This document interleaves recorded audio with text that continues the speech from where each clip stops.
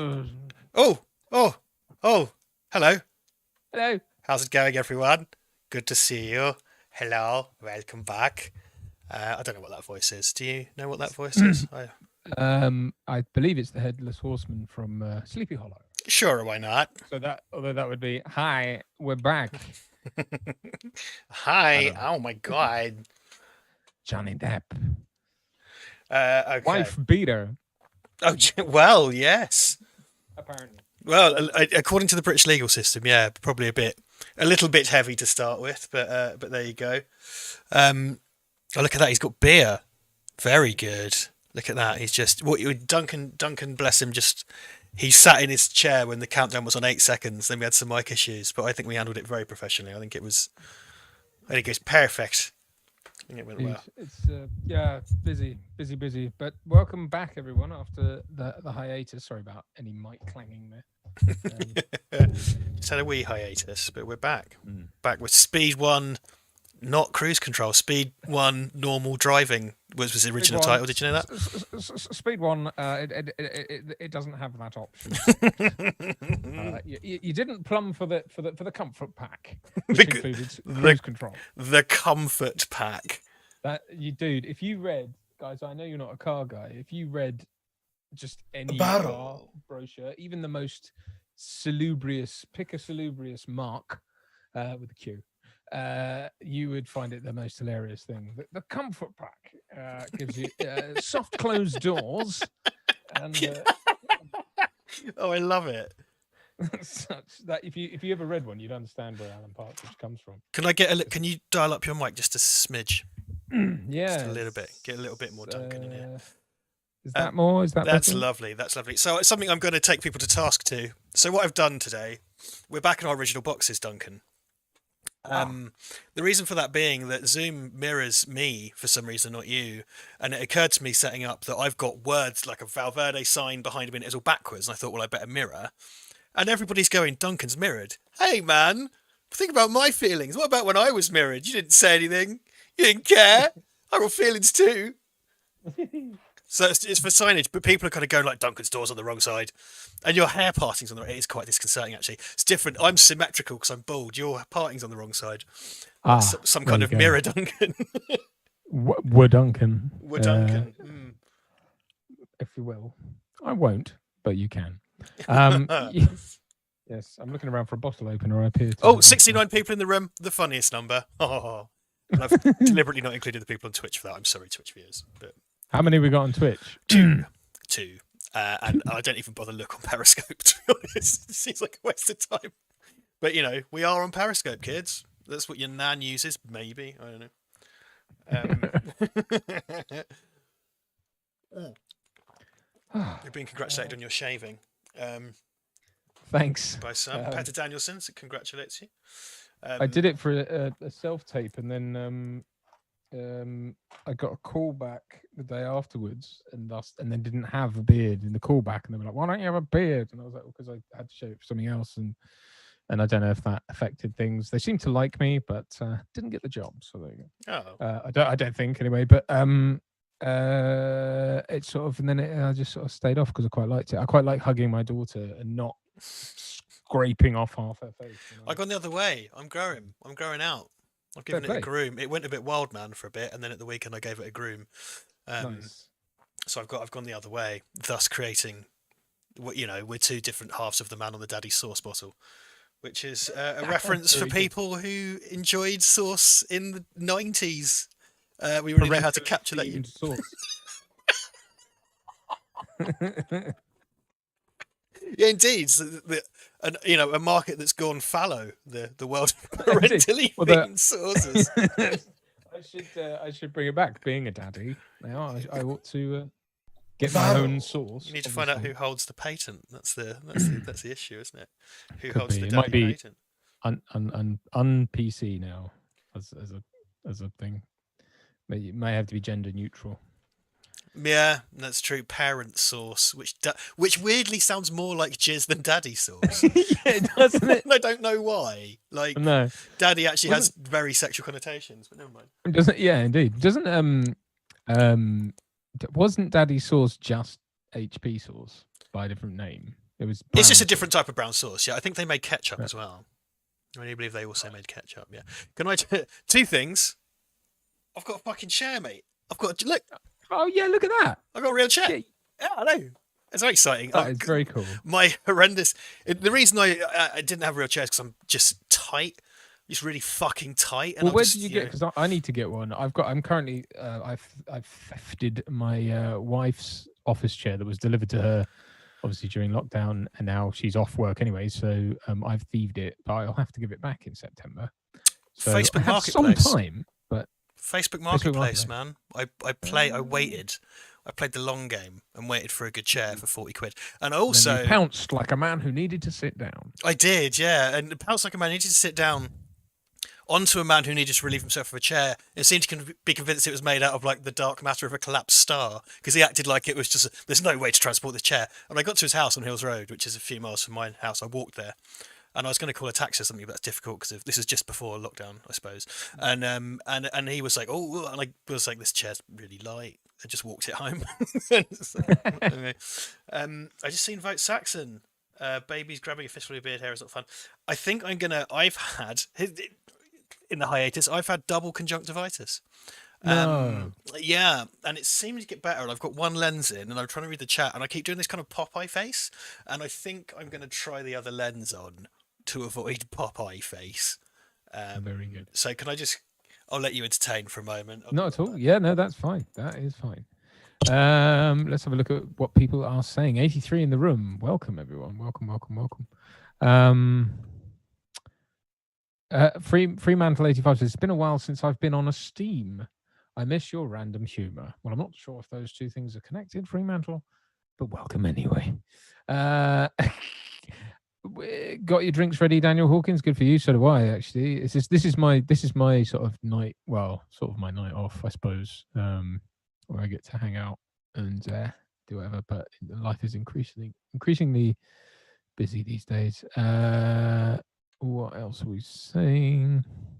Ken King, Duncan, have you ever watched The Crown on Netflix? Yes, we're actually very near the end of season 4 now. We have indeed. My wife and I watched, sorry, I just can't. That's quite all right. Yes, no, we've very much enjoyed The Crown. I think this is supposedly quite a contentious season because of the Gillian Anderson as Thatcher, or Thatcher being in it seems to be quite contentious. Oh, okay. Well, I didn't know about that. I suppose they do portray her in a certain light, but I don't know that that's entirely inaccurate. I'm not, I'm not coming down on that one way or another. I suppose if you were a real Margaret Thatcher fan, you might find it, but I mean, you'd have to be pretty dyed in the wool and clinging on to the past. Let's be honest. No, I thought the main controversy was around the portrayal of Diana and Charles. I think. I'm not sure. Well, I haven't finished it yet, so we'll see. But I think it's good. I really like it. I love that we're making stuff with high production values. That sort of feels homegrown, even if it's not really. I suppose it's like Harry Potter in that respect, isn't it? It's kind of British, not British. Because I like it more if they cast me in it. As everyone. Fuck Olivia Colman, I'm the Queen. Yes. Oh, we very, very beginning, Ellie, God love her, gave us a £10 super chat. No. Which I'm gonna. It's all right. She's gonna get a Christmas present far in excess of £10. Bought herself a Christmas present. Fuck's sake. Also, Dan, have you noticed these? Did you see my Instagram earlier? This is a no. Bless Dan Lars. He pops a little thing in the post for me, and Ivan, which is a joke a Val Verde thing you probably don't know about. On the Predator video game stream, we invented a character called Little Warhorse. That got well out of hand. It's just one of those jokes, like the Val Verde nano memes. Yeah. And Dan got me some. Little Warhorse was kind of a military character who sort of boasts like a truculent teenager about all the wars that he's been in, type thing. It's hard to explain. It probably wasn't that funny, but it's something that comes back to us a lot on the gaming stream. People ask about Little Warhorse, and this says Warhorse Little, the date of the stream, and then Val Verde Broadcasting at the bottom. Nice. So, Dan, cool, you bless him. So I'm wearing dog tags tonight, in case I get blown up. Well, I don't know what that means. In case the Predator comes for you. I did say, shout out to Simon Pope, who can't make it tonight. He's got lots of family stuff to do, so he can't be here. So I said I'd give Simon a shout out. So there you are, Simon. I hope all goes well. He's watching later. I think he's a local boy, I believe. Local to. Well, Cambridgeshire is the best I see. I can give you, which we are both in. We're in the same county. That's true. We are. Couldn't nail that down for you, but there you go. Ian McGar says, "How about we say another mass?" They've been. This is open. God, I love saying mass. This is open the floodgates to Simpsons and Father Ted references, which is very much in our comfort zone, isn't it? So absolutely, no trouble there. No. Yeah, well, I'm down. I saw a historic comment. Well, it wasn't actually. It was a comment in a random place, which I'll go into later, or maybe off air. But someone complaining that we don't interact with the chat enough, which I would like to take on board, unironically, seriously, because some people say we interact with the chat too much. Complain we don't talk about the film. And then we got someone else say, yes, welcome to the internet. So I would hope we could try and balance it. I think it just depends on the movie sometimes. It depends it depends what stuff's going on in the chat. It depends on the cretin who's got a problem. I mean, no offense. But come on. I mean, it's just that you can't please all the people all the time. I'm sorry if you feel that we don't delve enough into the finer cinematic language of speed. But, what do you mean by that, Duncan? Well, I think we know. So you know what? Pissed off the Speed fans. Oh, amazing. I am a Speed fan. I like Speed. It's been a while since I watched it. It's one of those ones that I kind of really, just because I kind of overdid it. I remember the mid-90s films that really pissed me off were this and Trainspotting, because they're ones that people just watched all the time for different reasons. And then I just felt like I'd seen it so many times I got pissed off with it. Stop watching it for different reasons. Watch it for the same reason. You're fucking wanker. Be consistent. I don't know. People. Well, I think you've nailed it there, mate. Yeah. So that's. But yeah, this is a film. This feels, and it's owned by Fox as well. But this feels so much like a Val Verde universe film. I don't think this has any Val Verde touch, but this fits into the Val Verde universe so well, because this is peak Die Hard in a Die Hard, isn't it? I think we probably even talked about it on that podcast. I would say this and possibly Under Siege, although my opinion of that film has dipped and waned over time, although that could be just because Steven Seagal. But I think this might be probably the best Die Hard clone, because it doesn't feel too Die Hardy. It has I get it if you think about it, but it never really felt to me like a Die Hard. I guess being a Fox film, I kind of view it as like, and it's a few years later as well. Good few years later, but it's off the back of that, and it's nice because it's coming off the back of the Die Hard thing. So you've got Keanu Reeves, who isn't your sort of big muscle guy, which I think the '90s we seem to be getting over that by then. I think that the premise, because it's not like he has to work his way to the front of the bus over 2 hours. That would be a real Die Hard on a bus. I'm in the back seat and I have to politely work my way to the front to kill Dennis Hopper. That would be a really long bus. But that, and a great kind of villain turn by a good character actor or amazing character actor, really. A kind of movie star, I suppose, with Dennis Hopper. But yes, Speed is great. I'm a big fan. Less so Speed 2, Cruise Control. There's a nice tie-up. There's a big tie-up with directors here as well, because obviously Jan de Bont was the cinematographer for Die Hard. The cinematographer of this film, the guy with the Polish name, whose name I've forgotten, he went on to direct. He did like the Doom movie and Street Fighter: The Legend of Chun-Li, and a lot of stuff. And Jan de Bont was originally Paul Verhoeven's guy, because they're both from Nederland. So when they were in the Nederland making movies, I can speak Dutch.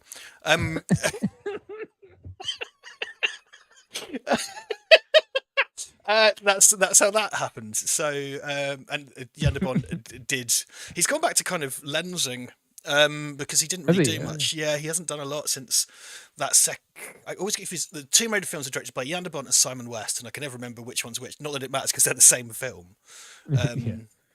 Both being the Angelina Jolie ones, not the newer one, which I've also seen, which is fine. I mean, it is fine. It is fine. That's it. Can we do some shout outs real quick? Yeah, For sure, the sure. team? Oh, may I cover PayPal very quickly? Oh God, yes, We're I gonna forgot we do did that. Fucking hell, it's only been Andrew 2 weeks off. Capit's £10, as always. Thank you very much, Andrew. It's hugely gratefully received. Annalise Muskland. Hi guys, celebrating getting into a PhD at the University of Reading. So have a drink on me. Yes, so that means you're Oh, coming over. wait, who said That's that? Who said awesome. that? Who said that? Annalise. Oh, Annalise. Muskland. Oh, right. Oh, Jesus. Okay. Also watched Risky Quizness for the first time yesterday, and the pie had me in stitches. So, yeah, I Right. forgot. All of it. Now. She sent us $20. Oh, wow. So thank you.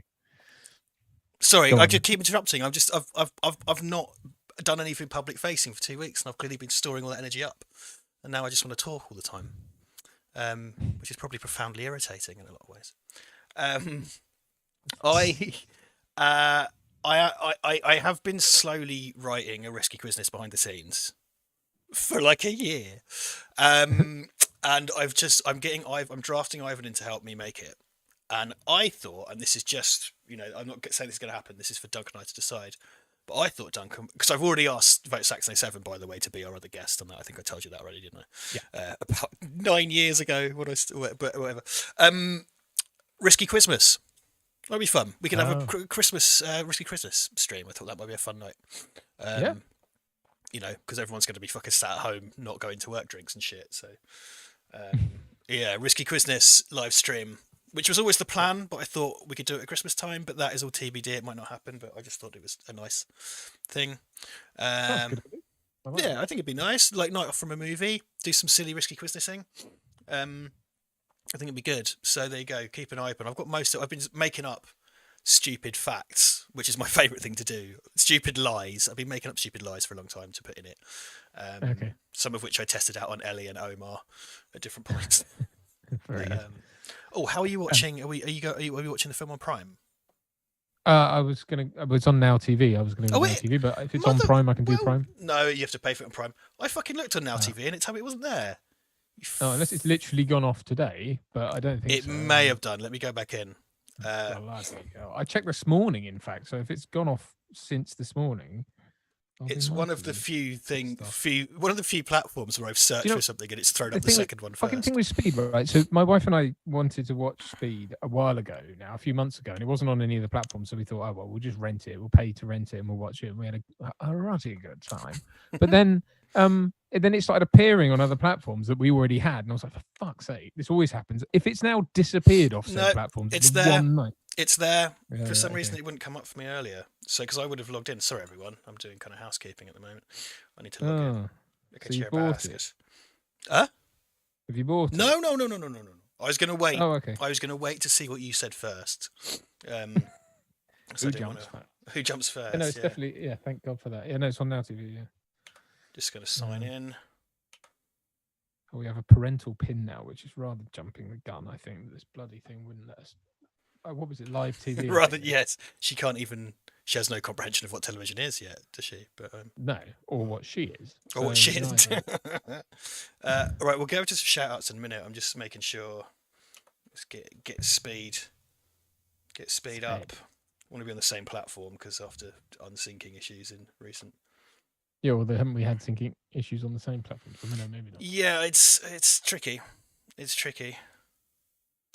Right. Okay. Sorry about this, everyone. Yeah, so I'll get on the shout outs in a sec. As I said, I see you're drinking. What are you drinking tonight?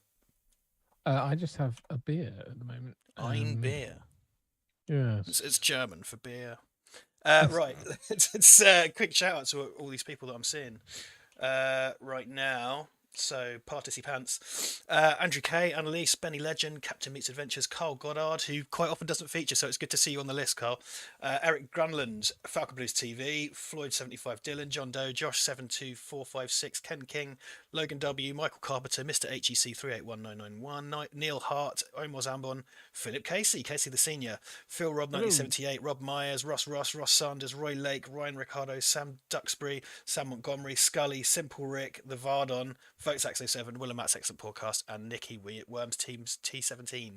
I see Roy Lake as well. I think you pop in and out, Daniel Hawkins. You pop in and out as you chat, I think that's how it works. Ross Sanders as well, Peter Danielson, Michael Small, Yeah, we go. All the hellos coming in. Good. Philip Casey recorded Speed some years ago and has converted it to an AVI file. As a videographer, I appreciate format talk, Philip, so thank you. I do like an H.264 compressed MP4 file. Yes. Have you been working? Have you had a lot to do? Hey, I've been doing nothing but. Honestly, it's been mad, and I've had more and more clients come on board. So I run a writing business from home, but I'm helping to manage people's social media and building. And there's loads of stuff that's like just for some. I mean, well, I guess because people are in lockdown, but also just right now seems like the time people are focusing on it. Including my brother-in-law has just started asking me to essentially do the same thing for him for his business. Fantastic. So yeah, it's gone nuts, which is going to mean I'm probably going to need your help soon, actually, with all that. And I'm sort of building up to that to sort of come to you cap in hand. Come to me with your cap. Come to me with your cap. I'm not doing a lot. I've got one. I'm doing if you are interested in video game music, the composers Bob and Barn, for whom Toby and I did that doc recently, have just launched their Patreon. I'm helping them with materials for Patreon. That's all I'm doing at the moment. I'm waiting for some of the stuff to pay off, and then I shall. It'll be boring, but potentially pretty. It's fine. I don't want to work in a fucking. I can't go if I have to go work in another hotel or something. I will. I'll probably just walk into the sea like Reggie Perrin. Like, I don't think I could do it. I just walk into the ocean. I hear you. Yeah, no, I'm having to take on work. In fact, I've been trying to find local writers as well to help me out because I'm swamped, which is great. But like last week as well, I got inundated with requests for self tapes. So that was good as well. Like acting seemed to suddenly have a surge, and then it'll probably go dormant again for months on end. But it's funny, isn't so it's busy. Things seem to kick back to life, but now we're in lockdown again, so it's all buggered off again. Because I did a few bits of camera op and stuff in the last few months when that was slowly sowed. I mean, events just fucked. Like I made so much of my income came from events, and that all just went overnight. Yeah, and in fact, there's one big company that I've hired you in for helping with. That's a very, very delicate sentence. Good, excellent wordsmithing. As far as I'm aware, the only person in that company now is the managing director, because their video content is now just mobile phone videos of him in their office, and like everyone up the chain that I used to spoke to got laid off until eventually it was just him, and now I don't even hear from them anymore. And it's okay. That was their business, though, wasn't it? That was their entire business. So it's it's sucky, man. This is terrible. I mean, it's weird with acting and the film industry because it does seem to sort of be carrying on, but in fits and starts, and it seems like then people are very reluctant to hire new actors. They don't want, it's like all the soaps, for example, and all any of the dramas they've all gone down to skeleton casts, and they're not hiring any new people in. Advertising, I'm seeing a lot of.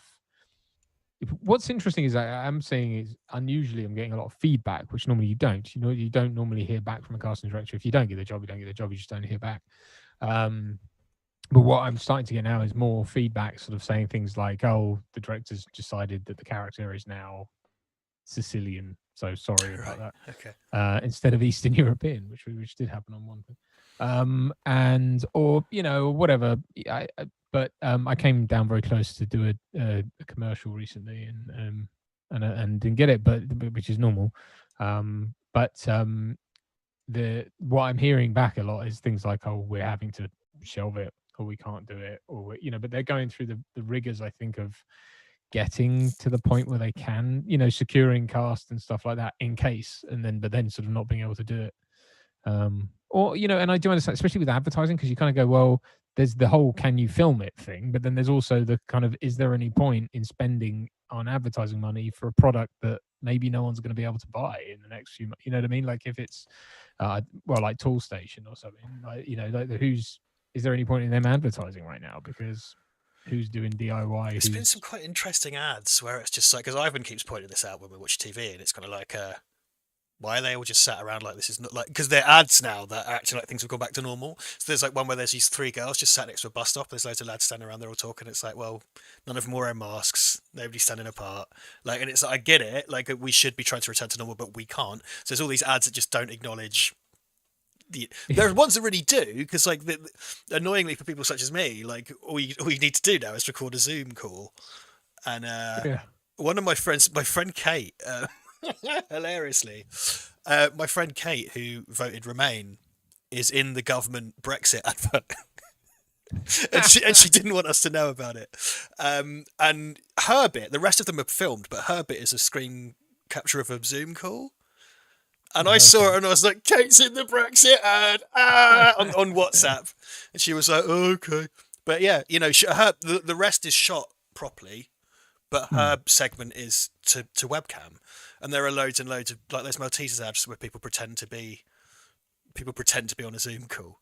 It's like that Ian Wright doing that advert for the Facebook webcam thing. And it's like, Ian Wright's living room has 7 points of cinematic lighting.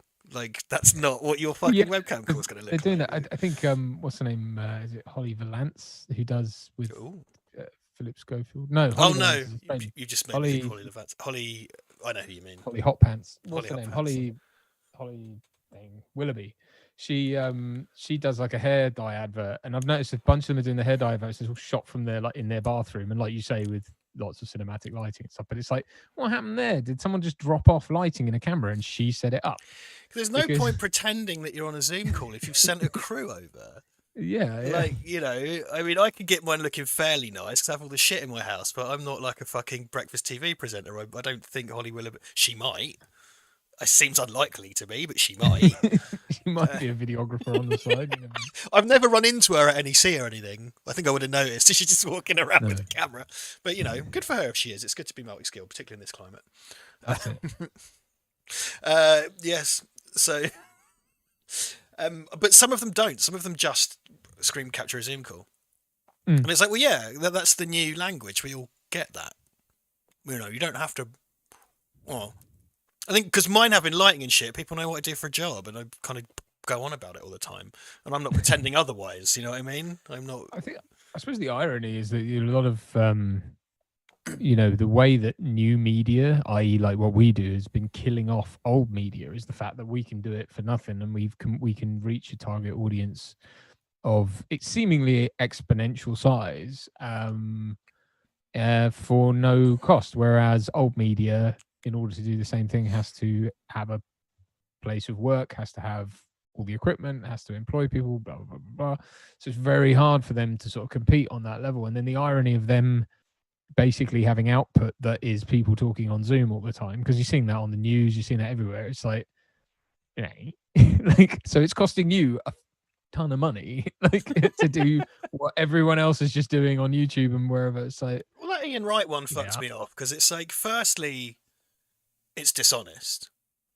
Because I don't know which one. Yeah, so it's Ian Wright and his family, and they're Facebook. I think it's Facebook have made a webcam that you put on your TV, so you can speak to your Auntie Nelly, and it's got technology where it like follows you around the room and stuff like that. So, you know, you can all play charades this Christmas or whatever. Yeah, it's it looks like a decent enough product, but like they've shot it cinematically with proper lighting and stuff. It's like, well, it's not going to look like that, and you're going to make people think it's going to look like that. And the fact is, that kind of stuff can look kind of good, but like that's a set, and we all know what a Zoom call looks like, so you might as well be honest about what it's going to look like. There's also no bloody way that Ian Wright would allow them to film in his living room. Yes. You know what I mean? Yeah, right. And is that his family, or is it like Alan Partridge on the Norfolk Broads, where they've hired in a wife and whatever? Like, I don't know if his wife and kids have ever appeared in it, but it's just sort of like, you know. Luckily, he's one of those footballers where I know who he is, so I can talk somewhat. I'm not going to say in any kind of informed way, but I can talk about him. Yeah. I know he exists. That's just a fact. I know that his full name is Ian Wright. That's true, yeah, it's true. He sometimes goes by Ian Wright cubed just to save space. That's how he signs his checks, to save ink. He's a big believer in keeping squid alive, because, as you know, all ink comes from squid, live squid. It's just a science fact. You've been on the risky quizness. I have, yeah. Yeah. What was I going to say?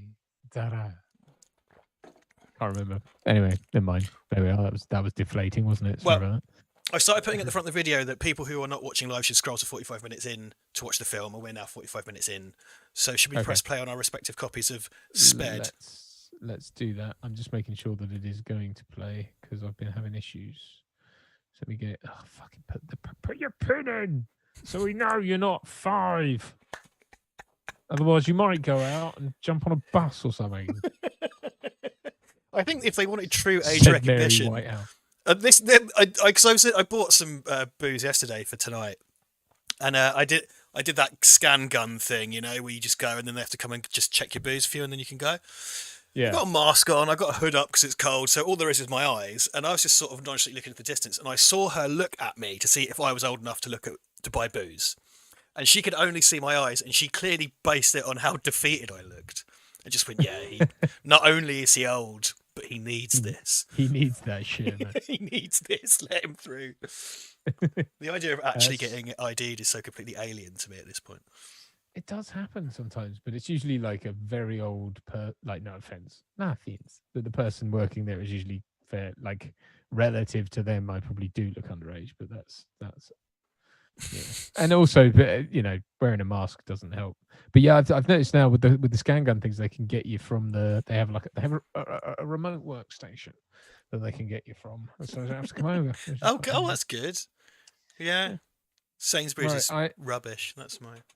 Yeah. Got that from me. Yeah. Right, I'm ready to go when you are. So. All right, I'm going to say 5, 4, 3, 2, 1, speed. You ready? Yep. 5, 4, 3, 2, 1, speed. This was kind of a. Are we good? Sorry, I just got excitedly launched into the. Very good. No, we're yeah. It's odd that's the old logo. Well, it feels like that's the old logo. You think for 90, was it 91? 94. 94? Yeah, to my surprise. But then I kind of remembered I was sort of getting at the end of my primary school career. It's time to move on, I said. I was 10, yeah. So, it's great. Long, languid elevator shaft. By the way, that Die Hardy font as well. That's true, everything about the way this film is packaged, and again, because it carries over Jan de Bont, so it carries over a really important visual component of Die Hard, and the same studio, it feels very Die Hardy, and I got no problem with that, actually. This shot's great. The kind of scan down the lift. The whole preamble, the cold open's great. Really cool. I love this film, man. I think it did something. I get it's the Die Hard and the Die Hard thing, but it does do a lot of it differently. It does it fresh. It does it, you know, it lays its cards on the table really easily. It's one of those, like, it's a sort of prototype for where I think Michael Bay went, but not obviously he went very crazy, but like it has that kind of like fuck off stuff about it. It's like a bus, like, because obviously you got the Homer Simpson, like the bus with its speed couldn't go over 50 miles an hour, and if its speed went under 50 miles, I think it was called the bus that couldn't slow down. You know, it's a high concept, silly thing, and everyone in the thing is taking it so seriously. Like Keanu Reeves is taking it really seriously, Jeff Daniels, Dennis Hopper, everyone's like super, super serious, very earnest film, and yet for some reason all the heightened nonsense works. I don't know if it's much like Die Hard. Everybody plays that dead straight. There's a bit of quipping, but it's played dead straight, and it's ridiculous. But because it's played, so it's that kind of earnestness to it, I think makes it work. Because Speed is so ridiculous, like launching the bus off the ramp and stuff, just like, come on. But and you know, Dennis Hopper getting his head bopped off at the end as well is also like, come on, mate. But it when it's done so earnestly, you just sort of buy it. And I do think you know, Keanu's perfect for it because he always gives like these really earnest performances. You know. Yeah, but he's still accessible. I think the great thing about it is that he's still accessible. I think he's opposite like Sandra Bullock is wonderful. I think this was the first thing I saw of her. I mean, this was definitely her big defining thing. Yeah, she is. There you go. There's your DOP with a hard to pronounce Polish name. But there you go. No, she got launched into the stratosphere really with this. Yeah. Because you know, I think from that point on, she was kind of golden, wasn't she? Really. And I've always she's awesome. I'm a big fan. I always respect Keanu for not coming back for the second one. He was just kind of like, no, I don't think so. Understandably, no. Busy doing Dracula or whatever. I've seen a few little bits in the. Yes, Ken King says Jackson Degovia was the same production designer as the first Die Hard, so there's that as well carrying over. Very good. I'm sure there's some other things going on as well. WormT17, I saw the Medieval Doc on PlayStation Magazine YouTube channel. One question, were you given the full footage from the PlayStation concert to use? No. We got 30 seconds of really shitty compressed 720p footage from them, and they didn't seem nuts about using it. So I used what I was allowed to use, which is 30 seconds of compressed footage in a 4K project that was exported at 10-bit. But whatever, it's fine. The Royal Philharmonic Orchestra Sony, it's fine. Anyway. Very good. Yeah. The thing is, he lost his thumb or something. That's in a bomb blast. That I'm sure was cut. This falls very much into the thing of I had this on video recorded off the TV, and that was my touch point for this film for the longest time. And I don't think I ever owned it on like DVD or anything. So I obviously just got the TV edit. So things like him jamming a screwdriver into a guy's head. Then it was like that obviously wasn't in it, and I don't even know how they cut around that. Like it was just TV edits in the 90s were so horrifically half-assed. It's like, this just doesn't make sense now. Fine, we'll just carry on. One of the guys who's got in the lift is quite a prolific actor. Now, him, the young guy on the right. He was in like Californication and stuff. He's good. Okay. Yeah, I don't know quite how I watched this either, because I can't remember if I watched a TV version or what, but it's one of those things that just went around school. It's like, you got to watch Speed. And Speed was such a phenomenon as well at the time, because I think it was $30 million to make, and then it brought down like 350 mil, I think. Wow. So, that's what they did. That's how we should be doing it, man. That's how we should be doing. None of this $300 million bullshit. Like, you don't need to spend that on. Well, supposedly this Snyder Cut stuff was 70 mil for 4 minutes of footage. Someone said, citation needed. That's just something that I heard. I heard it was more like 30 that they spent on it, but even still, I'm sorry. Oh, so 30 million to finish making a film you made already. What? Well, yeah, and they got the blah blah blah. Finish the effects. It's kind of like, you've made Steppenwolf spikier. Great, can't wait. This is going to be amazing. But 30 mil, and it brought down loads. And they used the money well. I remember seeing this. I remember going to, for some reason, I was in Curry's, Dixon/Curry's, whatever, in Cambridge, the one at the retail. I love that shit. Like their car just flies through the air and smashes onto the ground. It's like, right. Sorry, you're in Curry's. I just find that hilarious. It sets the tone so well because it's like, hang on, are we supposed to take this seriously? And these guys just literally like. And again, played completely straight. They were like 40 feet in the air or something. It's outrageous. No, they used. I think it's the bit when the bus smashes into the barrels. Barrels. There you go. I didn't even think. They had a big area that you went into in Curry's, like a sectioned off area to demo early 5.1 surround sound. And the demo tape was that section from Speed, so you could sit and watch the bus and listen to the barrels like clanging about. So that's, this film was kind of clearly considered some kind of gold standard in that they were using it to demo surround sound systems and stuff like that. Yeah, I know that they did that with Heat a lot as well, didn't they? Is that right? Shootout. It's not surprising. Yeah, okay, because that's all. Yeah, it was famous for the sound design because they used the sound on the day rather than foleying the gunshot. So, well, speaking of Justice League, we've just had Joe Morton turn up in the scene. Oh, yeah. Miles Bennett Dyson, the brother from another planet, and also John Cyborg Senior. I can't remember what Cyborg's called. From Victor something, isn't it? Victor Stone. So this would be Victor Stone's dad. He dies differently according to the trailer for Justice League. Did you see? Yeah, he dies sort of like Dr. Manhattan. In fact, he doesn't die at all in the theatrical cut, does he? I think he just gets out. No, he does. I think. Oh, he does. Okay, so. I'm not gonna ever watch that film again. But yeah, he looks very, very like the Dr. Manhattan thing, doesn't it? He gets kind of like fizzly, crackly, poppily electrified, which is what they say in physics circles.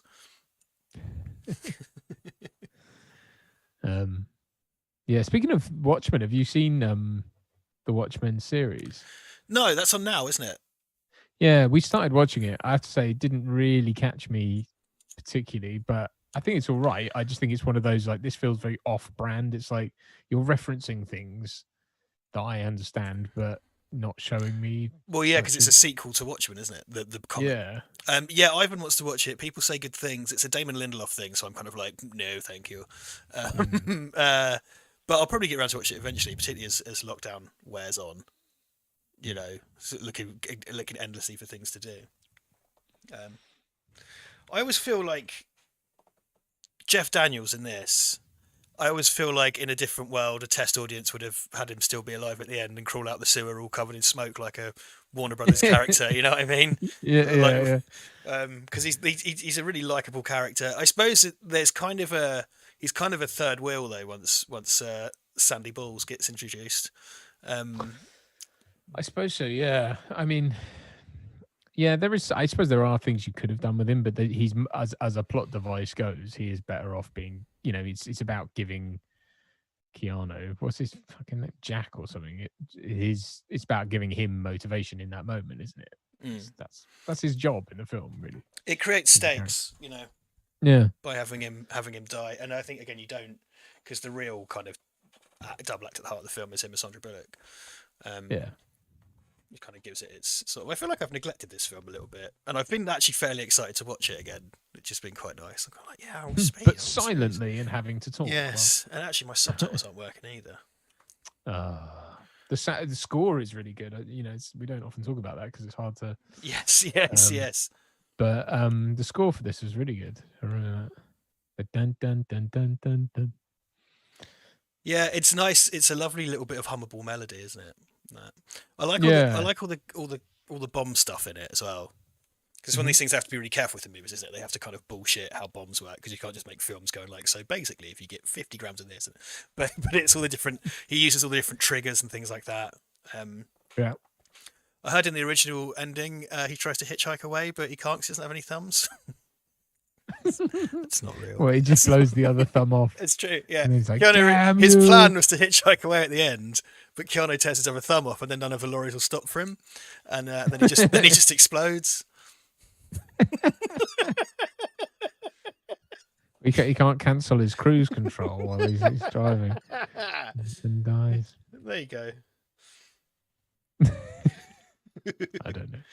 This is the kind of heyday of Jeff Daniels as well, isn't it? Because it's kind of like this, Arachnophobia, Dumb and Dumber, and a few bits and pieces. He's a fucking great actor as well. I don't know what. I love Jeff Daniels. I mean, it's funny because I think it was Terms of Endearment that was like his sort of what made him, you know, like he was the kind of actor de jour for a time, and he was thought of as this really serious actor, which he is, and you know, in all fairness to him, but I don't quite know how he ended up making the leap from like action movie to Dumb and Dumber to like he's had a sort of, I mean, a really great career, like, obviously, and he continues to have, and he's done some really great stuff. I know you don't like it, but he's in Looper, isn't he, and stuff like that. And yes, and in which he was very good. Yeah, you know, and so I think he's someone who I guess I sort of wonder. He was always a supporting act. He was never really, you know, I know in Arachnophobia that is his film, but it's like they wouldn't hang a Hollywood tentpole movie on him like this. You know what I mean? Which is, you know, I think he could pull one off. Why not?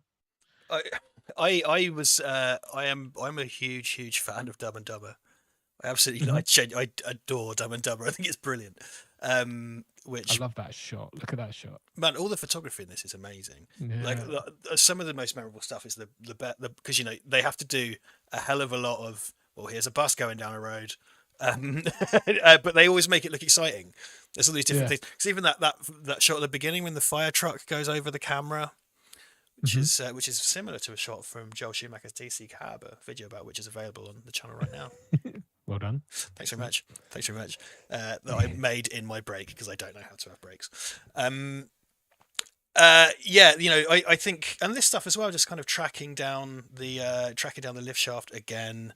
There's loads of depth in the shots. There's lots of kind of like Dutch angles because it's a Dutch director and he has to do that. It's the law.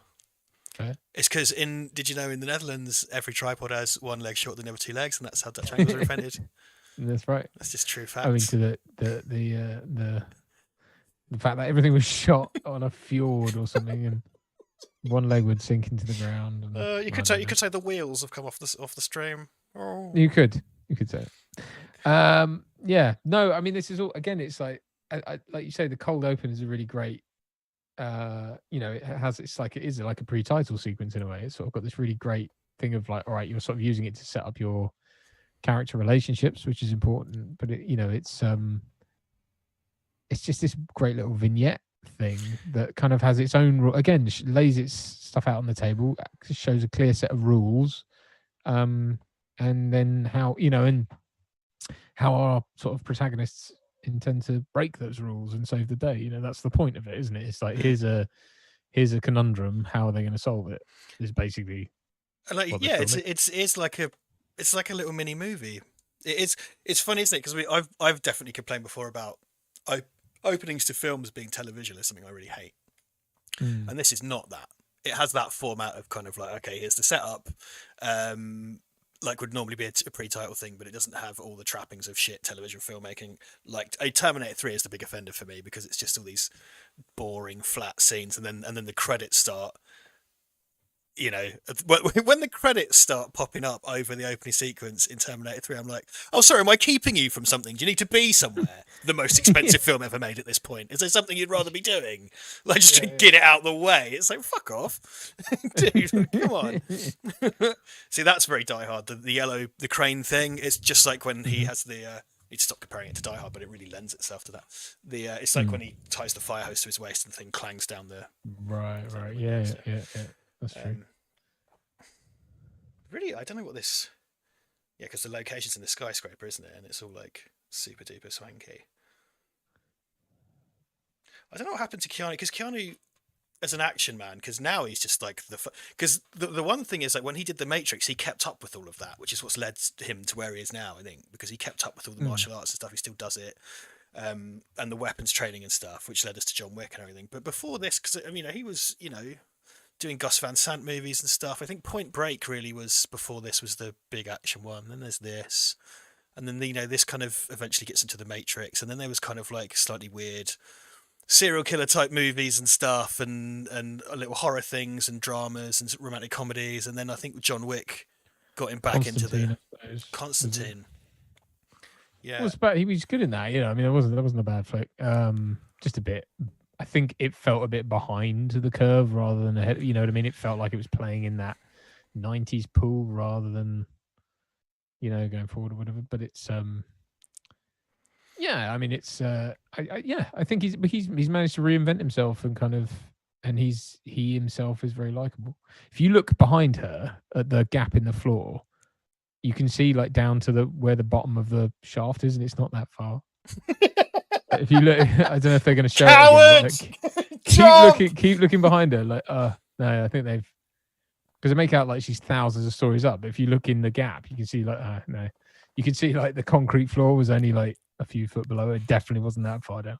Fucking coward. Fucking coward. This does the whole last minute. That's great because her legs just come out and it goes. Yeah.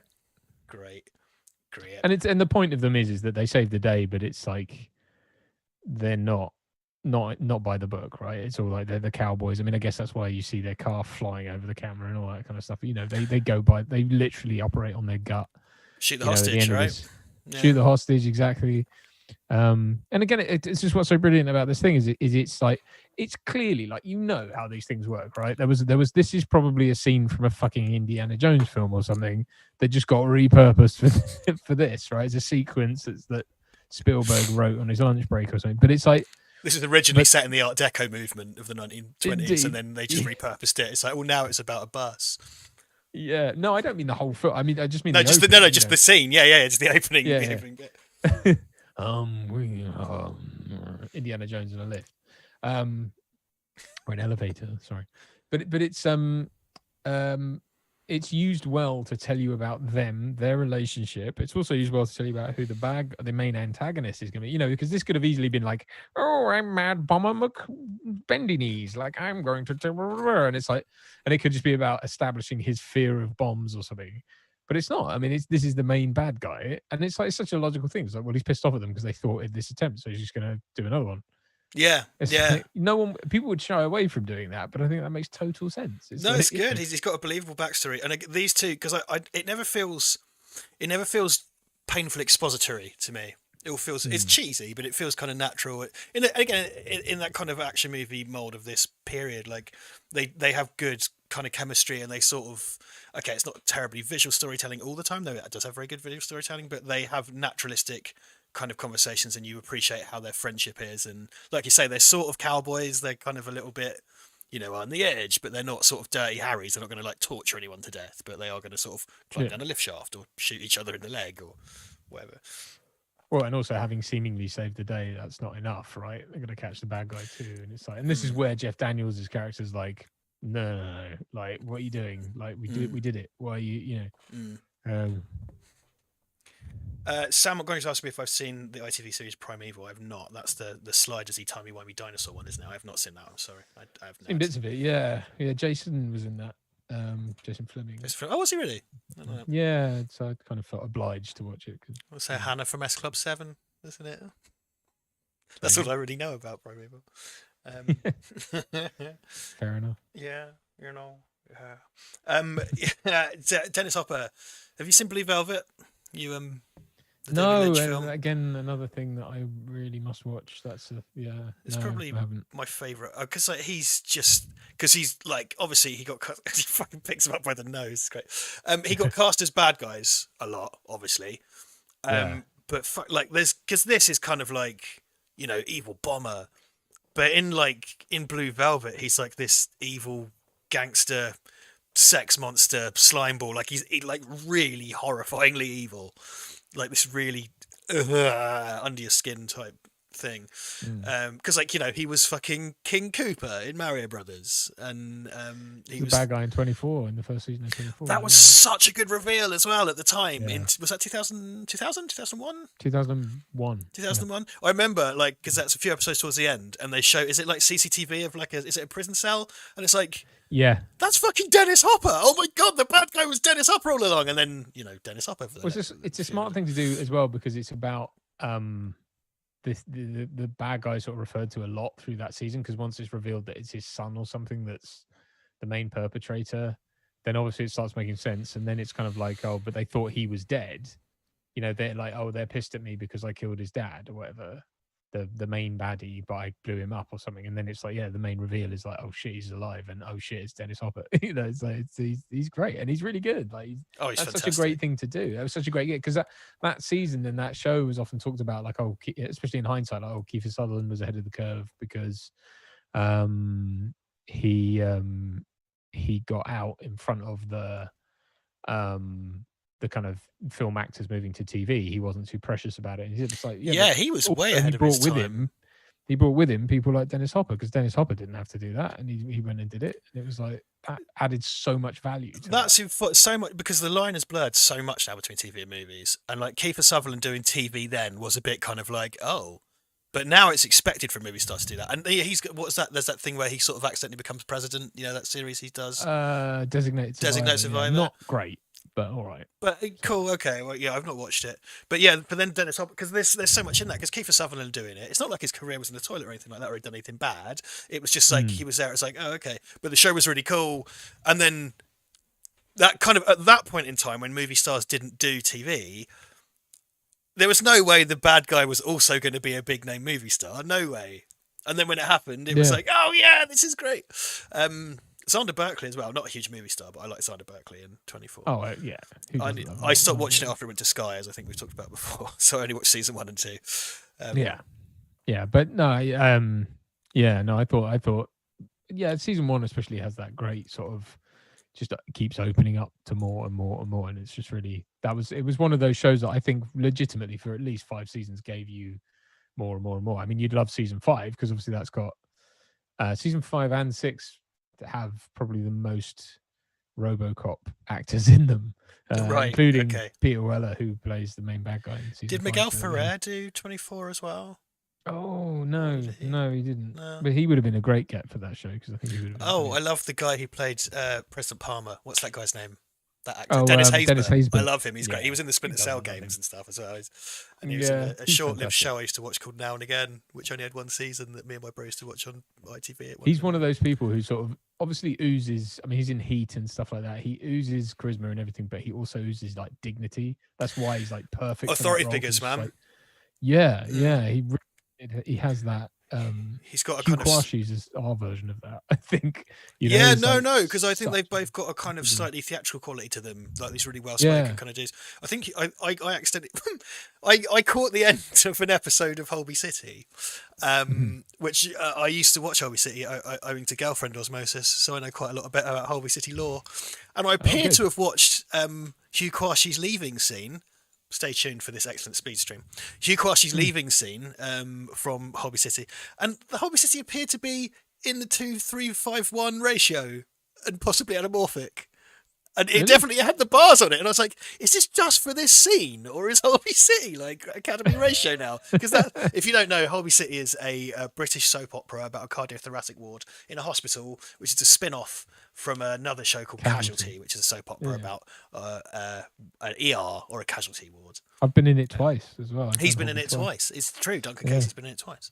Met Hugh twice. Hugh in person, and I'm not saying this to drop a name, but he is the nicest dude, and he's very smooth. He's one of those people. I'm like, I would have gone for him like as a sort of James Bond of the '90s, like back when he was in, his kind of Highlander type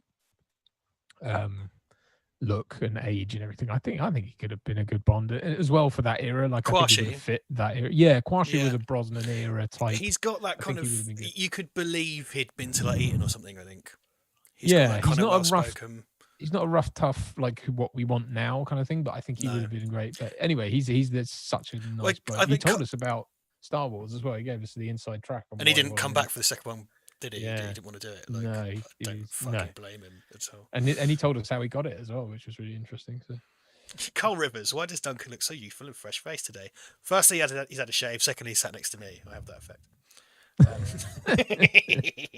I've got lots of 24 talk. We kicked off a lot of 24 talk, which is very good. I can talk 24 all day. Well, there you go.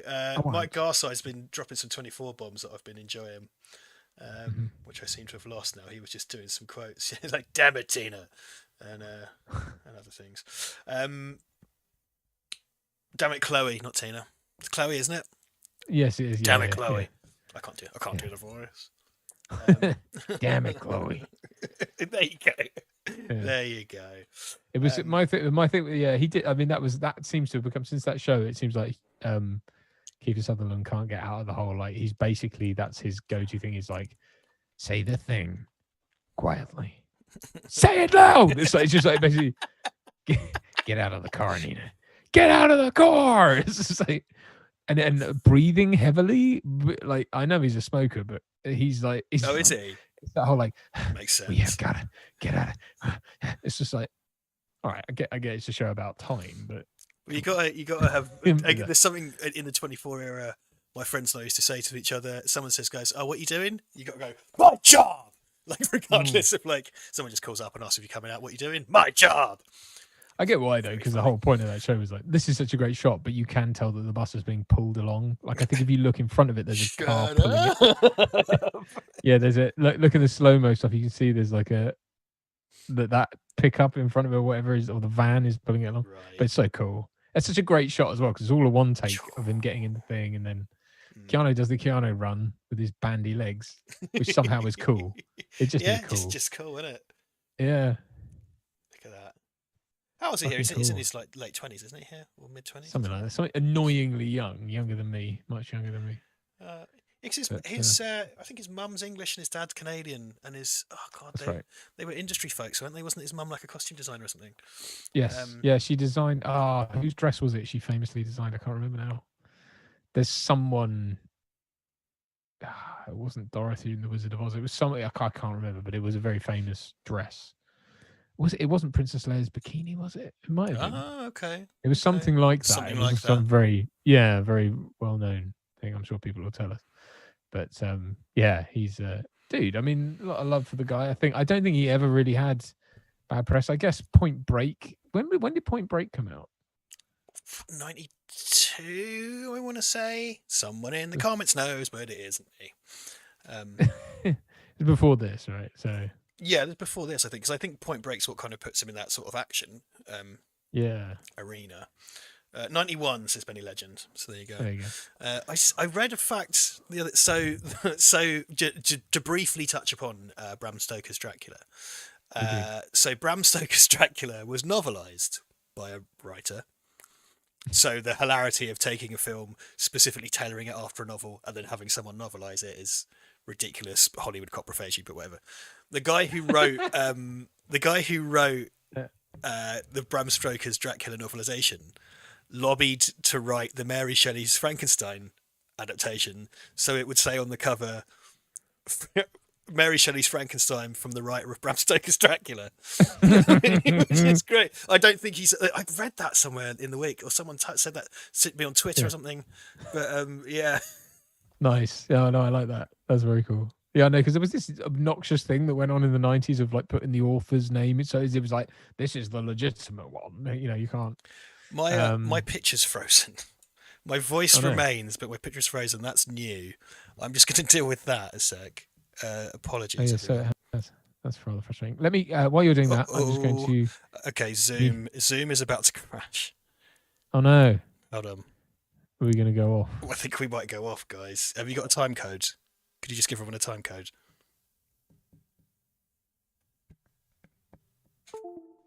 You there? He's gone. Hello? No, I'm still here. Are you still there? Yeah. A time code for what? The film? For the movie. Okay, here we go. We're back. We're back. Okay. We're back. Nobody has to stop my very story. My camera just turned itself on and off. Fair enough. I'm just not going to touch anything. Everything's fine. The film speed. Sorry, what we were talking about. Please carry on. I was just going to read out some more PayPal people. Oh yes, PayPal please. So Alex Morris sent us £10. He says, "Thanks for the content this year, dickheads, especially since March. You bastards. It's much appreciated." Brackets, you get. Who was that? Alex Morris. Thank really you, great Alex. Stuff. Lovely stuff. Professional moron. That's who that is. Grand. Yes. Michael Small sent us £10. Says, "Hey chaps, I've been inspired by Duncan's advice. This is not going to go well. To get out there and do what's in your reach. And I'm going to start my own YouTube channel. I'm a classical. Oh, hang on. Sorry, I didn't expand it to read the full comments. 1 second. Sorry. I'm a classical composer by trade, and so I'm starting by writing a couple of videos about weird, obscure, modern classical music that I like. Oh. Thanks for all the laughs. That's very good. Well, excellent. Who was that again? Power to you, Michael Small. Michael Small. That sounds really Give us the name of your channel, and we will, in our small way, promote you, because I think that's very. Yeah, cool. we can share it on our community tab and stuff when you're up and running. Yeah, just let us know. Yeah, do it. That's awesome, cool. man. And do it, and just follow your passion. And I think the rest will come. And then my dad sent us £10 and says, "Good to see you both back on form." I don't know about that. I don't feel like I'm back on form. I mean, we are here. But thanks, that's empirical fact. Yes, we are here. We certainly are. That's just a fact. Yeah. One thing I noticed actually on our rewatch of this is there's actually a lot of sped up footage in this, which makes it feel like a 60s film. Like there's a lot of we've cranked the camera. Certainly Roger Corman-ish. Yeah. But who cares? It's brilliant. Who doesn't? Look at his Postman Pat fucking pickup truck.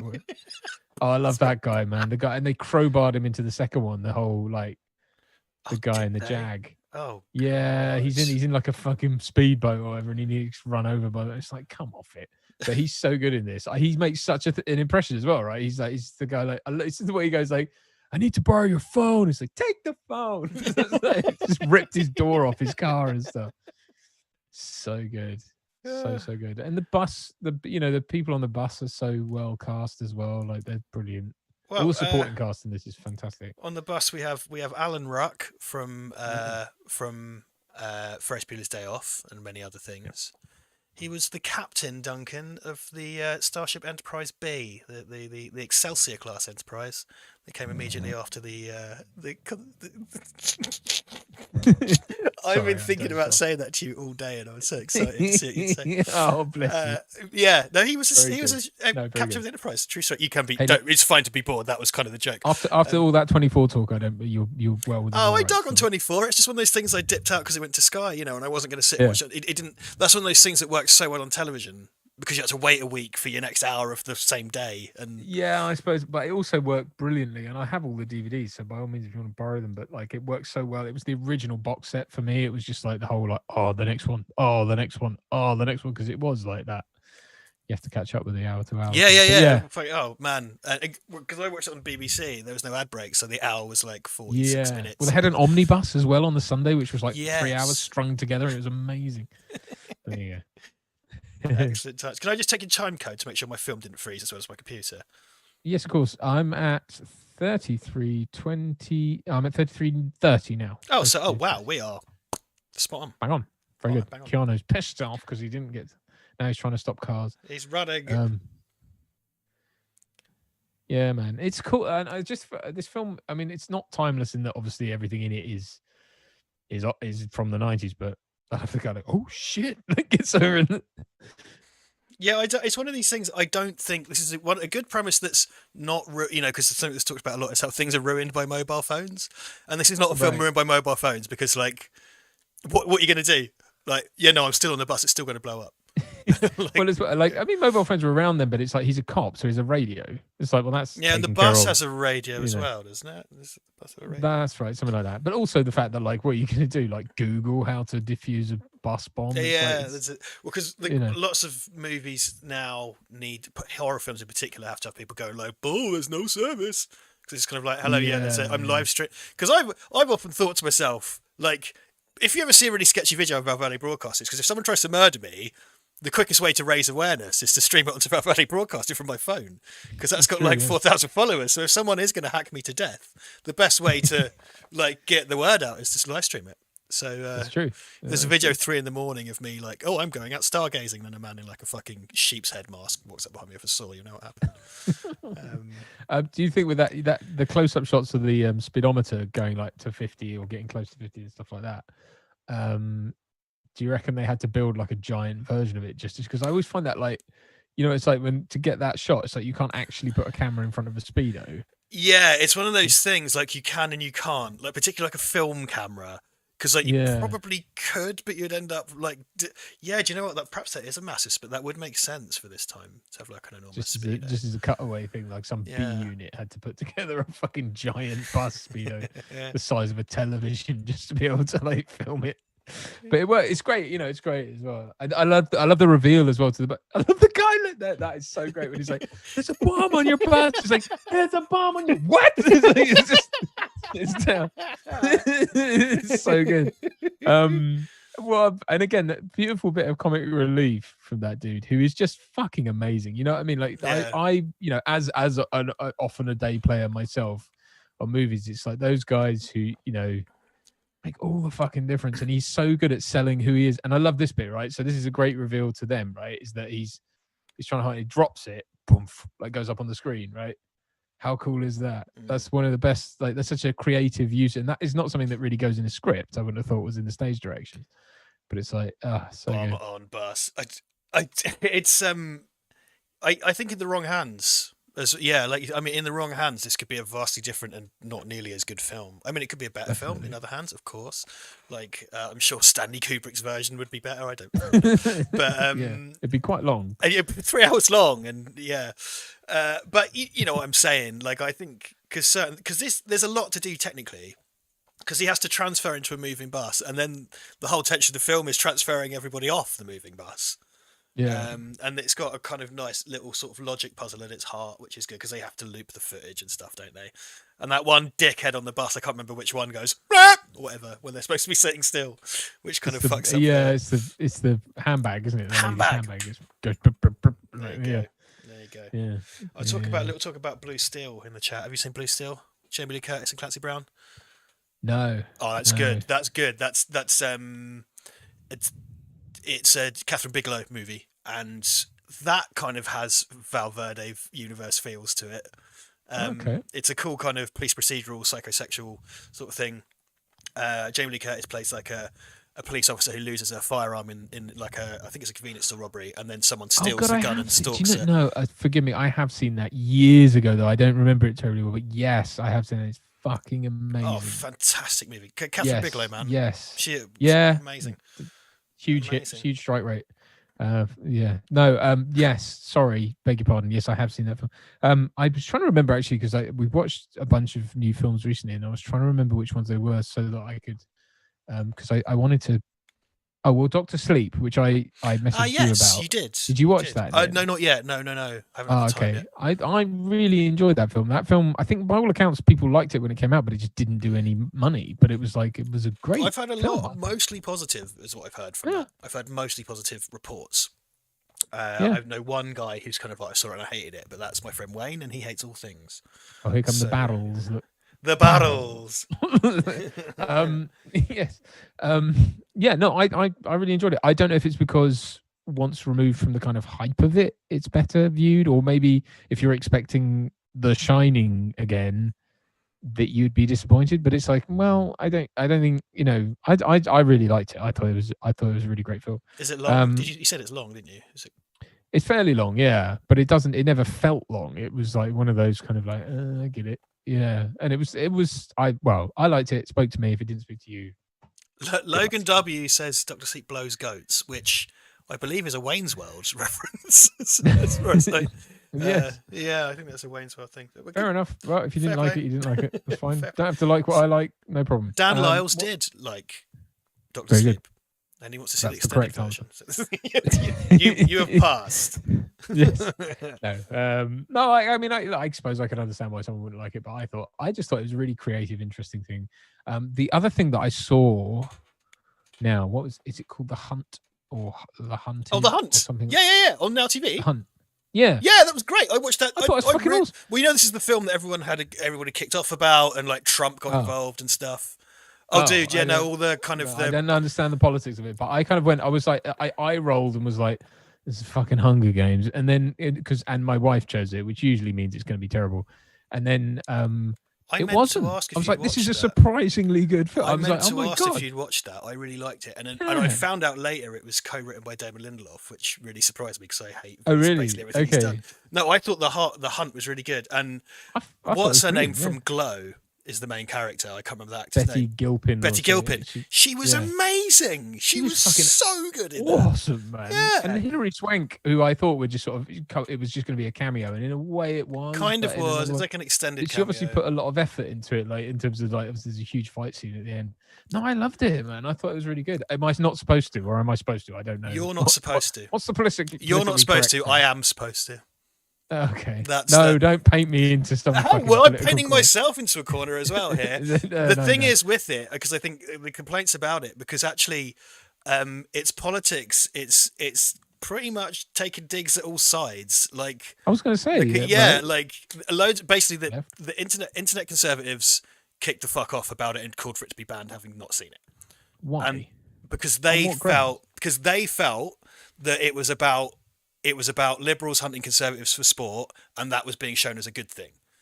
So all your fucking Tim Pool and Trump got involved, Shapiro, like all those people kicked off, said you got to ban it. The people who really love free speech said you should ban this film we haven't seen. But anyway, but they were wrong to, because they're cunts. No, they were wrong to because it doesn't come down on either side, and Betty Gilpin's character doesn't express any political allegiance whatsoever, because there's spoilers for that. I suppose in fairness to them, there is some rudimentary, but then the characters who express political opinions aren't shown to be particularly intelligent on either side. No, and Betty Gilpin doesn't express any.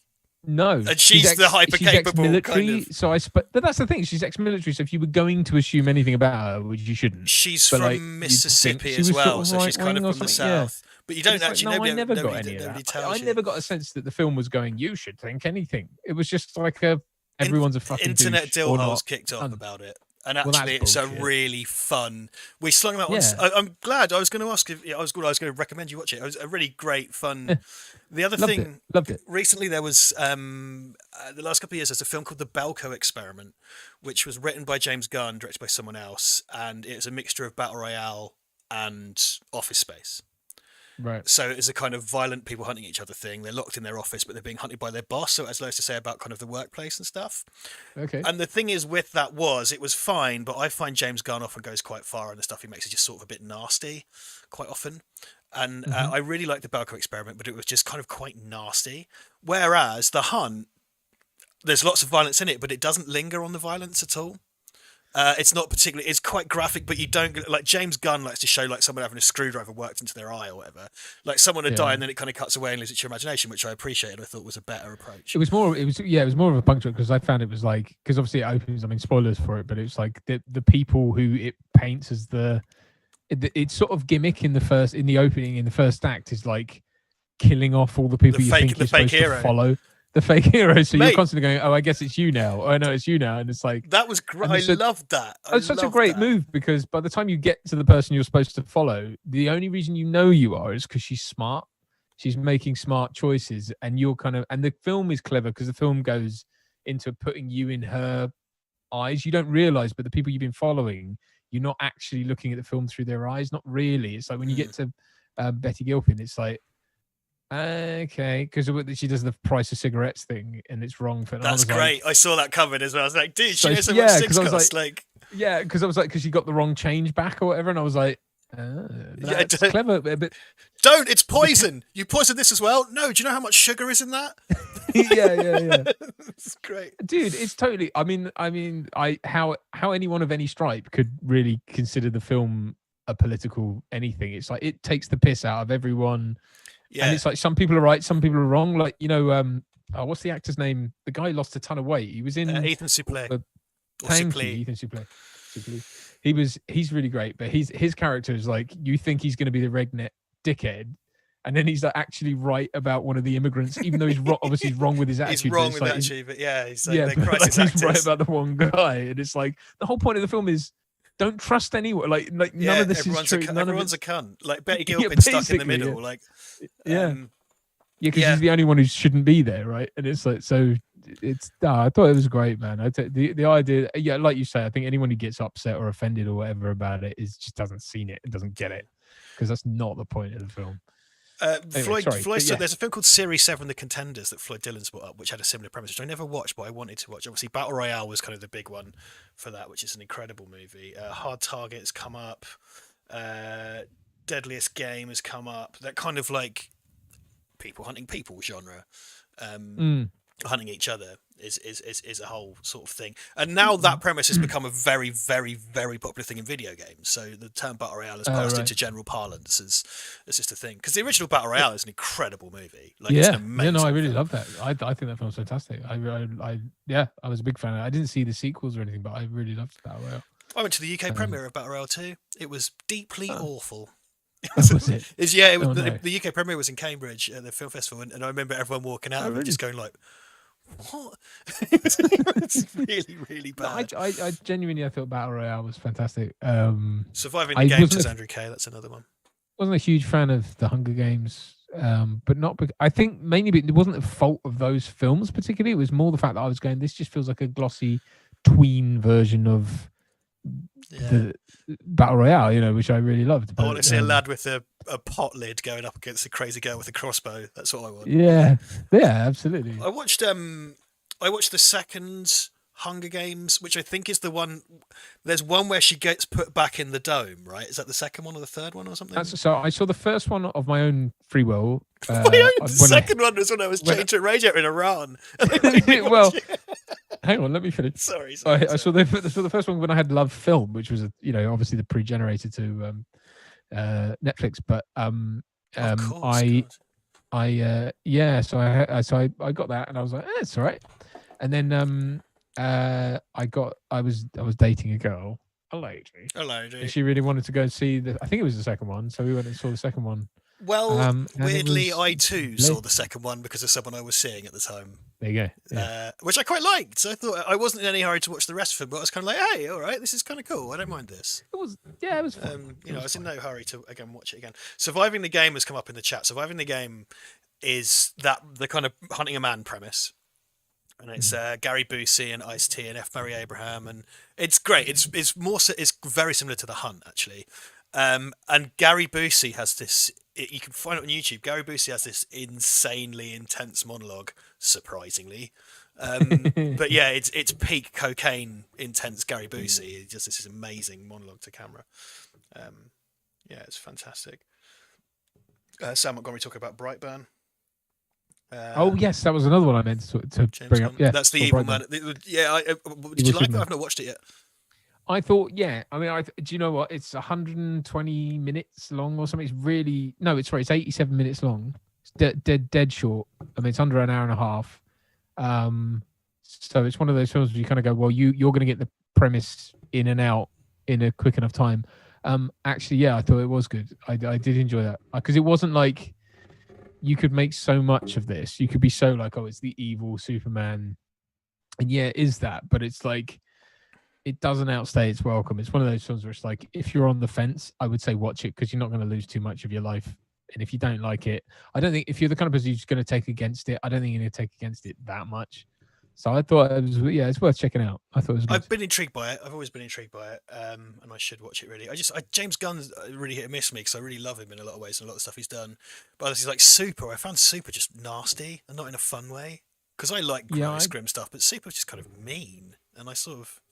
There's a bit of that in Belko Experiment. But again, Belko had things to say about working in a corporate structure and stuff. And, it's making similar points as Office Space, but the point is Office Space is super low-key, whereas Belko Experiment is like, imagine if your douchebag boss used to be in the Special Forces and he has an AR-15 and you're locked in a building with him type stuff.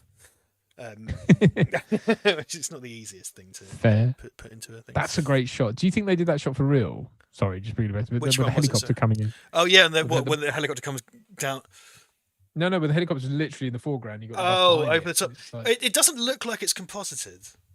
No, you can't see the rotors. But it also doesn't look that natural. It's weird. It does look kind of. You wonder if it's a kind of fake reel in that they actually had a helicopter high in the sky and then put a prop under. You know what I mean? Like rather than it could be. Because there's loads of earlier on. There's a shot of that chopper sort of swooping down because the aerial photography. This film really has to have aerial photography, and and they use it so well in it. Because that camera movement, I will say this, this feels like I'm always interested in cinematographers becoming directors. And obviously, because of like the way union rules and stuff work, when you are the director, you can't then do the cinematography. Someone else has to do the cinematography. But obviously, you have your input in that. And there's such beautiful photography in this film and just really inventive setups because they're stuck in a bus. So there's a shot just then when it kind of racks back, and then all the people move out the way for the camera and stuff, and then move back in again. It's just really smooth. It's seamless. Like you don't see it. It's one of those kind of invisible arts, really. I do. Having joked about it earlier, there is a really great cinematic language to this film. That it's like, I know I took the piss, but it is fucking astounding. Yeah, like the fact, like you say, to make a movie about a bus that couldn't slow down. It's like, it's fucking exciting. It's brilliant. Yeah. And they don't actually. It is very much Act 2 is on the bus. You know what I mean? Like Act 1 is in the elevator. Act 2 is on the bus. Well, I suppose you could say the cold open is on the elevator, but whatever. And it's like, you don't spend that much time for a film about the bus that couldn't slow down. You don't spend that much time on the bus that couldn't slow down. You know what I mean? Like it never feels like you just like saying the bus that couldn't slow down. I do. Yeah.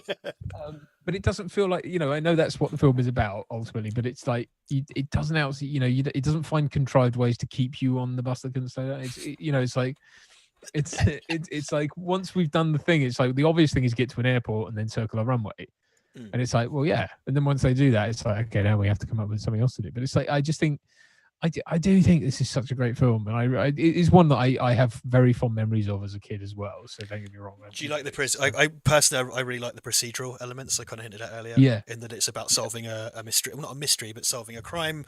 And, you've got Jeff Daniels off working the case and then they've got to do the logistics of it. Because then we get into the bit, you got to slide the guy under the bus. But that doesn't quite work, so they end up having to do it themselves, and there's this hanging off the trolley under a bus and stuff.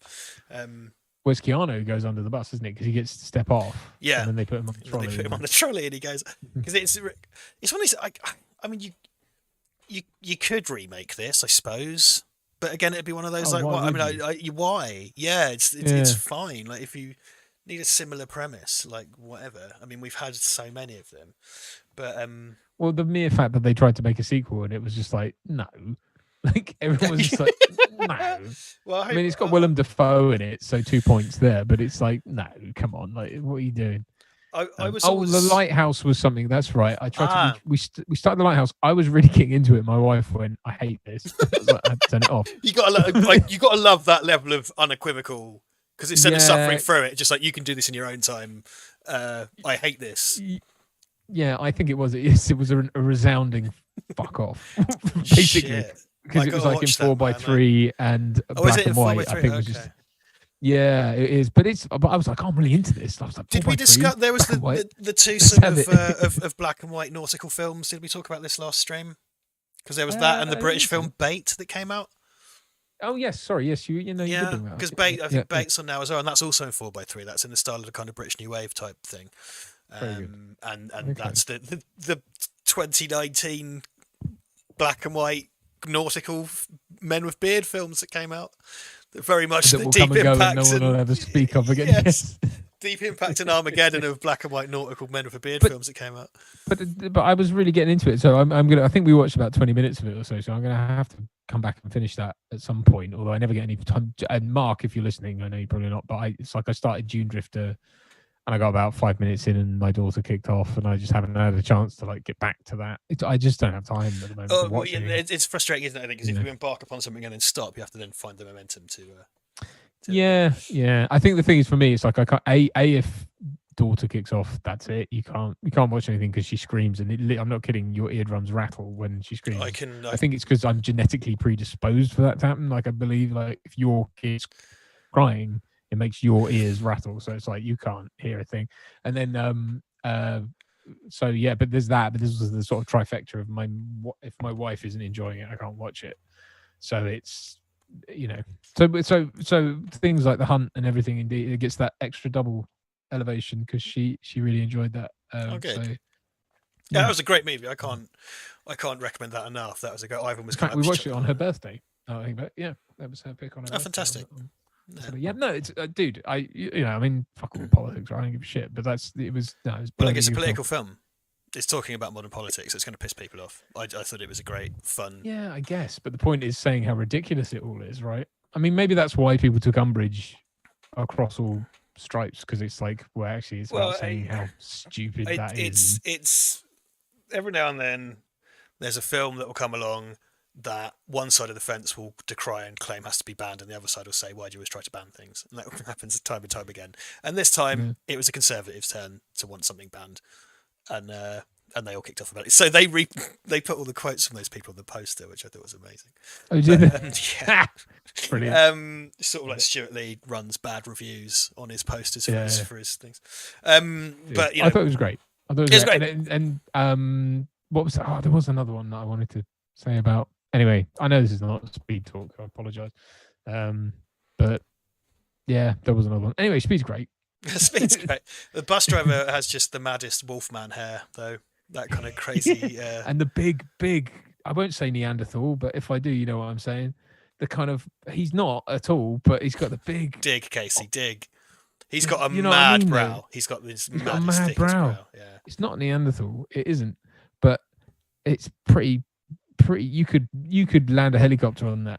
Wait, hold on. He's cool though. I love him. Like, don't get me wrong. Like, this just in. From Floyd Dillon, and we'll get back to Speed. Did you know the director of John Wick is set to reboot the Highlander franchise? Do you know what would be the best thing we could ever do? If you and I could get featured cameos in a reboot of Highlander.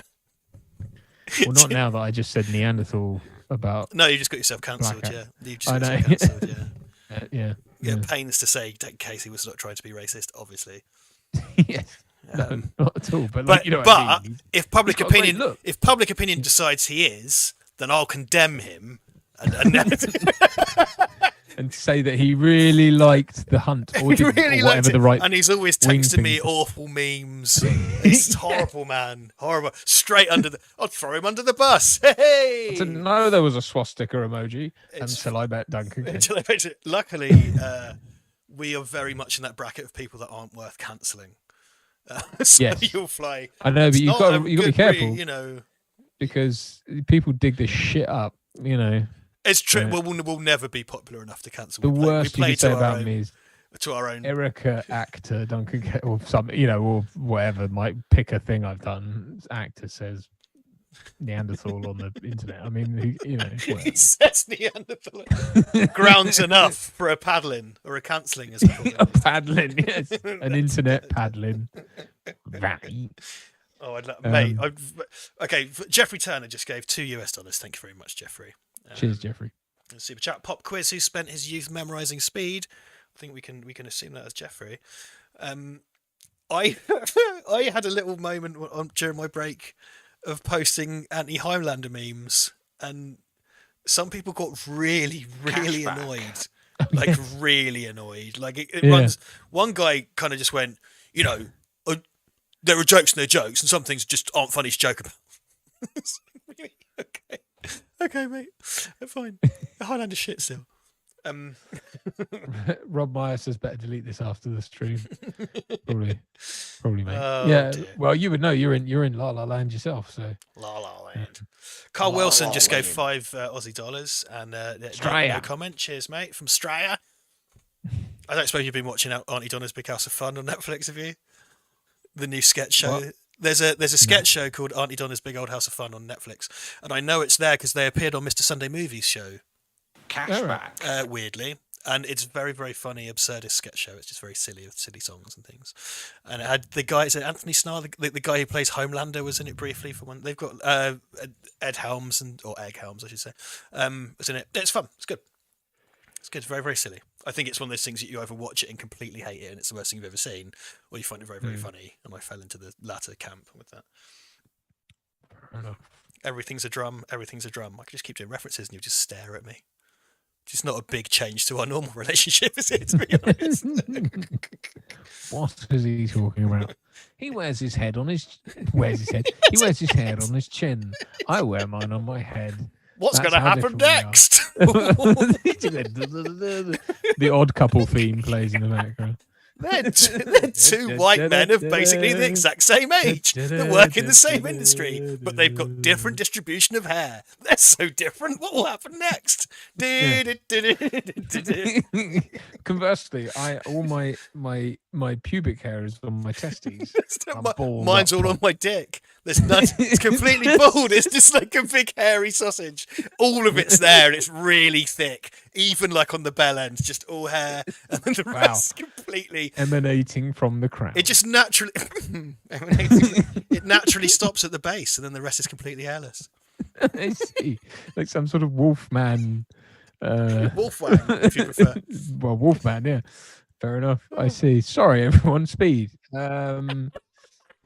No, I do love all that. Like all the solutions they come up with, all invariably have an end to them. So like the freeway section that's not finished is not finished. You know, it's like that. The raising of stakes is so well done. It's like nothing solves anything. It's like, all right, they get to the airport and they circle the airport, but it's like he's gone under to try and defuse it, hasn't he? And he's ended up jamming the screwdriver into something to hold on, and it's the fuel tank. So now the fuel's running out. You know what I mean? So there's always that ticking because it's not a time bomb. And I suppose that's the thing. That's the clever thing. Have to it's come a up film with about time, but it's not a time bomb.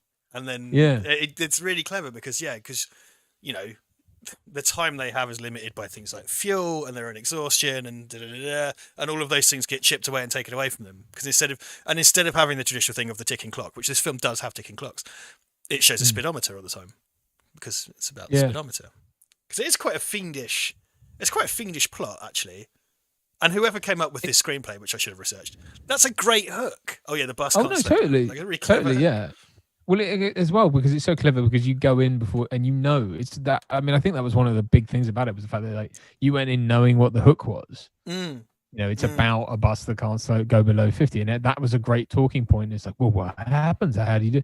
And it's like, I think that's a great thing to do.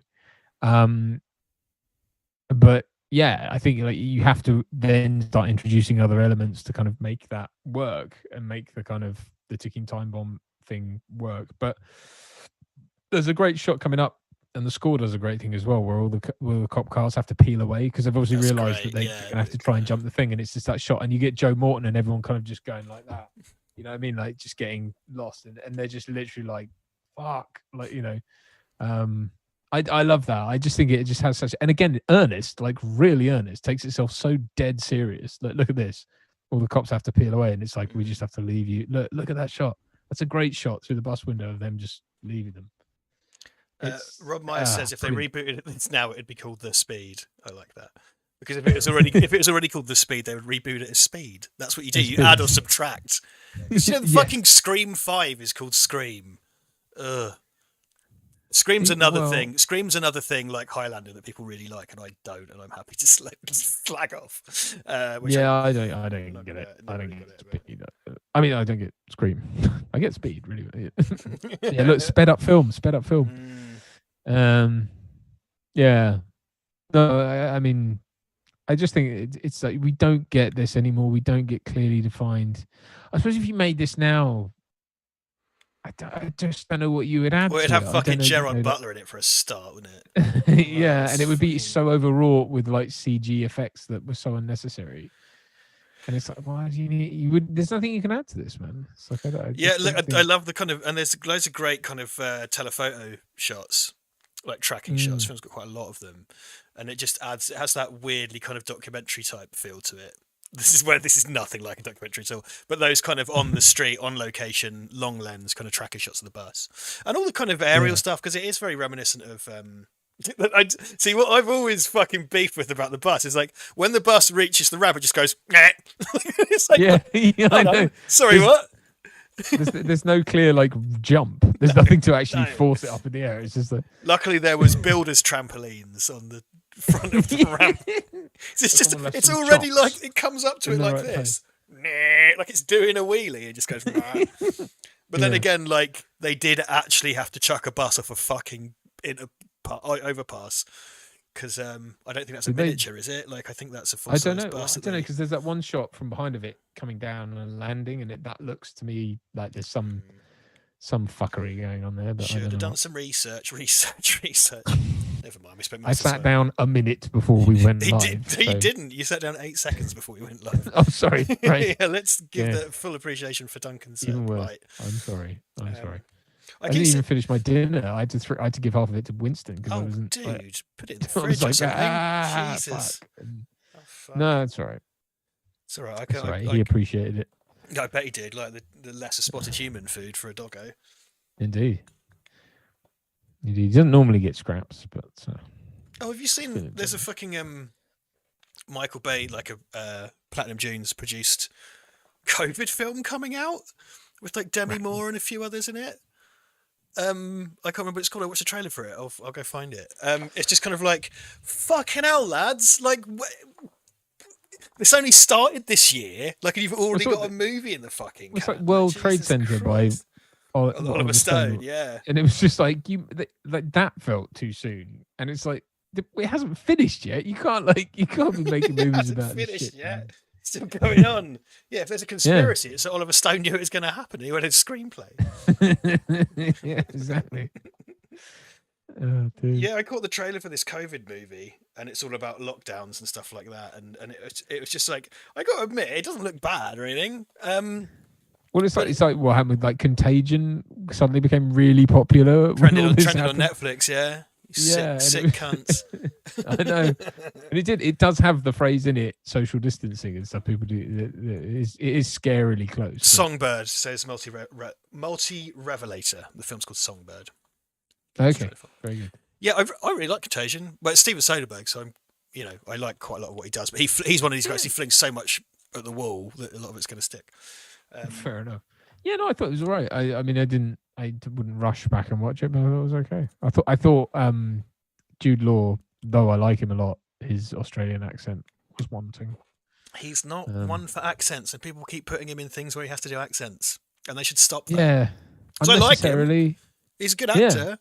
Yeah, because they even made have you seen Existenz with the David Cronenberg one? No, I know what you mean. Because there's kind of the point that his accent's shit. Like they reveal that it's not his real accent. Oh, okay. It's like, yeah. Because it was like Spy. They made him American, and it's like, why are you making him American? Oh yes, of course. The whole point is he's a James Bond knockoff. It's like, why are you making? That's not even the first time he's played substitute Bond, is it? Didn't they have him as a substitute Bond in another thing, like a parody or something? Very possibly. He is like a kind of also ran Bond.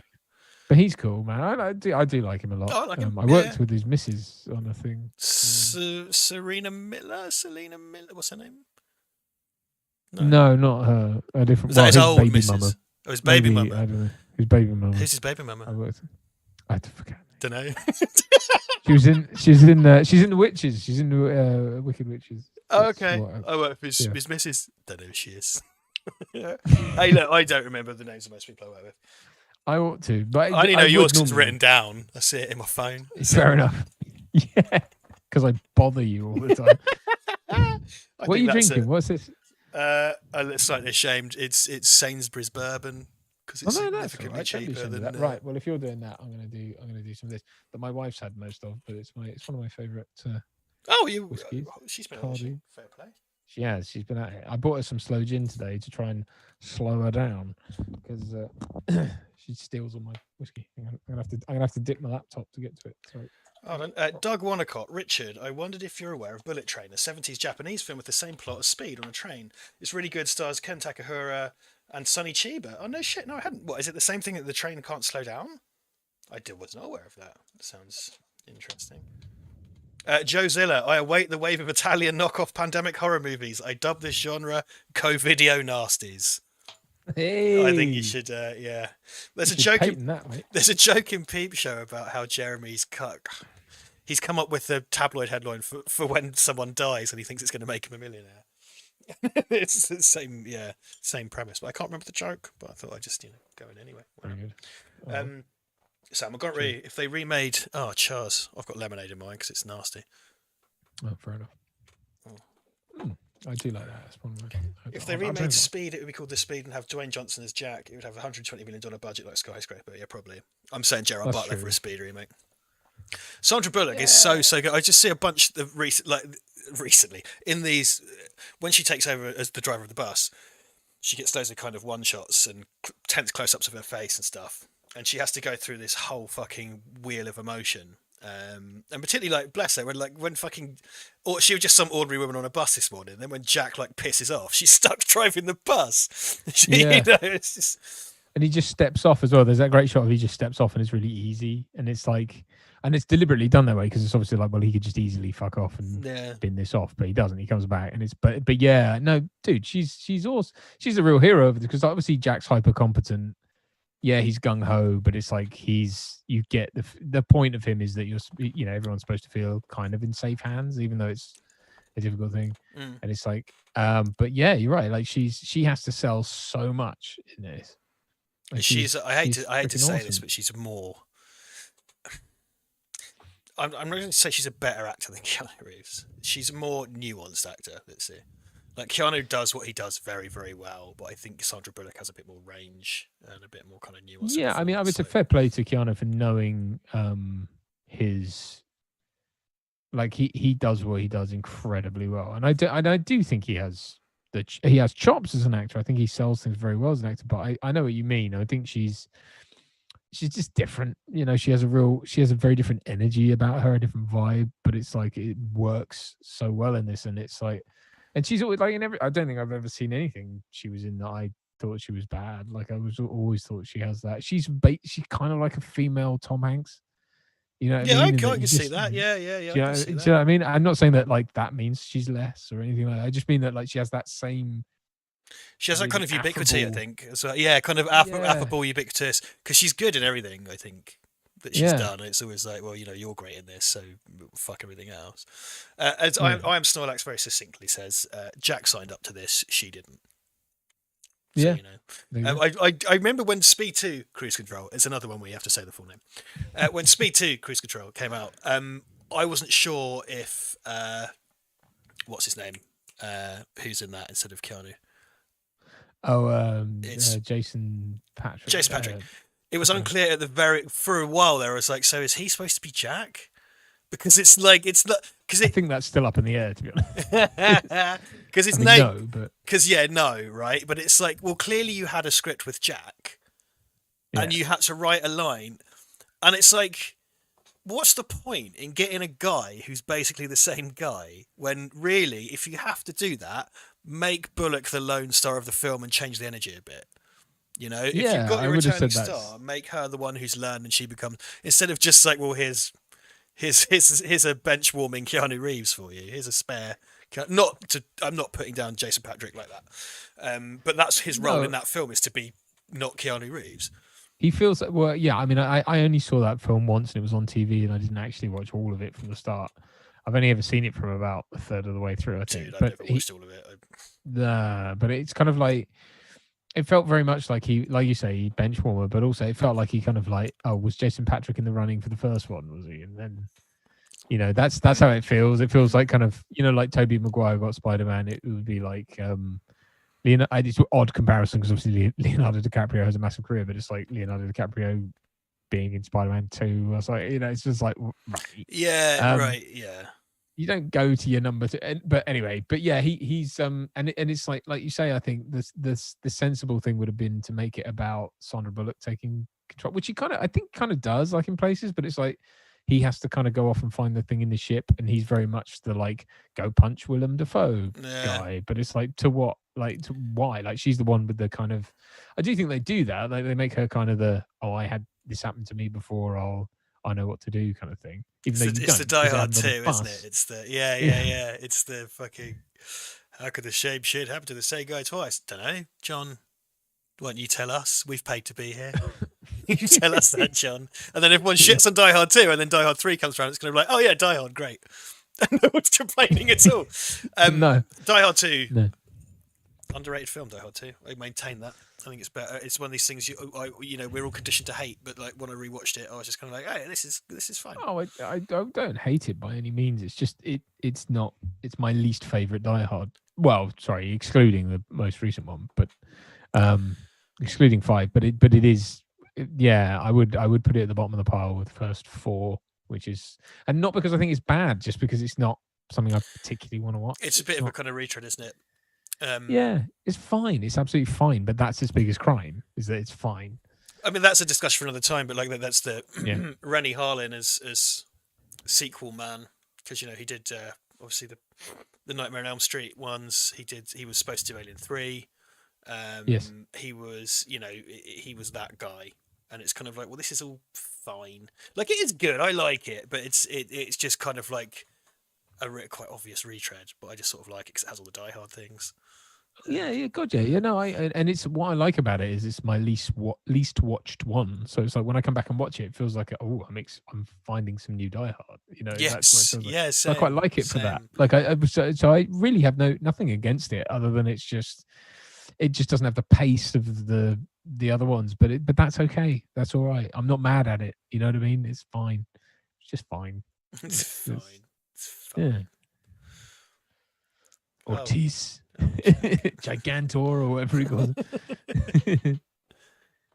Get the shit out. They do the same thing to his t-shirt that they do to John McClane's vest, which is, it started white and now it's covered in grime on a bus. It's like Die Hard. Like, he goes in the vest. He goes in the vent with a white vest, and it comes out just brown. And it's like, yeah. If you saw, like how dogs go and roll in grass cuttings and shit. Like if John McClane found a big pile of dirt and just rolled around in it inexplicably, like I might get the scent. Get the scent of German terrorists. Yeah. The way they show the gas thing going down, like it's like, well, if you look at the rate that's going down, it's like, well, that'll be empty in 2 seconds. Yeah. Like, then they can run on fumes. Yeah. They should put another cop on the trolley again, and then his job is to go and put his finger in where the screwdriver went in, and then it's about saving that guy's life. I love this bit. So this is Jeff Daniels obviously storming the guy's house, and it's like, and the trouble is he did his job too well. So it's like, he actually found the bomber's house, but it's like, yeah, but in your rush to go get him and save your buddy, that's what kills you ultimately, because it's like, you didn't realise that he loves bombs so much that his house is made out of bombs. Because I love bombs. It's like Dennis Hopper's choice to play him like Pat Mustard / circa Father Jack. Notice the sofa's covered in plastic, like Everybody Loves Raymond or whatever. It's interesting. This is where that was filmed. A sitcom in this. Indeed. Oh my God! Why would you do that? Everybody Loves Raymond. Yeah, no, it's I don't know, and then just his face is resolved, the explosion. Boom, yeah, he doesn't. It's great because it's sort of like, oh. Because he's a bomb guy too, right? So it's kind of like he knows. Yeah. He knows he's been got. Yeah. That's that classic Lethal Weapon. You know, the house, Lethal Weapon, fucking Last Action Hero parodies it. It's the suburban house in LA blows up, which is the fate of many a suburban house in LA, is to blow up and bits of wood go everywhere. It's a bomb. It reminds me, the photography in this film reminds me quite a lot of Falling Down. Yeah, that's a good shout. Actually, It's quite. I don't think it's the same person because I'm intellectually lazy.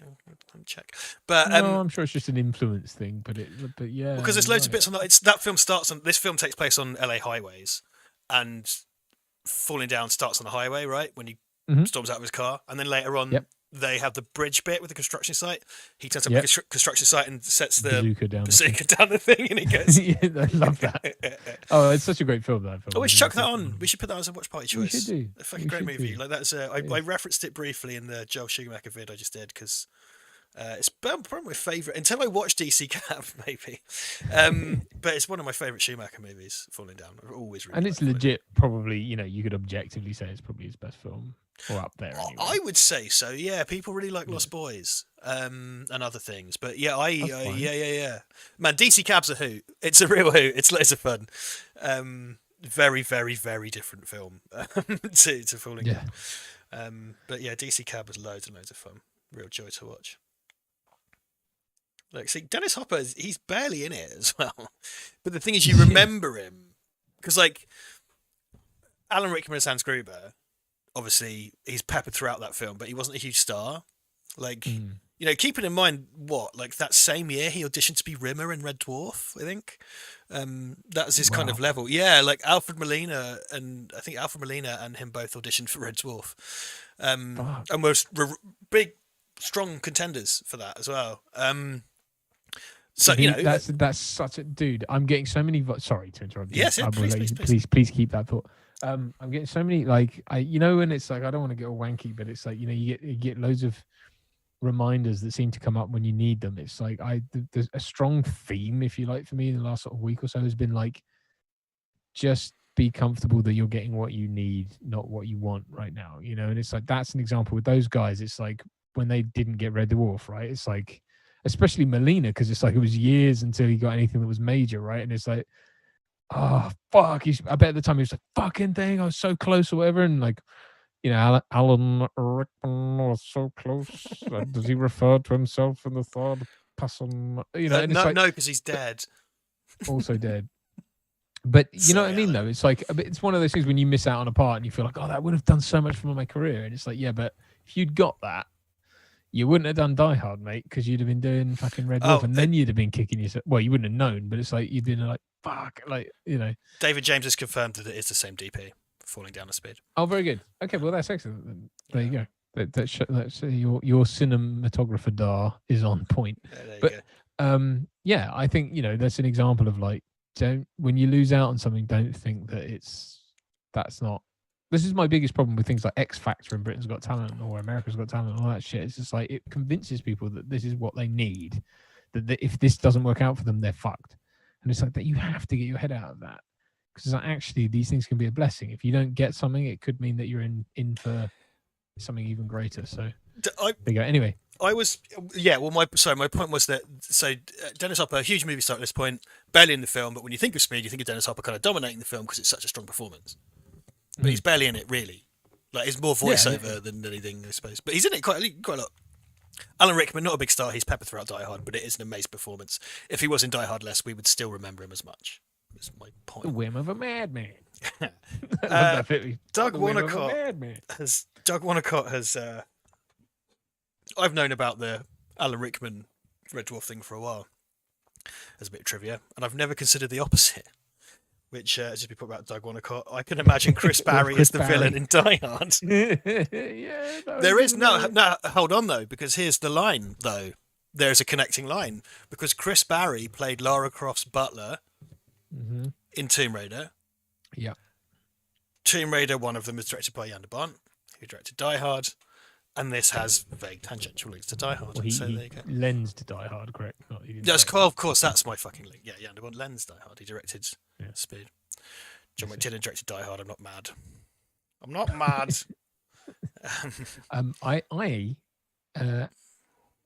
I'm not mad either, but I need a wee. So may I please go and do Oh that? no, no. Sorry. Yeah, that's fine. Do you mind? Yeah, that's fine. I'll be right Yeah, back. that's fine. That's fine. Apologies. Stuck Thank with you. me. You can slag me off all you want. I'll be back. I'm not trapped in here with you. You're trapped in here with me. That's my Watchmen reference for the evening. Yes, the cat was in Maid Marian and is Merry Men. That's very true. Yes, Callum. Jan de Bont directed this. He was the DP of Die Hard. I talked about Jan de Bont in a Patreon video that I did a little while ago. If you're on Patreon, I talked about Jan de Bont for my Putting Yourself in the Movies vid that I did.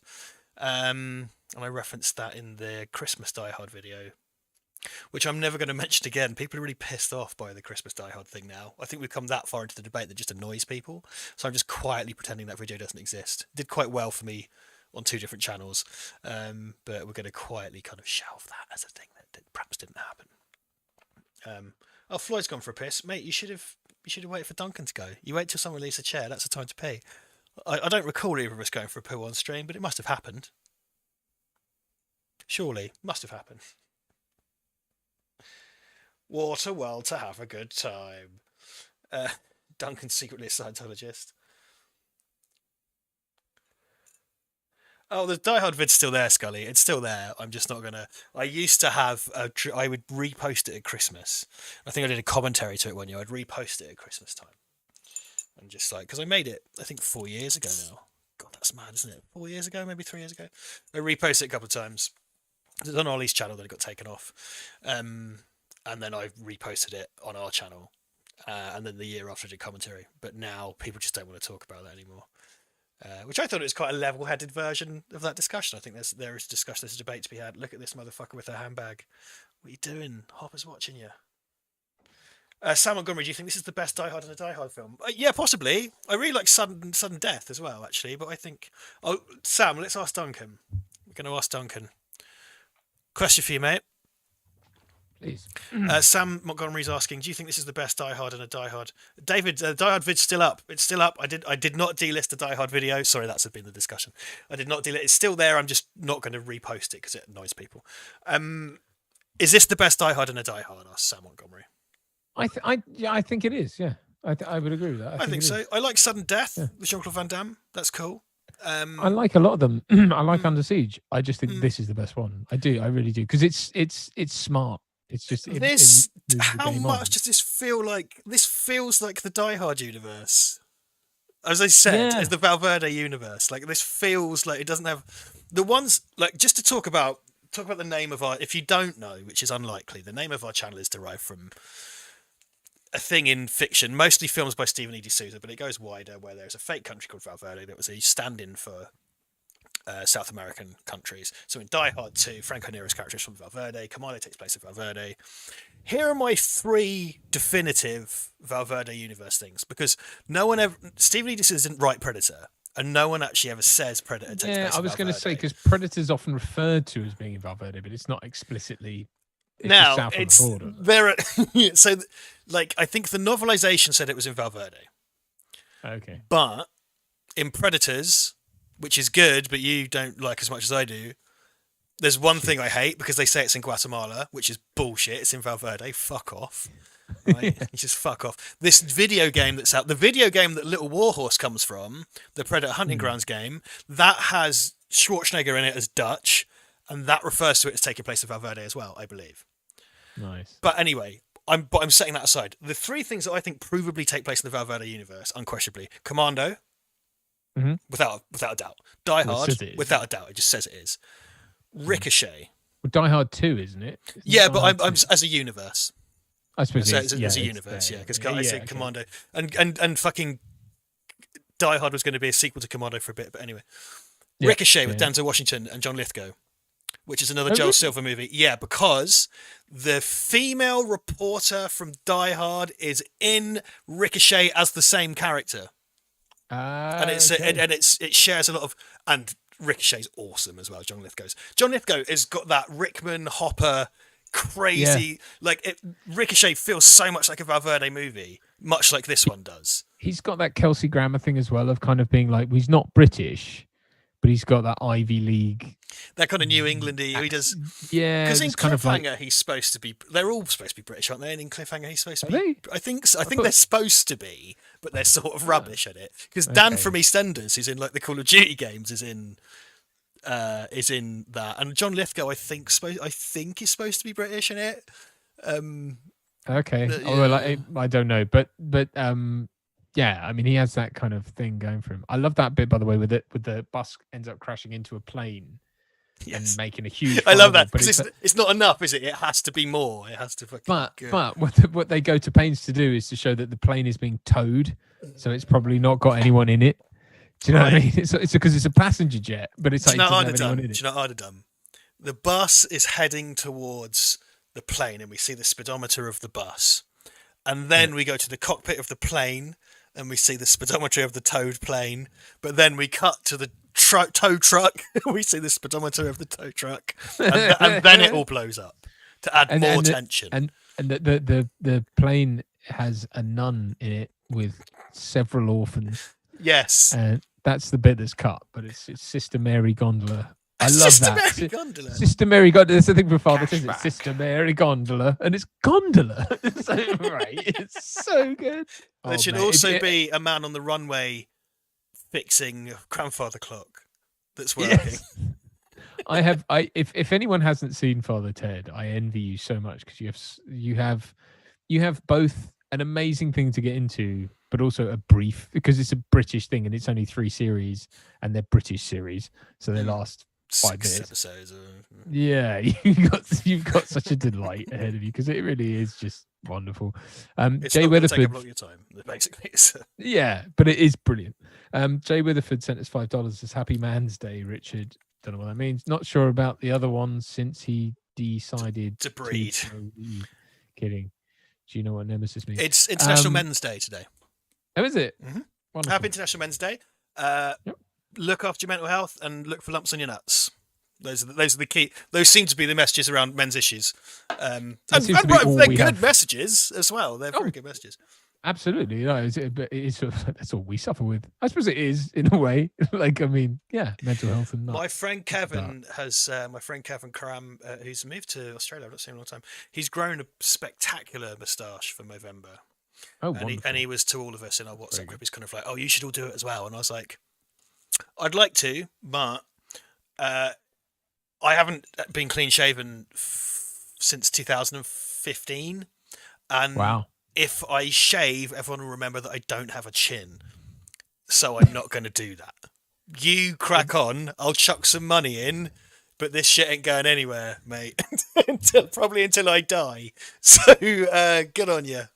I've sort of waited for my face to catch up with my age, really. I've always kind of been like, well, when I shave, I look 12. So I just sort of kept it to try and look sort of interesting. But it's recently I've kind of gone, you know, it's all right. Mate, I've aged enough now. I've got dimples for days. I look about 4. If it wasn't for like these mad crow's feet, like this has all gone fucking Klingon. Like I'm like Emperor Gowron, not Emperor Gowron, sorry, but you know, Glory of the Empire today is a good day to die. But when I shaved this off, if I wasn't bald, when I had hair and I was clean shaven, I had such a baby face. Well, because what it puts me in mind of is, you know, The Simpsons when I've always, and I felt so self-conscious of this for years, is The Simpsons when there was it at the red carpet. I think it's when Troy McClure marries Selma, and they go to the red carpet for a thing, and it's like, here's Lurleen, and it's like Lurleen. Yes, is a Lurleen callback. Lumpkin. So she's Yes. Lurleen Lumpkin, and she's all this alcoholic, right? And then it's like, and here's Chadwickson or whatever. And he's the teen heartthrob, Chad, and he walks up, and I know what the guy, because he goes, and he's like covered in wrinkles because he's 30 fucking 4. And I'm like, that's what I look like. I'm sort of like, I look young enough until I go like, it's like until someone wrinkles. like surprises you or causes you to register emotion. You Exactly, yeah. Lurleen figured that's what it Lumpkin. Lurleen Lumpkin, what's happening in your career? And she goes like, I woke up in a ditch. Yes, yeah. And she's got this like, the voice is completely different. It's like this husky. Yeah, because the voice was that's a. Don't ask me how I know this. I was doing some Simpsons lore reading the other day. She's played by a famous actor in her main appearances because she came back years later. But that one-off sad joke one is one of the main cast just doing that for that line. I was going to say, yeah, it does sound like a lot of the, when they sort of smoky, husky, whatever. But it's great. It's just so, I love that. I love it. But at the same time, I'm very self-conscious now because I'm like, I've got a public service announcement, which I think I just want to share it. I'm going to be like, is it Martin Lewis for Money Saving Expert? yes. I'm gonna do a Martin Lewis thing. If you have Xbox Game Pass, you will get a month free Disney Plus. Oh, nice. So I cancelled my Disney Plus ages ago, and I really want to watch The Mandalorian, the only good Star Wars thing that currently exists. And true story. right. So Ivan and I have conspired that if we sign up using my Game Pass free month on the last day of November, that will carry us through to New Year's Eve, all the way through Christmas. Well played, sir. Well, there you go. Your Game Pass, it's in your perks. I did that to get 3 months of free Spotify as well, so I'm not paying for that shit. Yeah, I don't pay. Spotify is like, if that was a couple of quid a month, I'd be down. But it's like, nah. And I get. It's a tenner, isn't it? Yeah, it is. Hey man, I've been trying to find someone to buddy up. A couple of my friends have already got a syndicate of Spotify. Okay. If you I'd be down. I mean, because we got Amazon Prime, you get the Prime Music thing, and I thought, oh well, that'll just replace that, but it doesn't because it's terrible. It doesn't have any of the people on it. That's the problem. It's not as expensive. When I got on Spotify, I found that my brother can't hear this because my brother got unfairly redundant from Spotify. As a number of workers in Cambridge got unfairly made redundant from Spotify, and I've hated them for ages. But I found all the breaks music that I used to go and rave to in the early 2000s, so now Spotify's great and give me a free T-shirt. No, not really. It's got Derek and Clive on it. It's got everything. Dude, it's got everything. It's crazy.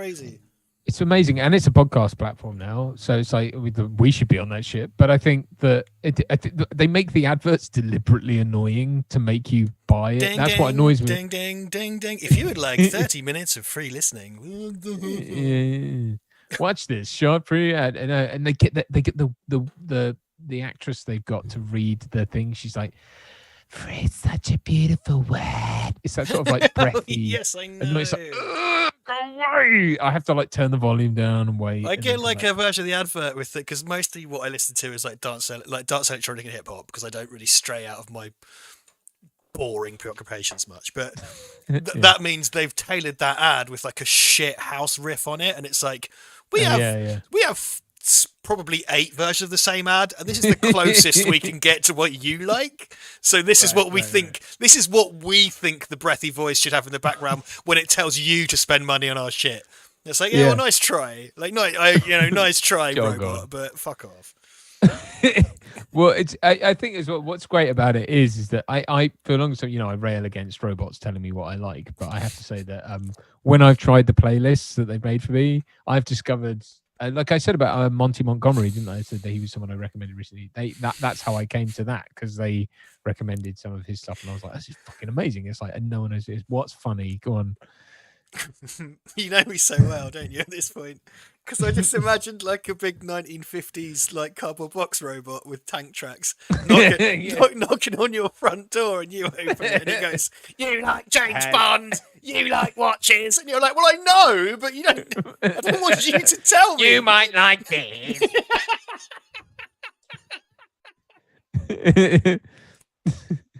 I've had my fun, and that's all that matters. Yeah, fair enough. Yeah, 1950s Pat Mustard. No, not Pat Mustard. Finton Stack. Finton Stack, yes. The Finton Stack, played by the late great. He passed away recently, didn't he? I don't know.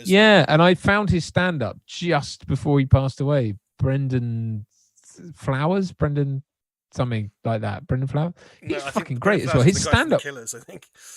Oh right, well, he had a name like Flowers, but his stand-up was bloody awesome. He's a cool guy. Yeah, I've heard he was good because he passed away not that long ago.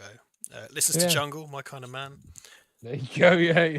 It's got the fucking boombox and shit. Sounds like someone's drilling holes in the wall. Like, because that's like literally drilling holes in the wall. And he's got a fag hanging out his mouth, just in his belt and braces. It's like, a horribly intimidating character. It's so good.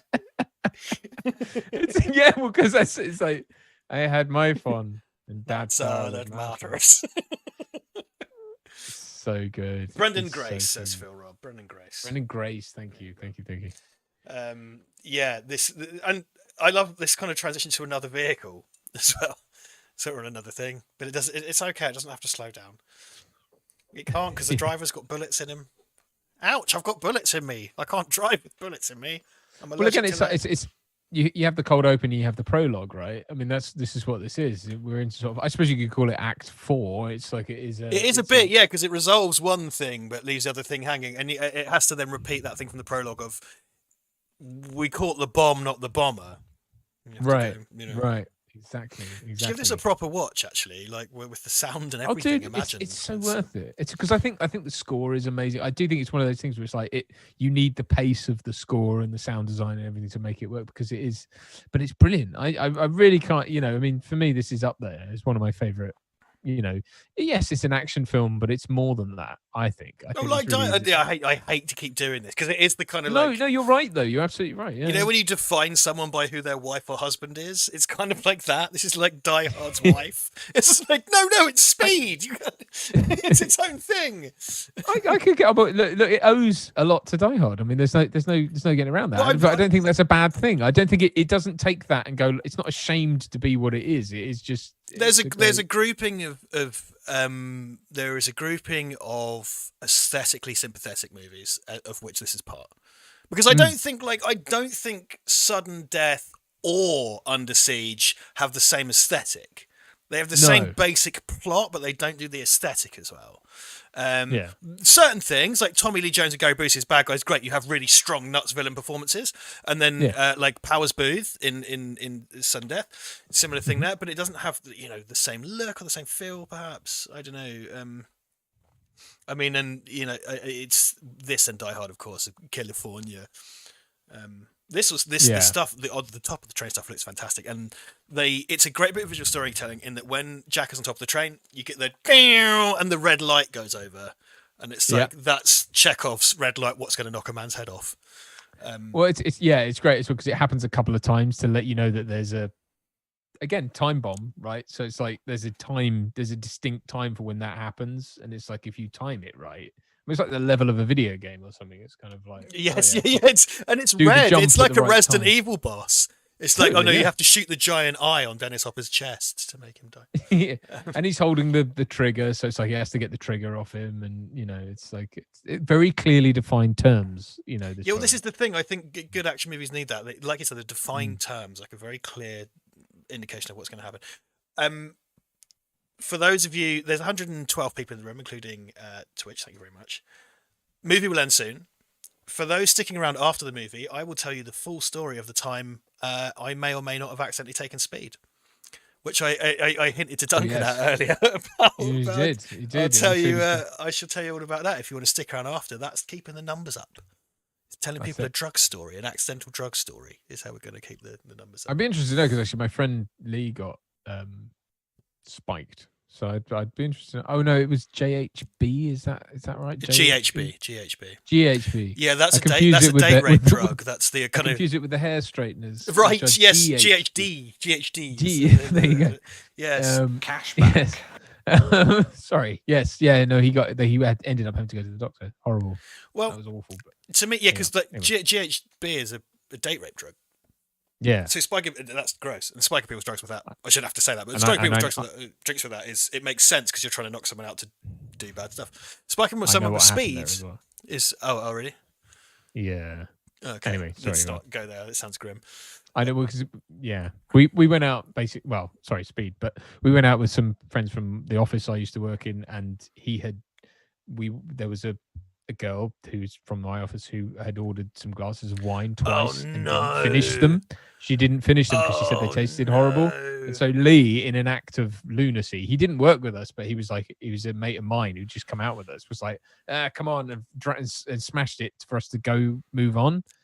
He did it twice, and then the next thing I couldn't find him. I ended up finding him in the toilet thrown up, and he literally came back to my place and just spent all night in the toilet. And he said some skis bag had fucking was trying to drug her, and he'd ended up. Happened to my friend Jo and her mate. She told me one night they were out in Cambridge, and the thing is, they had their drinks, and then their plan was to move on somewhere, and the drugs kicked in as they were going home. So they'd already evaded whoever drugged them, but then they don't remember getting home, and they had all problems because they ended up breaking into their own house, but don't remember it. I think was the story. God.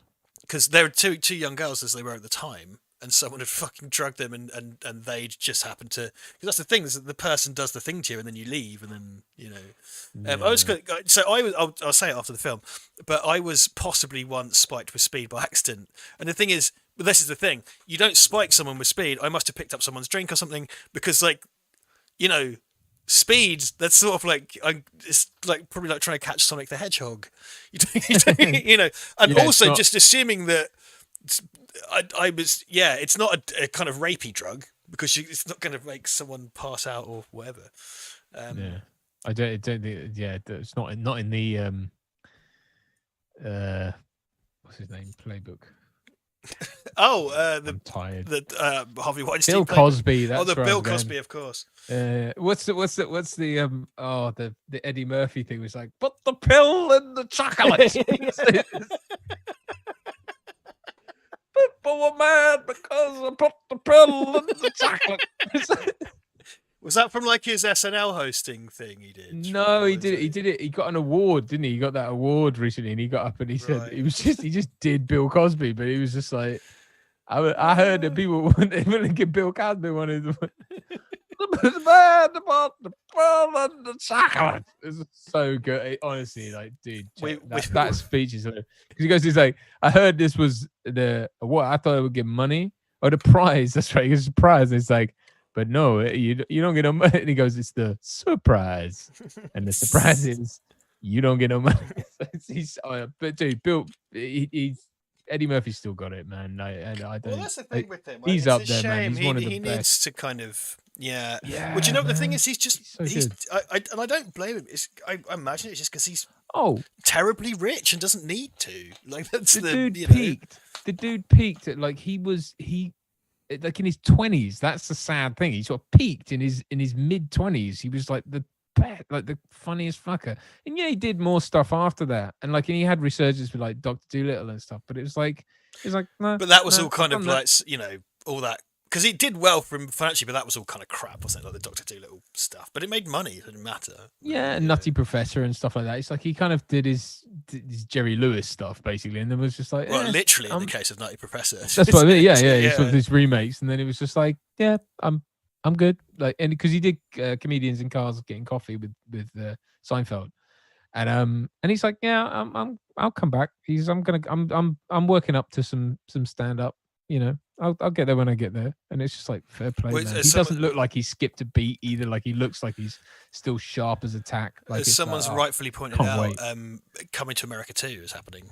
It's been shot. It's done with Arsenio and Dolomite as well. Like Brad and I watched Dolomite. I haven't watched Dolomite yet. I need to watch Dolomite really, really more. Yeah, I know. Because I was a huge blaxploitation fan when I was younger, man. I need to watch Dolomite. I've heard it's fantastic. It's the best. Like me and Brad watched it hungover on a Sunday afternoon and had the best time ever. Like it's so good. Dude. You've got to watch it. Yeah, I've heard nothing but good stuff about Dolomite.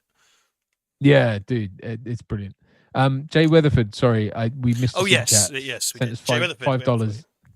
He said, "I know who I would cast Duncan as now. He could totally be the Roman centurion Latin instructor from Life of Brian. I'm sold. I'm not." You remember? I can't because I don't know Latin.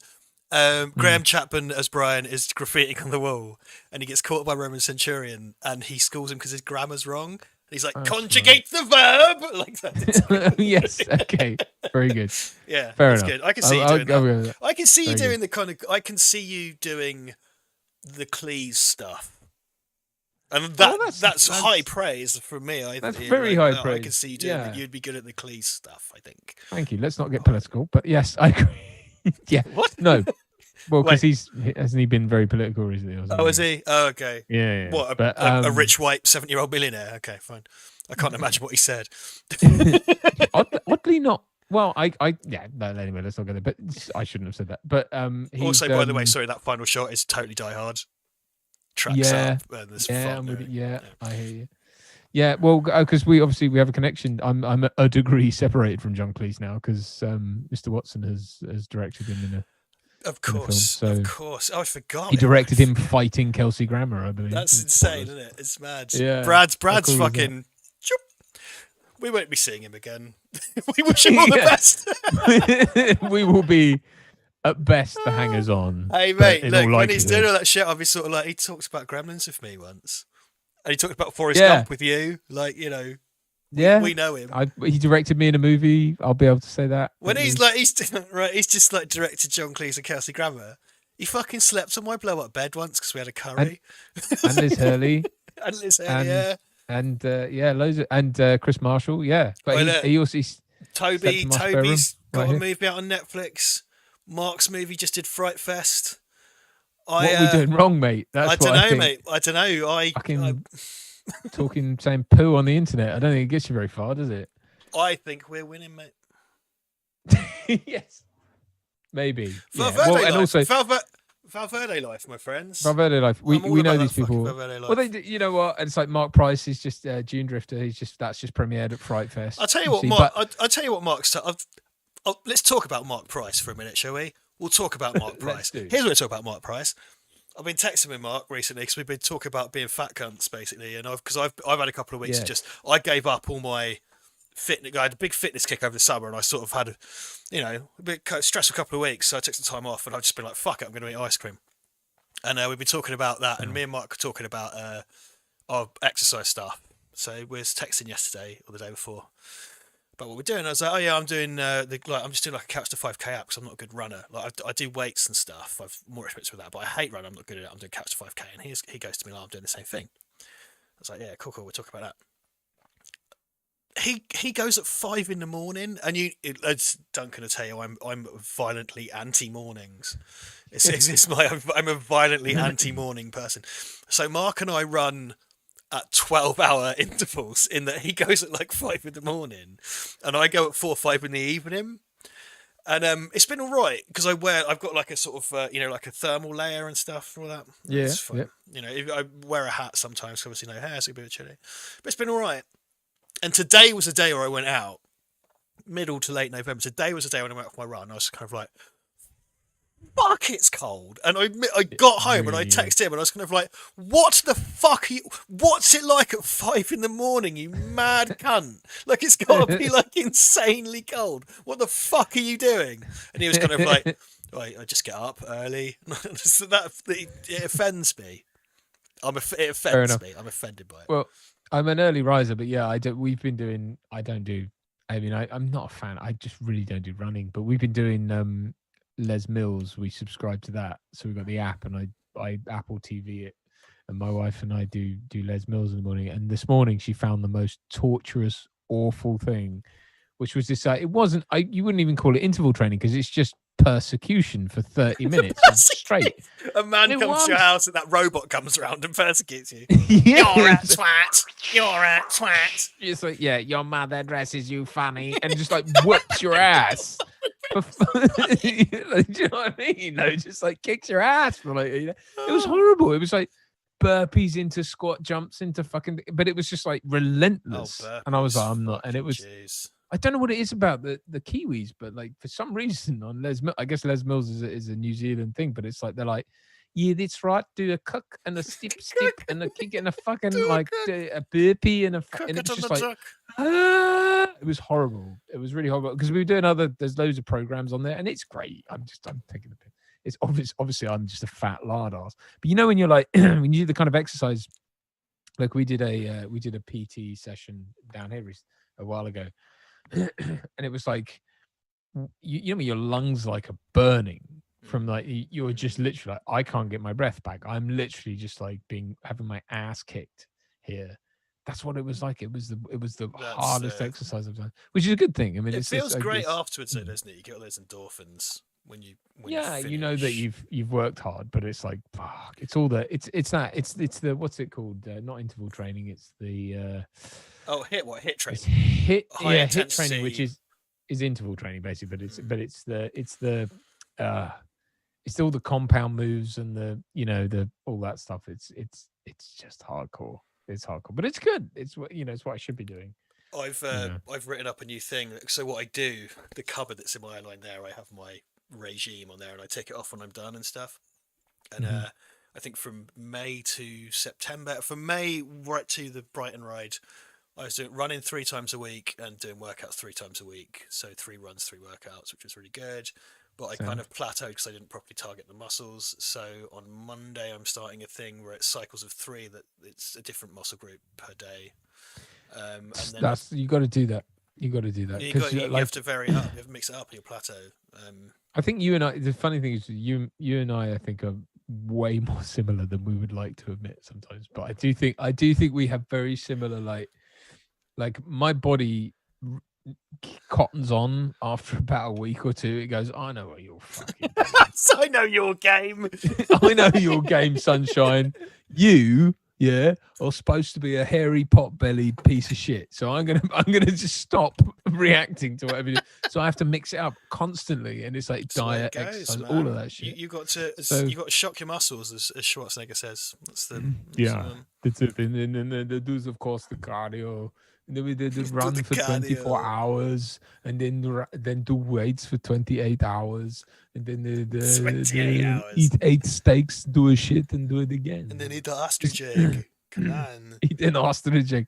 Where's this whole thing about sleep? It's like, they don't need, come on. You tell me you have to sleep. You sleep for 2 hours, and then you got 22 hours. You can do whatever you want. It's like, yeah, you can do whatever you want. Yeah, hate yourself is the only thing you could do. I mean, that's one of those like can't argue with logic things where it's like, it's like you need the 6 hours sleep or whatever. He says you get 18 hours. Don't tell me you don't have enough time. You have enough time. Make time, and it's like, and you kind of go, well, yeah, but. I mean, theoretically, I mean, and it's one of those things where you go, you're right, but there are, and it's true. I mean, in a lot of ways, it's like, okay, what's more important to you? Don't whinge about being fat if you won't make have leverage over yourself, or don't complain about it. It's either way. Well, it's either you're going to do it. It's true. You don't. I mean, and do what I quite happen. The drugstore is coming, so I've had that mentioned in the chat. With the drugstore, if you're Jeff from accounts, then odds are you're not going to be like, well, I don't have the time to be Mr. Universe. That's true, because you're Jeff from accounts. You're not, the idea that like, okay, you're not going to look like Mr. Universe. Why should you? It's not really necessary for being Jeff from accounts. But I mean, so it's like stop applying that logic. But if you're scrolling through your Insta feed and that comes out, it's like 18 hours a day, you got no. It's like what? And then poor Jeff from accounts goes, "I've wasted my life." Like, no, you haven't. You're just not Mr. Universe. There was this guy who copied. He copied The Rock's, because The Rock eats. It's mad because he's one of the hugest people. He eats he this professes insane. To eat mad. Yeah. Well, he professes to have this very high calorie diet. He did a video where he ate all the things. Yeah, sure. Yeah. Well, some guy did that. And then tried to copy The Rock's exercise routine. He didn't tell it's The Rock. And then I believe the initial Rock social media post was like, "Yeah, because you're not me and you're a loser." And it's not that, but it's like, how about fuck you, mate? How about this fucking geezer has busted his balls to like do and put your name even further into the stratosphere? And he was just kind of a bit of a cunt about it, and then he apologized. That was oh, really? Okay. Yeah. I mean, The Rock is one of those people you sort of supposed to by default just love. I mean, I enjoy. He's deeply charismatic. He's a deeply charismatic human being.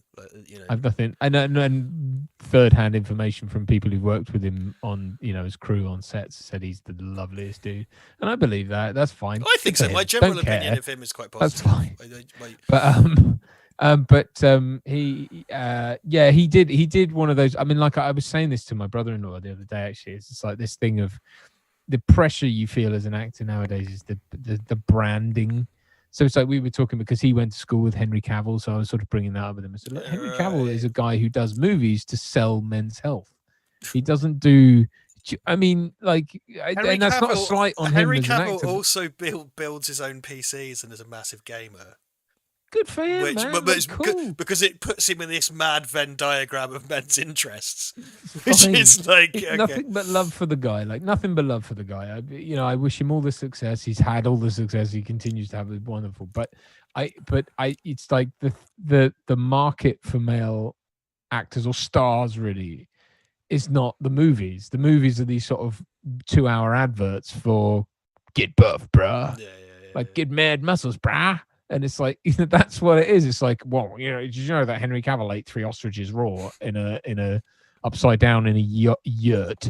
Yeah, and then didn't drink any water for 9 years. Yeah, exactly. So it's sort of like, okay, yeah, hydrogen has carbs in it. I don't. Yeah, so well, Hugh Jackman did it as well with the whole like, yeah, brah, I'm fucking like, if the veins ain't popping, you ain't stopping, or all these stupid things like, or if the bar ain't those bending, fucking you're just guys are on steroids anyway. Like, fuck off.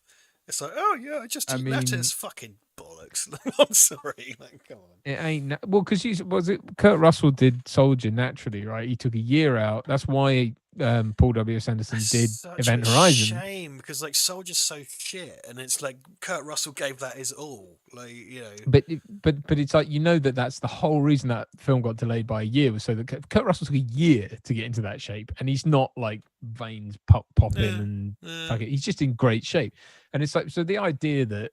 Brah, in 6 months, brah, you'll look like fucking huge. It's like, no, you won't. If you look at, Bruce Willis in Die Hard is a great, because he's quite muscular, but he's not cut. He does essentially look like a muscular normal bloke. Yeah, an in-shape normal bloke. Me. Mate, Hugh Jackman in X-Men. Yeah, he just... In X-Men, the first X-Men is what I'm saying. When you get to Logan and whatever, that's when he's doing that great, the veins ain't popping or whatever you said, like the because that's all about dehydration, because they dehydrate on the days leading up to shoots, so they can go. And they pump as well. And they pump. See it now. Yeah. And off screen, he's literally going like, and then like right action, and it's like so he's pumped. He's proper the pump. Yeah, get the pump, put the baby in there. It's getting ludicrous. I mean, it's getting to the point now. It's like I've said, I said this about like the 90s famously, the sort of Ally McBeal thing of like female actors starving themselves, and it was awful. And I gather it sort of still goes on in certain circles, but that really, Callista Flockhart and all those, the cast of Ally McBeal were the kind of poster children for that thing, right? I remember like, it was this horrible thing if they felt the need to starve themselves. I don't know why, but it was pretty awful. Well, dudes now have this thing of like, you've got to be fucking, and I have, it's like if I feel like if I'm going to take my shirt off on something, even like Emmerdale, when I felt like I had to be fucking, I was like, oh shit, like I better. So I was flipping tires and fucking down the and eating a carrot every day because I felt like fuck if I don't look like amazing, and so it's and I'm not saying that one is worse than the other. I'm not at all, but it's just like we need to keep in check the fact that like people don't look like superhumans. Let's just be normal. No, that's not natural. Because I don't I appear on camera for this, right? But like this shit, 2020 is 2020. But normally I'm a behind the camera guy, right? So what I wear to work is like black t-shirt and black combats usually, which is a bit 90s. But combats are good for my kind of work because you carry pliers and knives and tape and screwdrivers and batteries and whatever. So when people come out for work with me, I provide them with the uniform. They wear as you've worn my Duncan's worn my shit, like you've seen. Absolutely, proudly, sir, proudly. That gives me the warm fuzzy. Working with you. I oh, it's fun, man. We had a right. Dude, I have a wonderful time with you normally. So to be able to go to work and have fun with you was get paid while you're doing it, right? Like, awesome. But I don't have the pressure yet. No one's expecting me to take my shirt off, is what I'm saying. But what I do is very physical, and as you've seen, moving the gear around as well. For sure. So to a degree, you have to be in good shape because at my level of work, I don't have anyone to carry my shit for me, which is what comes later. But I have to carry it all myself usually, unless like you're there or whatever. Yeah, of course. So my friend Scott, who I do loads of kind of freelance stuff with, his shoulder's been bollocks recently. So when we go to jobs, I insist on being the donkey because he's a man. International Wednesday, he does what I would do, which is like, no, it's fine, and it's never fine. But you know what I mean? You go like, oh, it's fine. Yeah. And really, it's kind of like, no, let me, and you have to do that. Because like what I do, if I get up at like, I hate mornings, but when I've got a big shoot away, if it's in London, it makes more sense to get up at 5 to be there for 8 or 7:30 than it does to stay over the night before. So I get up at 7, no time for breakfast, cup of tea at the train station, carry the shit, you've seen my fucking big bag, like carry on my camera, but 2 cameras on my back, lights and stands and stuff in the bag, dragged it all the way to London. Anywhere between, sometimes on a good day you do 4 hours on site, fuck off home. Other days you're 12 hours on site, 14 hours on site, and then get home on the train, go to sleep. You've barely eaten. but you've been doing the kind of a mixture of sort of cardio and resistance training all day just by existing. And then you pass out and go to sleep at the end of it. And mentally, like, on it, because you're constantly, it's not just the like getting the shots, but it's the where's my gear, what have I done, where am I putting my stuff down, can I, no one gives you somewhere to sit. There's no green room when you're that guy, there's no like, there's nothing provided. It's like, and that's where it's harder than like what I do. Like if you're an actor and you get asked to be in these things, it's like, well, at least they give you somewhere to sit. And bring you a coffee or something. With you, it's just like, great, cheers, Rich, right? Fucking, Some you do. There are ones that feature, and high-end conferences, like quite often, it's a mixture of like the person running the conference kind of goes, "Oh, Rich, you and your guys can go eat now," or we just walk up to the food stand and no one challenges us and we eat. But it's a mixture of whether or not you do. I think you should get fed. I mean, it's an often it's a mixed bag. It's a mixed bag. It's a referred to thing for actors. It's like, oh, what, you get fed on the day? What are you complaining about? But it's like, well, an army marching on feet. Don't get me wrong. There are different. There's degradations of like. I mean, when I've worked at Pinewood on big productions. You come in, there's an omelette guy in the morning. If you want an omelette made your way, he'll make it your way. Very grateful I am too. And then he'll do you waffles if you want waffles. And that's just when you come in. There's also there's the cooked breakfast bar around the side if you want, or there's cereals and grains and pulses in the middle, and then there's toast if you want to go.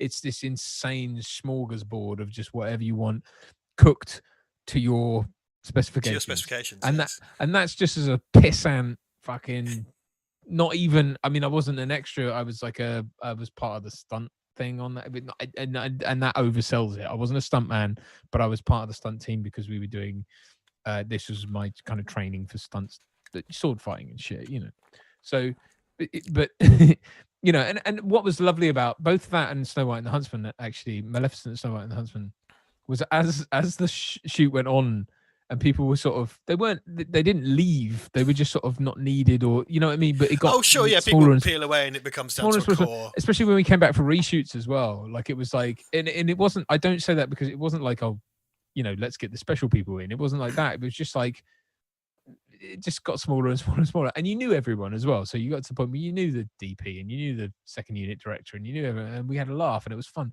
especially on Snow White and the Huntsman. By the time we got to that, the omelette guy knew me when he came in, made me my omelette. You know what I mean? But that's fucking luxury. But that's like, dude, when you turn up to a conference and they're like, fucking cafe over the road, mate. It's a mixed bag. It's a mixed bag. It's can all I sit or nothing. Down? Nah. No. Yeah. It's a mixed bag, man. It's all or nothing. Either you get. I've had a few jobs where I've gone, like we did the big we did like a big legal conference this time last year. Where we filmed in the Houses of Parliament. I put that in my show reel. We filmed at Ali Pali, like there's the QE2 centre and stuff. Bless them. They looked. That's one of those jobs where like I just came back from LA, so I was feeling Billy Big Bollocks. And there are two jobs who asked me what my price was, and I kind of went like a cunt. I was just like, well, I'm a cinematographer now, so I'm there. And one job just kind of went no, and then the other job just went yep. And it was like no pushback or anything. I was kind of like, okay, fine. And that was the legal people's one.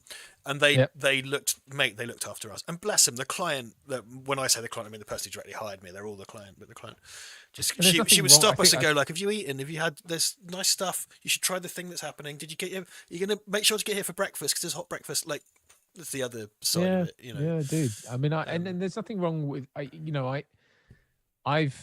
actually had this discussion with Mark the other day, but it was like, there's nothing wrong with either. The thing I've come to realize, and you can get to this point in your career, because I think I did this probably about 8 years ago. So, it was like, you assume there's a danger point in your career. And this is as an actor. I'm not saying you're the same, but I think there's a danger point where you're like, you feel like you're on the escalator and you think that if you do a project where it doesn't have the same standards as Snow White, the omelette guy isn't there in the morning, or even not even that, but like you turn up on set and they don't have the same safety procedures in place, or they haven't considered the same levels of comfort, not even for you, but for other people, you start to think, this is bullshit. And then that informs all your decision making going forward is like, because you're spoiled. Beneath me.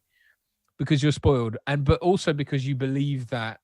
And it's not because you have disdain for the people you're working with. It's because the part inside you that got into this stuff for the wrong reason. And I have, from day one, I remember keeping myself in check over, like, are you doing this because you were bullied as a kid, or are you doing this because you genuinely love acting?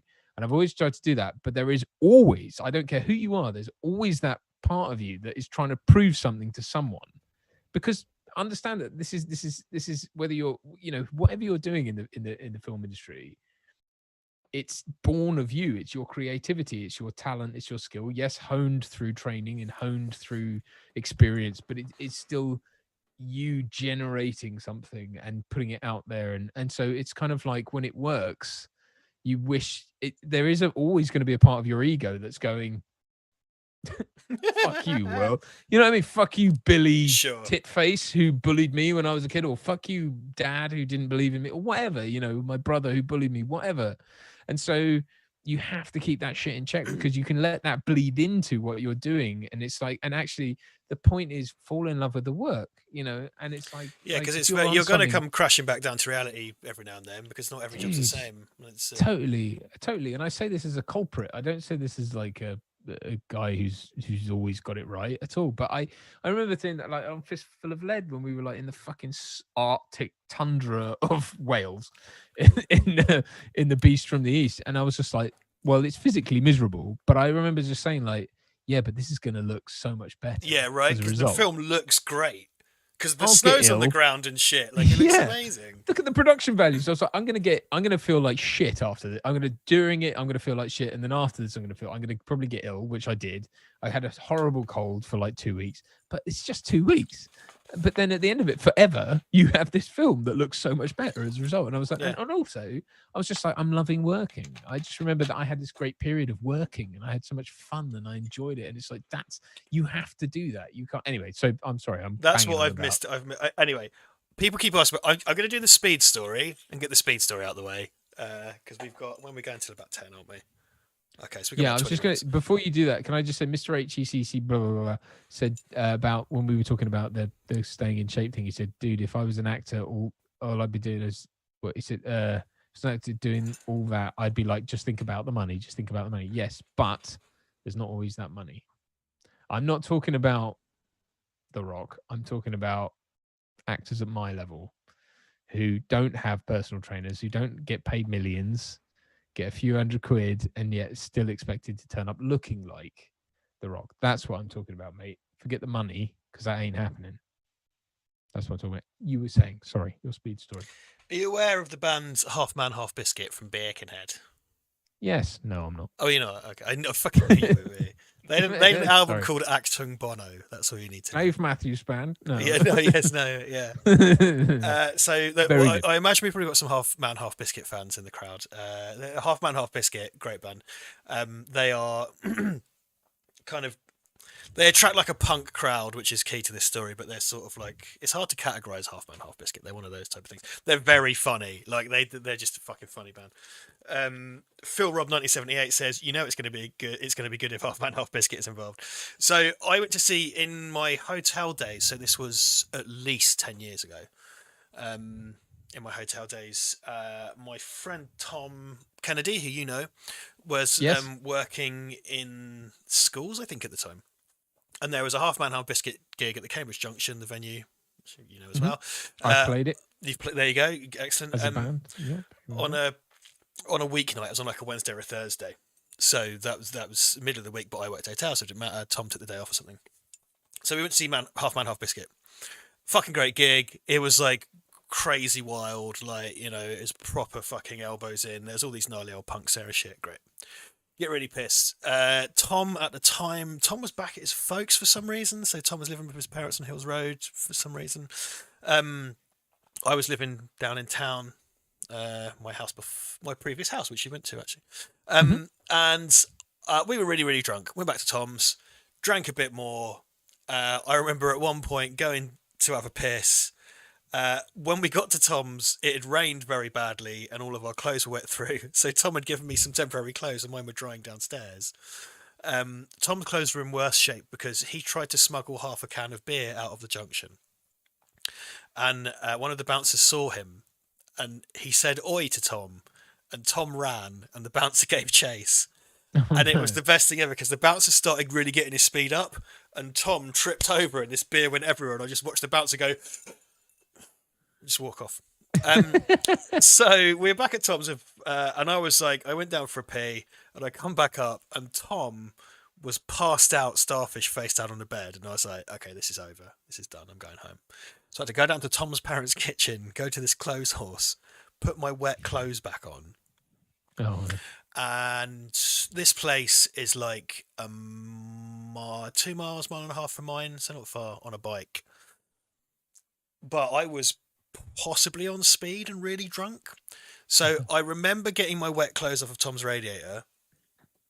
And then I remember rolling on the floor outside the cinema in Cambridge looking at my bloody elbow because I come off my bike.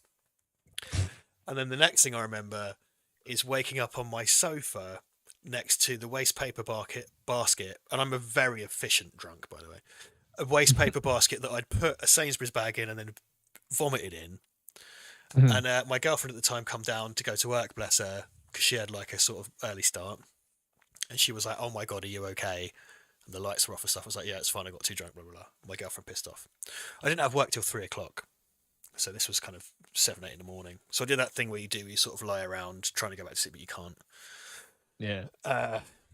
So, thumping head, erratic heartbeat. I know this. Yeah. So I do that, and then I get up and I iron my shirt and all my gear, and I get ready to go out to my hotel job. And I think I'm not going to cycle to my hotel job today, which at the time was at the side of town. I'm going to walk in because I fell off my bike last night and I'm feeling shit. So I'm going to walk to work today. So I head out across Cambridge, and as I go out across Cambridge, people are looking at me like a lot. Everyone's like looking at me. And I'm going, okay, this is odd. Looking at me. And I'm walking through the Grafton Centre, which is a big shopping area, as you know. And I just hear from across the street, what the fuck is wrong with your face? And it's my brother and his mate Steve. And I go, there's nothing wrong with my face. And he goes, yeah, there is. Look at your face. And they led me to a place with a reflective window. And my face was... a colleague from Portugal later described it as looking like a pumpkin. Red, swollen face, which I thought at the time was from vigorous vomiting. But I had a big red head. I had a big red pumpkin head. So I walked to work, and when I got to work, everyone at work was kind of like 3 p.m. when I got there. Everyone just like, I came to my handover, and everyone was like, "What is wrong with you?" And I was like, I'm fine. Like, I feel fine. I've just drank too much. I've got a hangover. They're like, seriously, like, something is up with you. Like, what is wrong with you? And I was kind of like, I'm fine. And they wouldn't have any of this. Like, the shift supervisor wasn't having any of it. So they were kind of like, go to the doctor. I was like, well, my doctor's like back at home. I'm going to go to the doctor. And they're kind of like, look, there is an doctor next door. Go see if they'll see you. And you can't normally in this country just walk into a random GP and they'll see you. But I, to humour my boss, went to the random GP. It was Lensfield Road, very good GP. Yeah. And I went in there, and the receptionist went, "What's wrong with your face?" And I went, "Well, that's why I'm here." And the receptionist reacted to me in a way where she was kind of like, "We wouldn't normally do this, but we're going to get a doctor to look at you now." And I was like, because this whole situation just kept escalating, and I was kind of like, Jesus Christ. She said, "We're going to get a doctor to look at you now." And I was kind of like, really? And she was like, yeah, because I wanted to just go back to work. And this very good doctor came out and looked at me, and he took a heartbeat and stuff and blah, blah, blah. And he just sits down and he goes like, "What did you do last night?" And I was like, "I went to a gig." And he's like, "Yeah, okay, what did you do at the gig?" And I was like, "Well, just had a few beers." And he's like, "A few beers." And I was like, "Well, yeah." And he goes like, be honest with me, were you taking drugs? Because if you were, I need to know now so I can help you. It was like, oh no, like, dude, absolutely not. And he was like, "What kind of gig was it?" And I was kind of like, "Well, it's Half Man, Half Biscuit. Do you know who that is?" And he's kind of like, "Okay, what did you take last night?" And I was kind of like, honestly, I did not. I was just drinking. And he's like, "Everything I've seen says to me that you're on amphetamines. Like, everything I've seen tells me you were taking amphetamines." And I was just kind of like, dude, like, no, I've never taken amphetamines. I've never taken speed before. And he's like, "Are you being honest? Are you absolutely sure?" And I was like, "Yeah." And he goes like, "Look, I think someone has spiked you with amphetamines. If you're being honest with me and you didn't do that on purpose, like, everything I've seen says to me that you've taken speed." Wow. And I was like, "Oh, this is the best part because I hated that job. Like, I kind of went, what should I do? And he goes like, because my heart rate was up and all this stuff. And he goes like, you just have to go, just go home. You have to go home. I'm absolutely recommending that you go home. You shouldn't work today. So I went back to my boss, who insisted that I go to. It was her fucking idea. I had to go to the doctor. Like, I had to go to the doctor, and I didn't want to. And I walked in as kind of like, yeah, he says I have to go home, and she was like, what? And I was like, he says I have to go home. She goes like, yeah, but you go home. I have to stay here. And I was like, doctor's orders, and went home. So it would seem, and I don't remember that night particularly well. And the kind of punk scene and stuff is quite associated with amphetamine. Because it's like giving someone, it's like spiking someone with cocaine or something. It's like it's not something you secretly give to someone else. Well, yeah, it's that's something like you take for your own. That sounds accidental. Yeah, because it's recreational. It's not like you don't do that. There's no upside. It's like me giving like going there and putting that on someone else's table. It's like ordering a drink for someone else. It's like, why would you do that? I don't. That's weird. I think I told this on Ollie's channel before. I think I told this on an old commentary or something. Yeah, sorry. I think I have. I often worry that I've run out of stories because it was a good 10 years ago. So I think I might have told this on another commentary or something. Well, I don't remember it, and I think I would have been there. Yeah, it's a pretty kind of, yeah. It's just what's wrong with your face, and so it seems. And the doctor was really convinced. I'm to this day. I'm to this day not totally sold on it. Okay.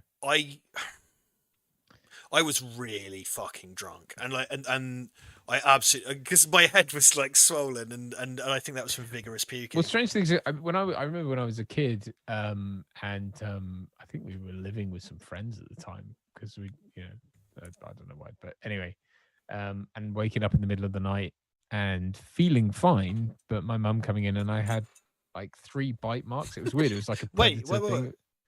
Well, like insect. Like human? Yeah, like what looked like insect bites, like on my forehead, and I swelled up, like my whole body swelled up, and we ended up having to go to the hospital and stuff like that. And I was like, I'm fine. I don't feel, I don't know how I would have been like 6 or something at the time, 6, 7, and I was like, I feel fine. I don't get it, and I vaguely remember that because it was weird. They were like, you've had some reaction, something's bitten you. But it bit me in like this triangle, like a predator. Like if you got a predator, yeah, I remember thinking like that's like the predator, like except the predator doesn't bite you. But it was weird. It was just a sort of odd thing that So your body can do some weird shit, man. Like you can react. Personally, I'm not convinced it was speed. Personally. Might bury the lead. I'm not convinced. The doctor was absolutely. I think a lot of that was circumstantial, but yeah, like I'm not so. Oh, whoops! There goes the thing.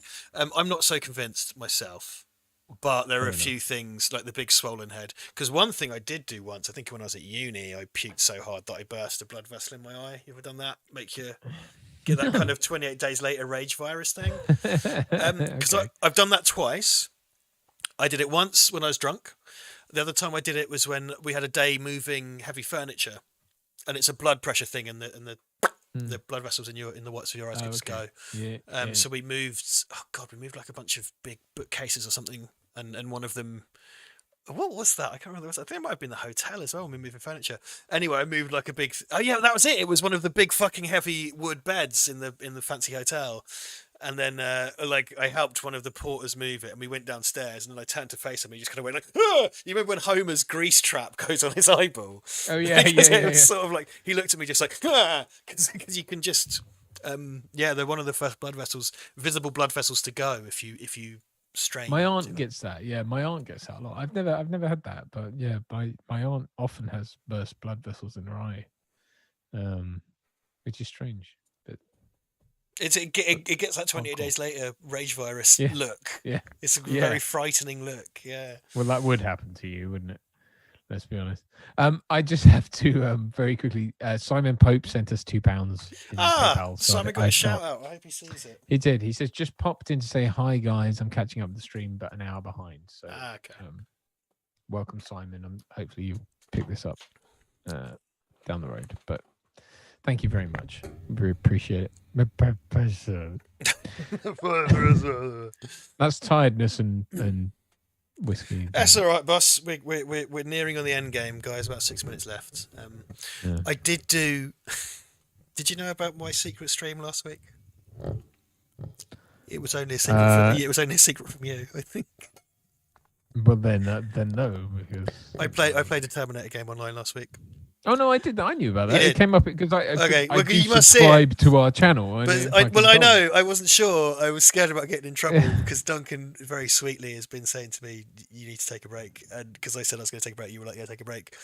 But then I was still doing stuff because I can't help myself. And I played the Terminator game that I always bang on about. They released Infiltrator mode where you play as a Terminator. A Terminator. And the Terminator is modelled after Franco Columbu, and it's really, really cool. Aww, it's a really cool thing. So I did that? an hour. Yeah. I did an hour stream. Go, mate. Just like, I know you're not gaming so much these days, but just click on that video and just scroll through because the Terminator. Oh, that game. It's perfect. No, I'd love to. Sorry, I because it came up and I was like, I must jump in the chat at some point, and I ended up cooking dinner and watching a film with my wife and daughter, and I didn't. I'm sorry, but you know. No, I was worried you'd be mad at me for not having a break. I know, bro. Look, I mean, please chill out, but also. It's your bed, mate. Fucking throwing back.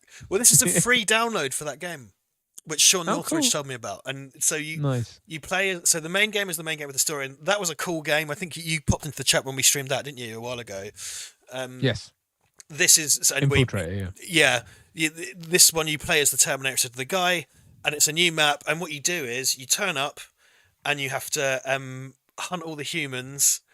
And when you kill them, they give you a bit of intel, and that tells you where the next human thing is. So you go to like weapon stashes and food stores and stuff. Oh, and, that's so cool, mate. So what a Terminator game should be as well. Yeah, for the DLC, they gave you the 45 long slide with the laser, and like they gave you all the proper weapons from Terminator 1. Terminator 1 music. Also, when you kill a human, it does that. Remember when he looks at all the people to see if their clothes are going to fit, and it does that like grid thing. Yeah. When you kill a human, it does the grid scan thing. Oh, that's so just cool. Go to the vid I did and just scan through to when I'm killing people. It's cool. It's cool as shit. So I popped on. And I have sort of thought to myself, I might, because there's a new generations of consoles coming out at the moment. That's right. On there, and like PS5 dropped today. As I keep looking at cars, and I am going to buy a new car soon, but it's like I just don't need to right now. So I'm kind of like, well, if I have some spare dough, I might. But when would I play it? Gaming Duncan. Well, I keep thinking like maybe I'll buy a new console, but then I'm like, but for like I'm never going to get. Honestly, here's the thing, right, man? Here's the thing with Mac and PC, yeah. Because Duncan's a Mac guy, I'm a PC guy. We're not a fucking early 2000s advert. Let's not go there. We don't care. It's not like I'm not trying to convince you either way. No. I know. It's just that the money that you spend on a Mac and the money that I spend on a PC is roughly the same. Yeah, for our professional needs, except mine plays all the current games. Yes, that's different. Yeah. So then you don't have to get a console. My friend Dan very kindly bought me an Xbox One last Christmas, which is very sweet of him. Mm-hmm. So I do have an Xbox, but like I and there's loads of stuff that's on there and not on PC and blah blah blah, and it's been really lovely having a console again actually. So I didn't plan to own a console this generation, which would be the first generation since the Master System, by the way, that I've not owned a console. Oh, really? Except Dan saved that at the last minute, bless him, by me an Xbox. But when you have that similar, kind of tog of PC, you can then play all the games. Like my this computer here like plays everything that's out at the moment, and it will do for a couple of months. I get my Mac keeps telling me that I can play games that are quite involved, but honestly, this is my work computer.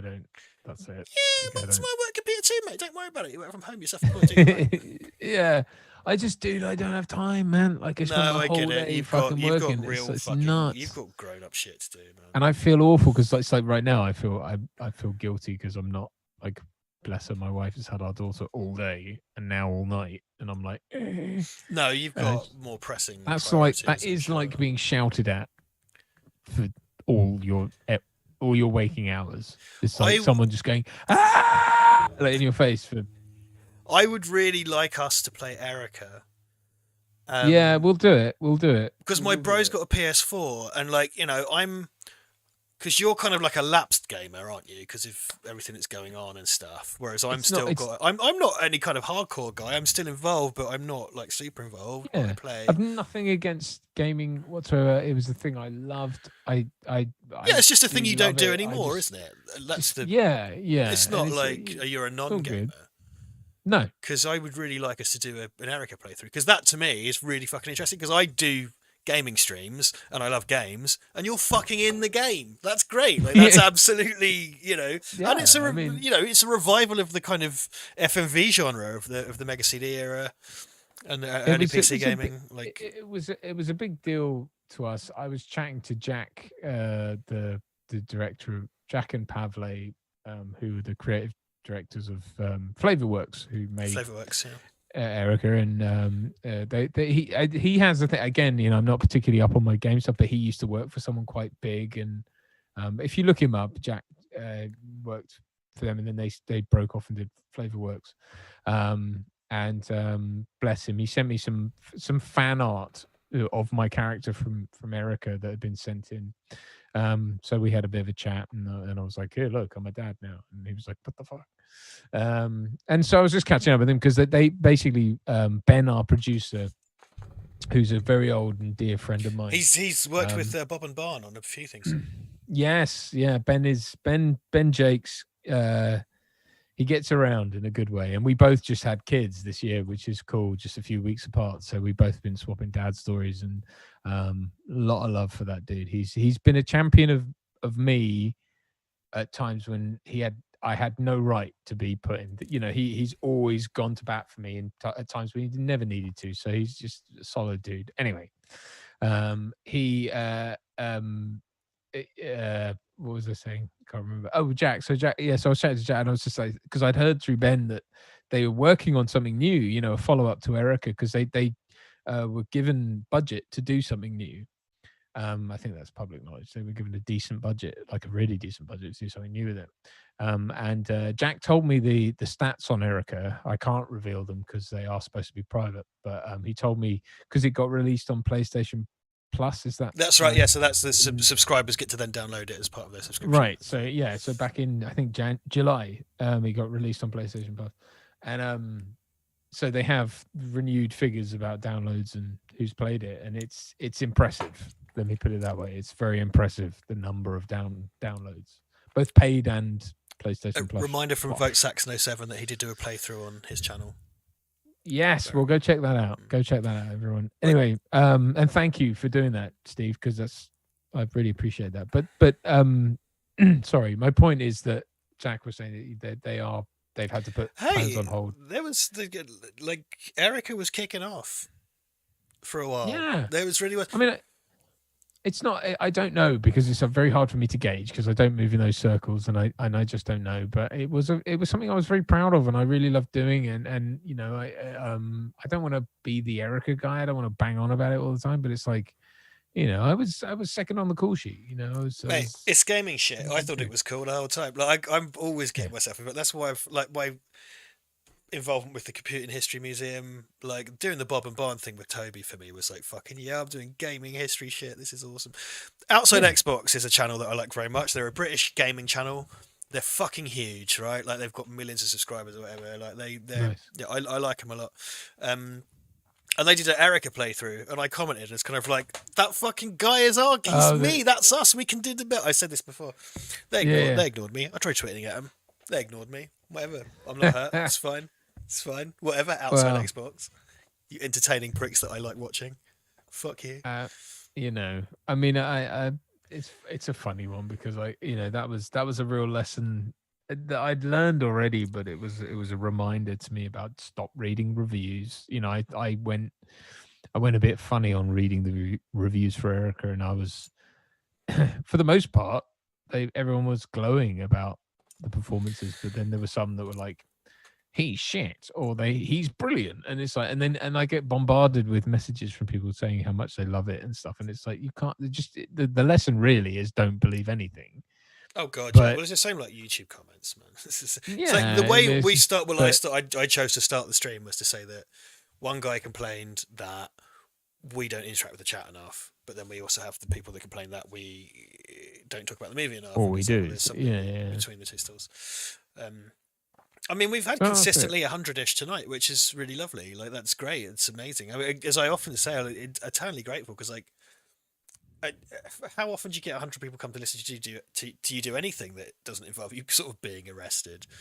Like, you know, the biggest live crowd I've ever been in front of, I think, was 3,500 people, and that was as a band when I played in the band. Where was that? Where? That was in Sutton, in Ely. It was in the most innocuous thing. So the night before, Sutton. Yeah. You used to live in Sutton, yeah. I used to live in Sutton. So the night before, my friend and I had done a reduced set in a pub, and it was just me and him on the keys and me on guitar and singing. And some drunk dickhead staggered up to us and was like, "Do you know any stereophonics?" And we were like, "No, we just do our own material." And he was like, "Oh, well, that's disappointing," and walked off. And so we were in this really horrible place. And then we went and played. There was a festival going on that we'd been asked to do. And we used to get asked to do festivals all the time. And we were in with the Cambridge crowds. We used to do all the Cambridge festivals, and we used to do all the rock festival, and which was a big deal. It was at Wood Green Animals, and we did all that. Yeah. And so we turned up to this thing like, fuck, this is going to be depressing. And it was just 2 fields full of people. And like families and whatever. Yeah. Giant. We were like, what? It was Sutton something festival. Sutton Gold? And it was that's Sutton Gold's the name of the fucking river thing, isn't it? Like, yeah, that's where the pub is, right? Yeah. Nice pub. Nice pub. The Anchor, yeah. But it was just like, I don't know what it was. It was something festival, summer festival, seemingly innocuous, and there were 3,500 people there, and we were like, oh. And it was the best. It was so good. But, you know, it's like the bigger the crowd, the better time you have. Of course. You might be intimidated in the first 2 seconds, but you quickly, like, there's something about that collective energy that you just tap into. And it's like, it's way less intimidating than if there's just one person standing there going, staring at. I've seen that. I've seen, because, you know, I've done, this is the first year I haven't done a festival since fuck knows when. Like, I love my music festivals of different stripes, and I'm going to do one this year. But you see those different, because like you could go see someone amazing and are really quite famous, but they just happen for whatever reason to be scheduled at 10 in the morning, and it's as you say, you know, there's no one there. And it's just the most awkward thing. There's like no one to see it. But then it's really sweet when you get like a kind of smaller act or band or person like who get the fucking full crowd and everyone's having an amazing time. And it's just the nicest thing you've ever seen. I think we are. What is nice is that people are coming. I come up a lot. You know, I always have, whether in my short-lived career as a musician or you know, in my long-lived career as an actor, you know, you come up always against the person of like, never heard of you, bloke, right? Yeah. But that is dwindling, and I think that people are understanding that the kind of, whether it's because they're, you know, hipster douchebags or not, I don't care. But it's that thing of like, no, I want to discover that there's a whole world of entertainment out there, whether it's music or film or whatever, that is catered to me. And that's the point of the internet. That's the democratization of media. You know, that's what we ought to be doing and capitalizing on. And I think people are going out, and they are starting to realize that actually, if they're just open-minded enough, they'll find something for them in whatever they're looking for. So I take great sort of solace in that, and I think, you know, it's all to play for on that front. Well, I think that's what's happening here. I think we talk about this all the time.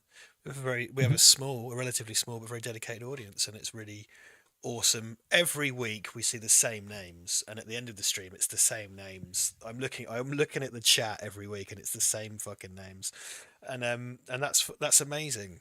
I think that's incredible. Like I don't.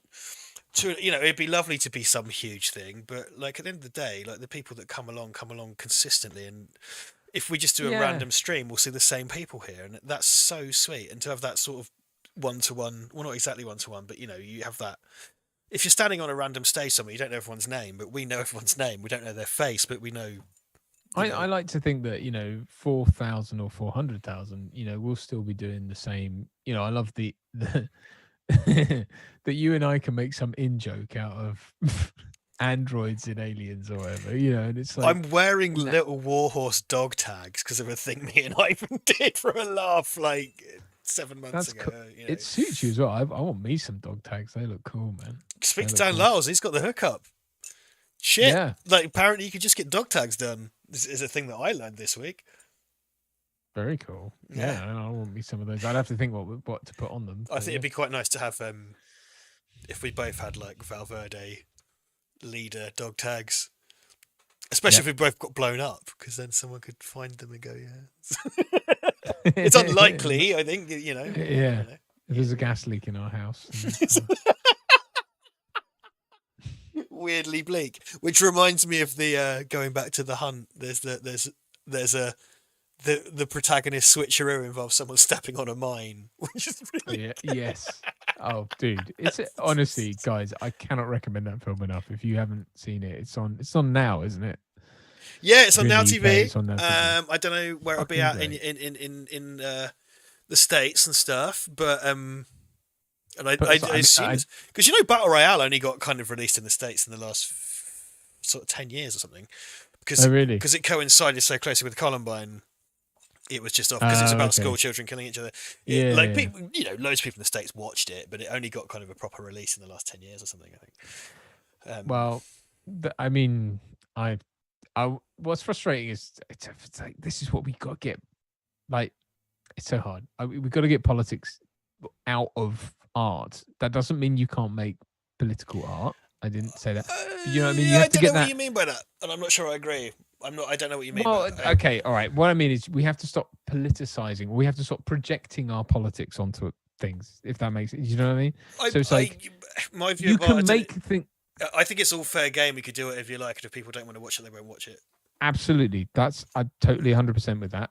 But I think what we have to do as people is stop projecting our politics onto it, because it's like, I had no idea going into it. I mean, obviously I saw. That's interesting to me, by the way. I didn't bring that up earlier, but I didn't know that you didn't know, because it was a kind of stink about, because it's a Blumhouse movie, by the way, and I've got a lot of, because I really liked Happy Death Day. I've got a lot of respect for what Blumhouse are doing. I didn't know. What I liked about it, released. as a student of politics and as someone who's been in that world, there were parts of it when I went, oh, I see what you're doing, and then I went, no, I don't. Actually, no, I don't. And then I've gone, oh, okay. So you set us up. The whole conceit of that film is you set us up to think someone is something, and then there's something else. Yeah, because everyone's a cunt. It's the end result. And the refugee guy who is like, you're going. The film makes you go, oh no, he is. No, he is. No, he is. No, you're a piece of shit. No, he is. And then he's not. He's just a dick. But the rest of them are though. But he's a dick too. Yeah, exactly. Yeah, the rest of them are. Yeah, no, absolutely. Exactly. And again, your main character is not involved in either side. Things are hinted at about her past, but she never declares an interest. Yeah. Well, the whole point is she's mistaken in her identity, and I think that's the point of the film, is that if you went in with preconceived notions, you were mistaken. And what a brutal fucking irony that was. Like, well, exactly. And that's kind of what I mean. And I'm sorry if I didn't articulate that properly, but my point is, let's stop. Isn't that the point of the thing? It's like, stop projecting. Just go with it. Well, that's more about the reading of art rather than the art itself. That's what I was trying to say. Let us stop politicizing it. If it is political, that's fine. Like, obviously, make political things, do whatever you want. But let us stop projecting and stop being angry about things that actually aren't. That's does that make sense? Yes, I hate doing this because I hate talking about politics, because actually so I don't. I don't. No, I don't. I'm trying to stay neutral. I don't hate talking about politics, and you don't hate talking about politics. Neither of us do it, because then it pollutes the channel and it becomes a thing, and indeed, then that's the. This isn't a political channel. I'm just sort of saying in this instant, I don't. I get that. Like, because if okay, I'm going to keep this vague. Yeah. Okay. So if we did a video called, okay, I need to think about this. If we did a video called SJWs are ruining Star Wars, or if we did a video called, I don't know, action films are for Nazis, action films are for fascists or something. Yeah. Right? Yeah. Those are two opposite things. And then either of those would get loads of, you're wrong. Either of those would get loads of views. I didn't know. I mean, either of those would get loads of views. Yeah. Because when you do, because I've seen so many, I fucking hate seeing those channels who just shoot up the fucking ratings because they just kind of do horrible clickbaity fucking. You know what I mean? We talk about films, we talk about textual analysis, we talk about context, and annoyingly we do have to annoy because like political stuff is really integral to film, like of course, you know, it always has been, and art. Well, we're called Val Verde Broadcasting. That has we've made a joke out of the whole kind of thing, like it.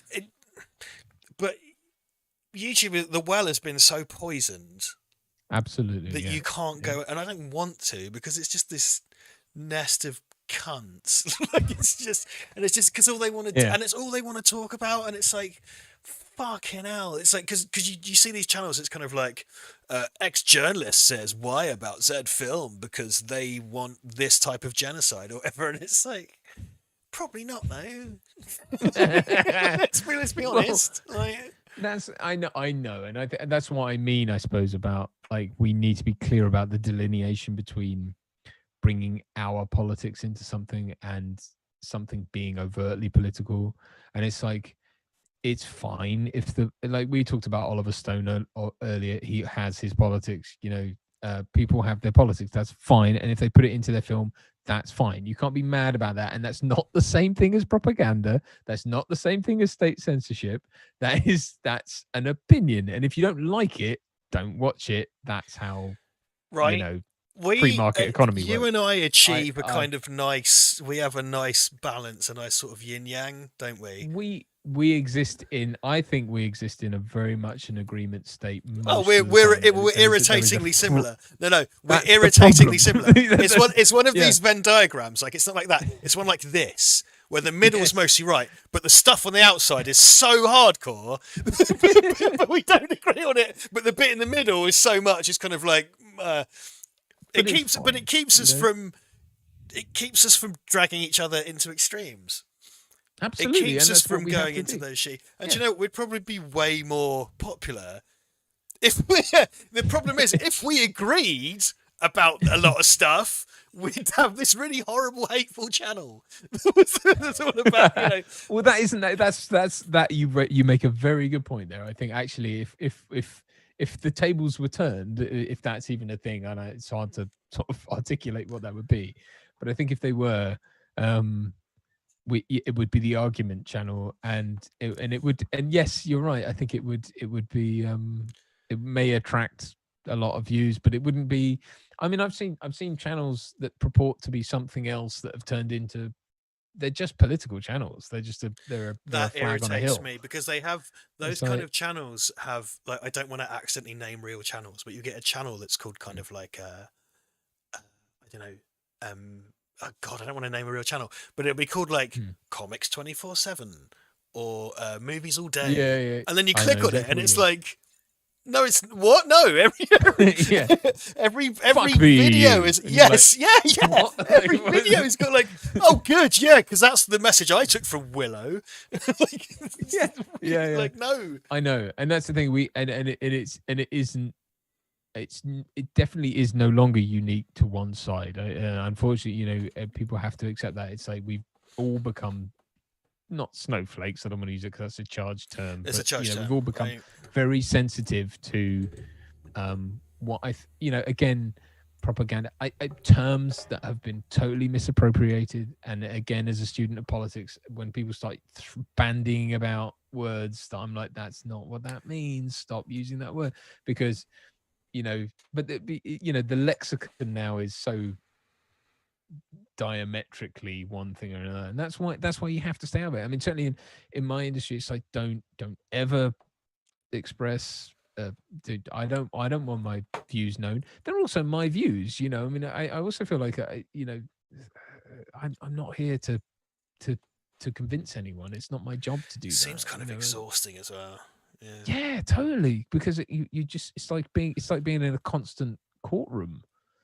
Yeah, I mean, who wants to do that? And again, that's on all fronts.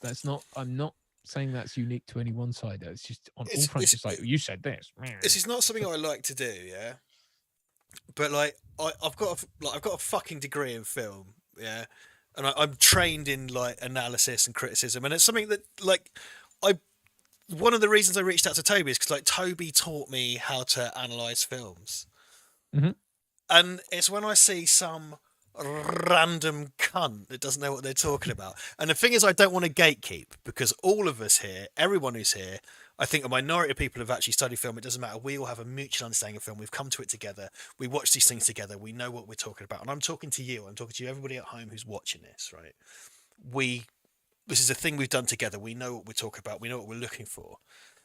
It's when you go to one of these channels, it's called Movies All the Time or whatever, and they've teased out some horribly backward reading of a film to fit their worldview. That's just not in it. And I tell you what annoys me in particular is like people choose to ignore things from films they grew up with. Right. That bothers me, because there's there's this kind of weird nostalgic view of the 80s where everything in the 80s was made a certain way, and it didn't. There was loads of films from that era that challenged the status quo, and then you'll sort of take something from a current Marvel film out of context and sort of go, oh, well, that's advocating white genocide, and it's like, what are you talking about? That's it doesn't fit any concept of critical analysis. That's not how that works, and you've chosen to ignore that in a bunch of films from the 80s that you bum all the time. And it really irritates me, because it has no grounding in actual fucking film criticism. Pure subjectivity is there's no, they might crow on about subjectivity versus objectivity, but they're not demonstrating any. I mean, it's funny, it's interesting. Again, the Venn diagram, and I come at it, academically. I'm at this from the literature, politics, and then I also did, as part of my degree, I did a unit in film analysis. Were you English and politics? Yeah, literature and politics. So very much looking at literature and politics. Yeah, so English literature, but also politics was the main thing, to be honest. But the English lit was part of it. That was, the two kind of go hand in hand. It was, there was a lot in there, but I did, and it was of my own choosing. I chose to do because I was 20 or whatever. I was like, I want to do film, because basically part of the film unit was you get to watch like Batman and Goldfinger in a cinema. So obviously I chose that. But there was also other things that it opened me up to, like Tom Jones, with Albert Finney and stuff. Those kind of movies that I would, I guess, never have seen. So there was an awful lot that course was great, but it wasn't like, again, I mean, I think I don't know, but I was very fortunate in that my university degree, they didn't go, see that means white genocide, or that means whatever, there was no, it was just like, look, what do you take away from that? Let's look at that. Let's look at this stuff. And it's like, as a filmmaker, and you must find this as well, it's like, you can read anything into anything. Odds are the decision to put the camera in a certain place suggests something. It doesn't mean something. It's not, I'm not saying you have to believe one thing or another with what I'm doing here. It's pure, like, even something like RoboCop, which does have very clear, like, delineations between the sort of politics, if you can call it that, in that film. You're not necessarily supposed to go through that and go, I'm going to vote X when you come out of it. It's just a comment on a principle. Yeah. And that was at the height of Reaganism. It's about the kind of Reagan. It was. It was at a height of rampant one thing, but it's like, it's still relevant, because it never sort of says, it's just like, this is an extreme of something. Beware. I'm not preaching to you. I'm just saying sci-fi is doing its function, which is heightened thing, human condition, beware. That's it. I genuinely don't think that. I mean, obviously it exposes the evils of extreme capitalism, but it's not saying like we're here and we have to be careful. It's just saying, beware, don't do this. Right? I mean, this is obviously absurd, but don't, in terms of the human condition, is it that absurd? Let's think. But it doesn't preach. Dangers of. Here's what fucks me off, right? So like RoboCop, like literally has a unionized police force who've been like the police union has always been a thing, but it's about unionization versus a privatized police force, and a privatized police force that literally turns one of its number into meat for a robot they want to make.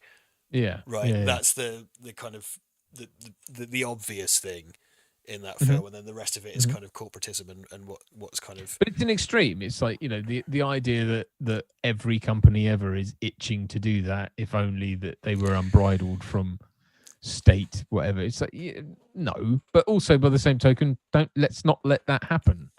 You know, because it could, I suppose, being turned into. I mean, one of the things in RoboCop is being turned into a product by your employer. Right, exactly, and that's symbolism, right? Yeah. Well, indeed, yeah, because that's like, you know, that's one of the things that drove me to self-employment. Was like, I kind of thought if I went to a small business, I'd be all right, and actually, I had a horrible experience working for a small business. The experience I had working for a small business was just as bad as the one I had working for a corporate business, for different reasons. Because bosses are cunts. Speaking as a self-employed person, I can say that because I'm the boss now, and I'm a cunt to myself every day. Do you know what? I think you can. It's different. It's different stripes. I don't blame. You know, I wouldn't use. Anyone who works within the corporate structure is not evil. No, of course not, because most people that work in the corporate structure are rank and file. Like the majority of people in the corporate structure are boots on the ground. It's the people at the top that cream off the money. And anyway, that's the meeting at the docks next week, to quote Bill Hicks. Okay, well, this is the nearest we've got. Duncan and I deliberately avoid this discussion all the time, but something because we don't want to drag the channel down into that mire. Like we would never do a video about this. Again, the sort of the conflict is in the 2%. It's the fringes. It's not in the over. So no, and that's why that's the problem. I we guess, occupy different sides of that Venn diagram, but it's mostly agreement. But it's the kind of absolutely around and the flanges. The flanges. Yeah. You and I have always been able to talk about this stuff very in a very civil way, which is something that I'm not generally known for. Particularly, it's not. I'm not very proud of that. When I've had a few drinks of me, I can be a bit, But you and I have always been. We never fallen out over.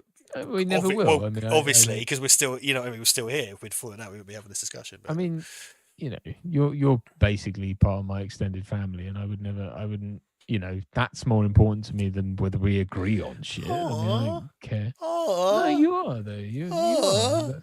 That's lovely. Yeah, you're part of mine too. I love you, man. You don't have to say that. It's just true. I'm going to put it in writing. That's fine. I'll type it because my handwriting's rubbish, but I'll sign it at the bottom. Sans serif. No, but it's true. I mean, Christ. I don't care about a little loving. Yeah, no, we keep it fun. I think it's the thing. So you don't want to be dragged down into that. Do you know what? We all fucking love movies. No, we want to talk God, about movies. no. We want to learn about movies, and that's why we're here. Because because RoboCop, going back to that, I think what I was trying to say. Because if you look at, for example, Sergei Eisenstein and Battleship Potemkin or Strike.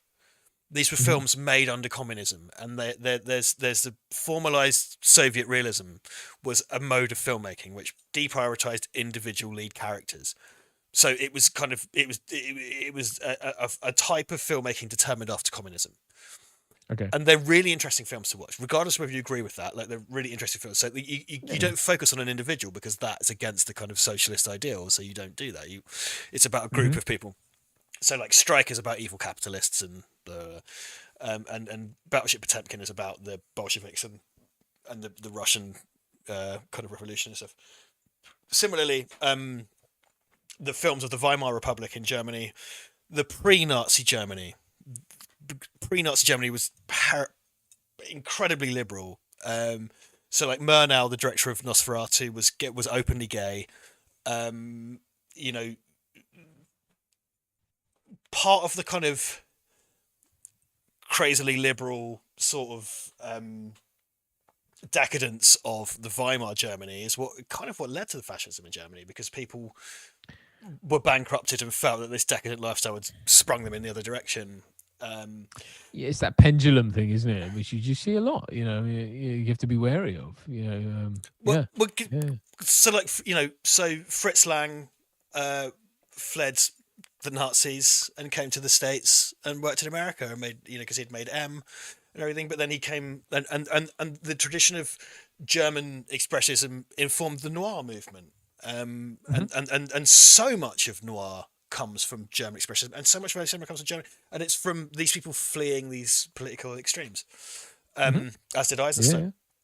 And so much of cinema was born in France, and no one really had to flee France because they'd already had their revolution and all that had happened.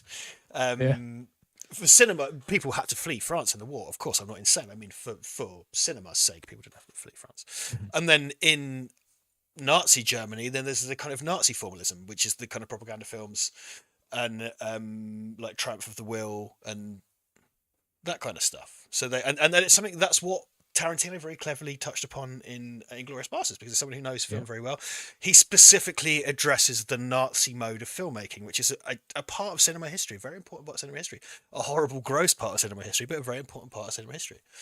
And these were things that were these are modes of filmmaking informed by political movements, and we have been in a type of filmmaking that, particularly in the moment, like, I'm sorry, but it's informed really by capitalism, because films are not everything. I'm not saying all Western film is capitalist, but you remember like when Batman Forever came out, and one of the criticisms of that, it's not necessarily about the film. And you touched on this earlier, I think it's not about the film so much as the products that come along with it. So it's like the t-shirts, toyetic, which is a Batman and Robin thing, but it was a phrase coined. Yeah, because it's about the wider product that has to be sold along with the film. Well, it comes back to what I was saying about people having to sell Men's Health magazines and be a product outside of just doing the job. And this is where the gray area is like, is this a fault of capitalism as a whole, or is this an area of or a market that has run away, has it accrued too much control and run into an area that's like, well, what's this got to do with the final product? I mean, like, am I an actor or am I a commodity? And people will say, well, you have to make your peace with that, and you just have to go, well, yeah, you're here to sell more than just your craft as an actor or your performance as an actor. And it's like, okay, I get that, I do understand that. It's that certain amounts of that are inevitable, but when it crosses over into the whole, like, no, you have to be a clothes horse and a this and a that and a fucking, the Alan Part from the Yoast House, from the Yoast House adverts has him going like, I'm Alan Partridge, I'm this, I'm that. One of the things he does, he puts his watch up and goes, brand ambassador. Right? And it's like, and that is a very, and that's a comment on, and you're none of those things because you're Alan Partridge, but it's like, that's the point, is it's like, this stupid stuff you have to be, and it's like, but I'm just an actor, and no one teaches you. So go to acting school, and then get an agent, and it's like, no, but also, by the way, you have to be a buff Adonis who can sell t-shirts and Men's Health magazines. We never got the hustle in school, and by which I mean film, like university. Like we did film theory, which I loved. I loved very much, and people kind of diss film studies for this. Can I just, before you, because I 100% want to hear what you say. We're running over as well, by the way. Yeah, we are massively. I just wanted to say that I don't know, so I'm not saying I have the answers, but I don't know to what degree that's a fault of capitalism or a fault of just too much freedom in a certain area. I don't know. So I'm not. It's not worth. Don't pull at that thread. I'm not pulling at it. I'm just saying. I wouldn't lay that at the feet. I'm not going to say I'm voting Joe Biden because I can't, because I live here. But you know what I mean. I'm not politicizing that particularly. I'm just saying that there is markets that certain things have run into that I just think aren't conducive to what they do. Anyway, sorry, I'm so sorry. My point being, okay, no, absolutely, thank you for that. My point being that we never got taught the hustle, and something that I know a few filmmakers in my kind of circle who are pure creative filmmakers who only go and make their short films and their stories because they have full-time jobs, and they go raise the money and they hustle the funding, and then they go off and make a film on the weekends, which is like this highly respectable fucking cool thing. And I know, like, my friend Mahiba, he's done a bunch of shorts. I'm in at least one of his films. I did camera for another one. What I wanted for myself, and the position I found myself in, is that I would rather, because I hate full-time work for other people so much, that I would rather make commercial films and then spend the rest of my time trying to do my creative thing. So my full-time work is commercial filmmaking, right? So I'm a full-time filmmaker. Like, 2020 is challenging that deeply, but I'm a full-time filmmaker, and I spend most of my time making things that I'm not going to say I don't care about, because I have to care about them. I have to improve myself through my craft and through my work, and I have to be good to make other people hire me. But I don't necessarily care about the content. I don't give a shit about, like, certain types of paint, or the tracking device that you're putting in a factory, or the new tires that you have. But I have a vested interest in making those commercial films good so people hire me again. Right? That's really, really important. And the benefit of that is that I am a full-time filmmaker. So my skill set improves, my training improves, because I'm doing my own kind of CPD. My kit bag improves, right? So I get better and better and better. And I'm making things that are going to get watched a few thousand times and then forgotten about, but then it sells a bunch of units for some company. But everything I've learned and done, I can then carry on to things that interest me more, such as like the short that we're developing and whatever, and all the stuff we've talked about, doing this channel and whatever. And that was never in school. It was kind of like, okay, here's how Stanley Kubrick has created this evocation of the mise-en-scène, and this is where the record button is. And there was never sort of like, okay, do you want to build a client base? Do you want to do commercial film? Do you want to? Because there's no shame. It's the shame attached to making money, like commercial film. So I would rather make commercial film as my bread and butter, and then have a thing on the side, than work in a fucking hotel as my bread and butter. There's always that push and pull thing. I mean, I agree. And again, no one side has the answer. It's the whole kind of thing of like, oh, we'll just leave it up to the market. Well, we tried that. You know what? And guess what? It's not. I'm not saying that you want state-funded stuff. Like, I'm not saying that at all. But I'm just saying that, I want people. The best. Think about it. Think about your favorite movies. Odds are, at some point in some of them, someone was just daring and made the thing they wanted to make. And they had a vision, and they knew how they wanted to sell it, and they did it in the defiance of all the conventional wisdom that was around at the time. And it's like, well, okay, fine. So, it doesn't work just going by market forces. It also doesn't work, obviously, by saying, hey, government, what do you want me to make? It's like, none of that works. So it's like, well, so there has to be a sort of understanding and all this stuff. And it's like, I don't know what the answer is. I really don't. But I think that it's kind of like you I don't know, you have to, you still have to operate in the real world. You still have to have the confidence that you're making something for an audience who are going to part with money at some point in some way. I think the new model is exciting. I do think there is a way to make all this work. So there is a way to make YouTube, Vimeo, etc. work on a commercial level and on an artistic level. I don't think people have quite found it yet. Obviously, there's the kind of there's the Google ads element to it. I get that, but it's like, it's about finding a way to be able to publish something on a platform that's generally free at the point of use, but yet still makes a profit.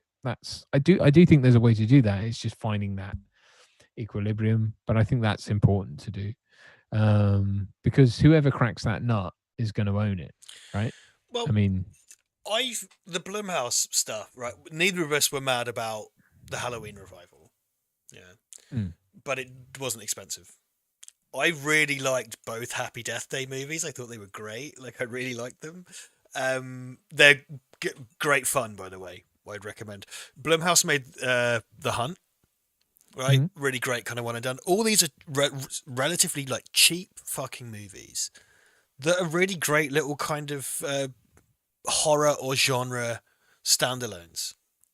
And because like we don't need that 500 billion. Like I can get the reason Endgame cost as much as it did is because it had a guaranteed return and it had a 10-year cycle of films. Like don't get me wrong, like I'm not gonna fucking like I quite liked most of the Marvel films. Have I watched many of them since Endgame? No, because it was a 10-year TV show. It's not because do you know about Freaky, the movie Freaky that's come out. Do you know Freaky Friday? Yeah. Right, so Freaky Friday has been remade like 2 or 3 times already, yeah? The new remake of Freaky Friday is teenage girl gets body swapped with Vince Vaughn, who's a serial killer, and it's a Blumhouse horror movie, and it's directed by the Happy Death Day guy. And it's like, okay, cool. No, because if you're going to take the basic concept and remake it in a different genre, cool. Like, I haven't watched it yet, but if you're going to take it and do it as a whole different thing, wicked. Like, if you've got a reason to remake it, fine. If you're just doing... Because Freaky Friday, there was a Jamie Lee Curtis one, there was the original one, and then there was like another one buried somewhere. Like, it's been done over and over again, right? Oh, there's the there's the one, there's the, Ryan Reynolds and, what's his name? There's the one where they swap bodies. Right, okay. What's that called? You know what I mean? Ryan Reynolds and Jason Bateman, or no, who is it? Someone will tell me. Anyway, there's the whole it's we been woke done. up in each other's body thing. Yeah, and then hey, that's the other Blumhouse I watched. I really liked The Invisible Man by Lee Wannell, the new Invisible Man film, which is about gaslighting, abusive relationships, like as a metaphor. Like, and it cost fuck all. It cost no money, and it's just like, yeah, if you're gonna remake it, like, do this. Like, don't just. Yeah, my wife watched it without me, much to my chagrin. That sounds like a shit night in because it's really bleak. Yeah, well, I want to watch it, but I didn't get the chance to watch it. But yes. Well, gaslighting is a big current thing. I mean, that's a good way to make that. It just seems to have come and gone, that film, but it did get hampered by the fact that it got released right as lockdown happened. Did your wife watch it on Now? I think it's on Now. Yeah. I think, or whatever platform. Yeah. Did you watch Upgrade? Yes, loved it. Fucking great, right? Because if anything else, the kind of spirit of RoboCop. Yeah. The spirit, And Logan Marshall Green is someone I think he just he gets so much shit, and it seems to be off the back of Prometheus, and I'm like, I was about to say the same, and it's really unfair. I think he's great. It's really he's unfair. Great. Yeah. He's great in, Upgrade. I think he's fantastic in, like, it's a physical performance. I think it's fantastic, but dude doesn't deserve that shit, man. He's fantastic. Like, Upgrade was great, and it's got a real So that's Lee or Leigh Wannell did Invisible Man. Wonderful. Okay, great. Yeah, great. And it's a great because Universal has. It's mad because like Universal invented the shared universe firstly, and it was this stable of kind of things of horror staples from literature which have become for the most part. If they're not public domain, they own the versions that people remember, so it doesn't matter. And they've failed to revive that time and time again. We had the fucking Hugh Jackman Van Helsing movie. We had the fucking Tom Cruise Mummy film. What was the sexy Dracula with them? Dracula Untold, Sexy Dracula. Sexy Dracula. Is it? Yeah.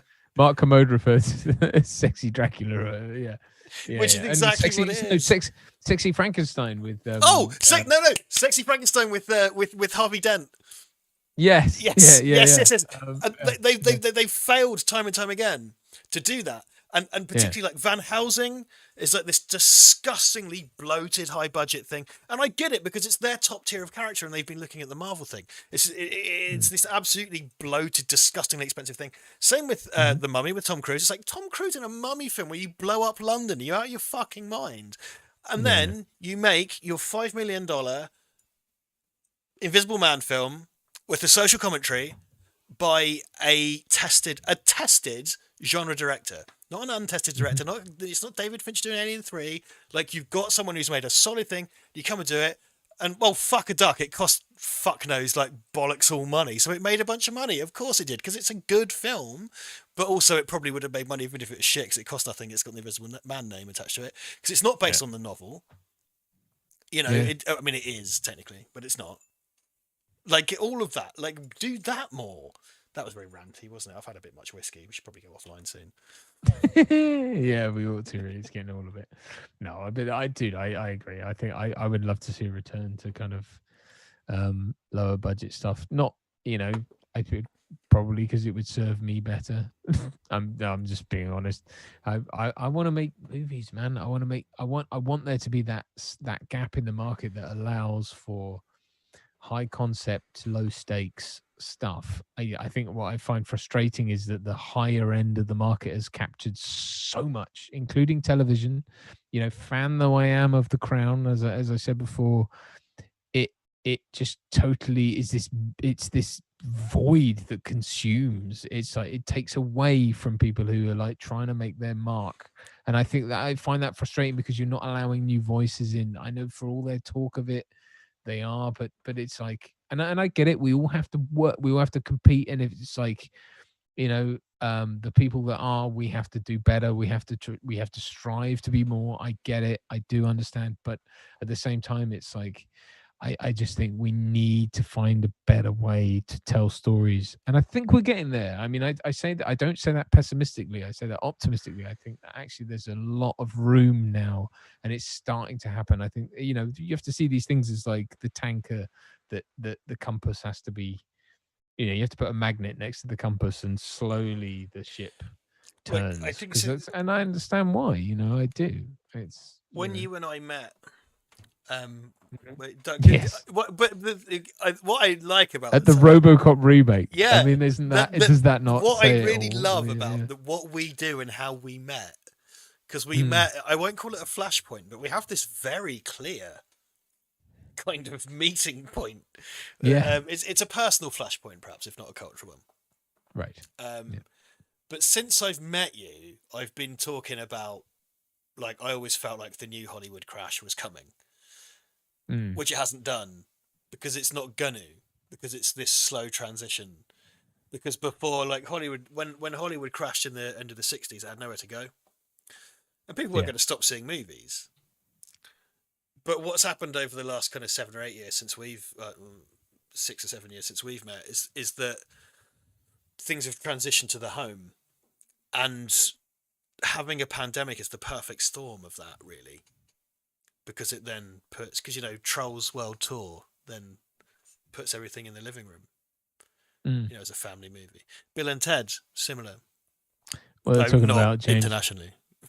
They're talking about No Time to Die being that, Wonder Woman, I think, is being released on HBO Max on Christmas Day, which is like, well, what's that going to mean so for that's us? actually happening, because people are waiting for Disney to cave over Black Widow, right? Because otherwise you're going to be sitting on it forever. So what are you supposed to do?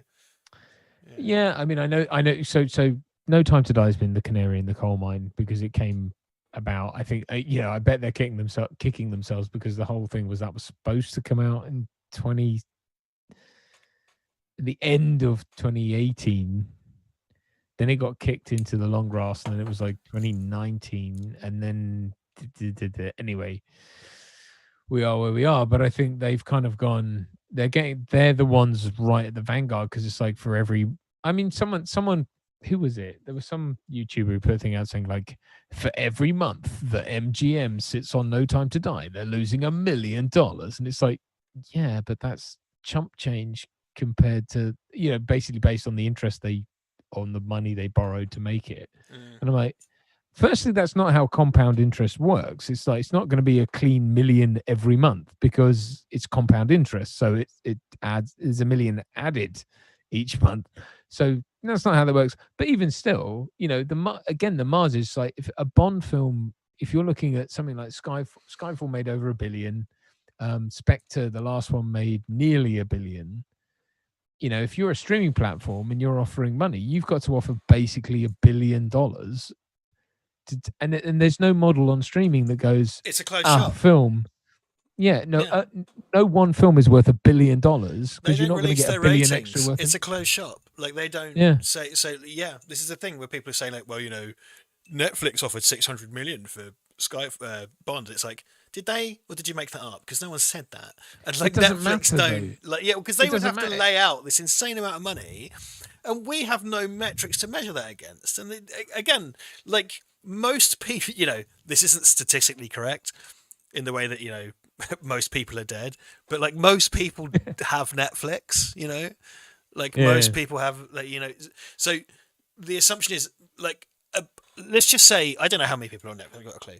Let's say 100 million people watch Bond on Netflix. How many of those people already had a Netflix subscription? So it's not a boost in their and numbers. that's the problem. How can you say that? Okay, so if it's $600 million, you can't guarantee me that you're going to get that back in new subscribers on Netflix, right? So that's the first thing. Secondly, 600 million falls probably an awfully like it falls short of what No Time to Die was projected to do in its opening week or whatever at the box office, right? So the two things just do not work. Now you can say that they're losing $1 million a month or whatever. That's bollocks. But assuming whatever, it still doesn't add up. You still cannot say that film could sit on the shelf for years and still not be worth releasing on VOD or streaming platforms. It just the business model doesn't add up. If you're you would need someone. I think Apple Plus. It's the more obscure services that have it all to play for, because they're the ones, as you say, who don't have the big audience at the moment, who could say, well, we'll buy it, but you'd have to lay $1 billion on the line, basically, and that's because no you could fucking joke, not even close. You've got MGM failing, who need this to work. You've also got Danjak, who go, well, we want this to work as well because we want to make more Bond movies. So you've got these two competing things. You say, no, you know what? We made $1 billion with Skyfall. Just to be clear, we want fucking $1 billion. They're sitting on, and these are both guaranteed successes, really, I think. But they're sitting on Bond and Ghostbusters, MGM/Sony as an entity, because they tried to make RoboCop a thing, God bless them. But their franchises really, and Metro-Goldwyn-Mayer, that's going back classic Hollywood. But they're sitting on Bond and because that Ghostbusters movie, I don't think was terribly expensive, but it's still an outlay they've made as a non-major. A Bond. I mean, yeah. Bond's where the fucking hay is made. Let's face it. Yeah. Let's not pretend here. But they've also got Ghostbusters, which is probably their outlier, and they're sitting on the back of a franchise that, that is a damage control movie, isn't it? Let's face it.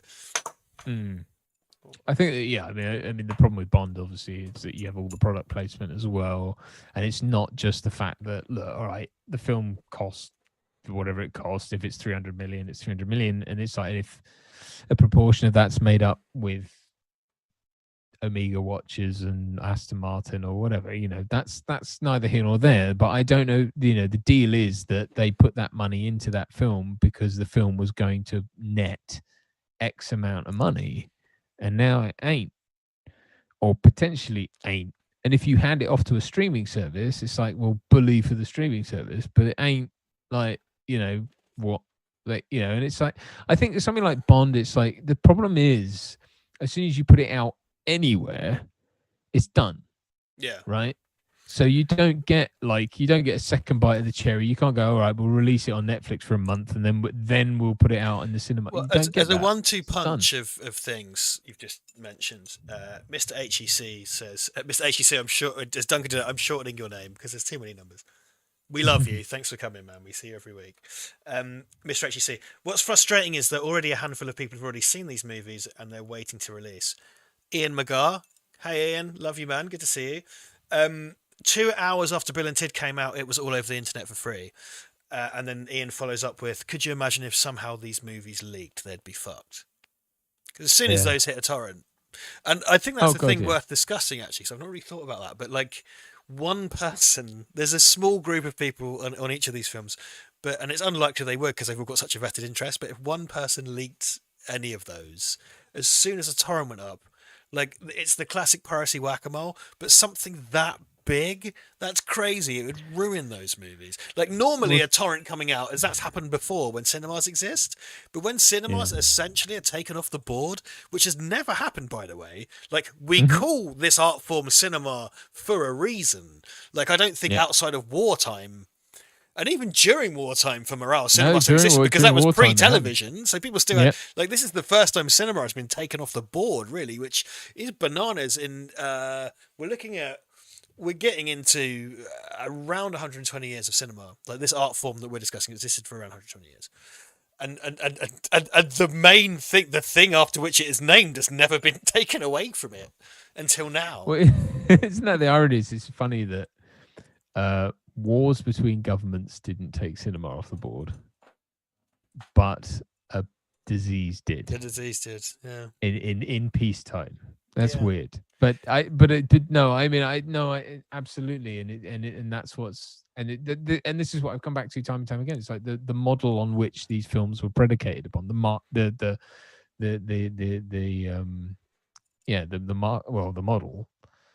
It doesn't exist. It got completely wiped out, and so you cannot expect them to come out in any medium that is suitable for you. The amount of people who've gone like, I wouldn't mind watching it on streaming. It's like, that's not an argument. What are you talking about? It's like, how does that in any way make them money? It's like, but that's I just think, like I say, if you're a streaming platform, you need to offer these people like $1 billion or get off the shit or get off the pot. Something is going to have to happen. Like, home video, and home video, by the way, is really recent. It's really, like, affordable home video is the 80s. Like, it's not, it's not before that. People used to they released a 16mm version of Star Wars that was 40 minutes long or some shit. You know what I mean? Like, that's not, come on. And now we're quibbling over bit rates or whatever. But anyway. The thing is, it's like, it's as old as us, and we're, what? I don't know. Young. No, but we're like a quarter of cinema's history, if that, right, or a tenth or something. My camera's died again, ignore that. It will come back round. Okay. It's fine. Don't worry about that. Right. So like, they released Mulan on Disney Plus, and Disney Plus is a platform that people are already paying for, and then they're expected to pony up another 30 quid, to watch Mulan, and that's why I think that's burned them on doing Black Widow a little bit. Trolls World Tour came out. We talked about this before. I think it was like 18 quid.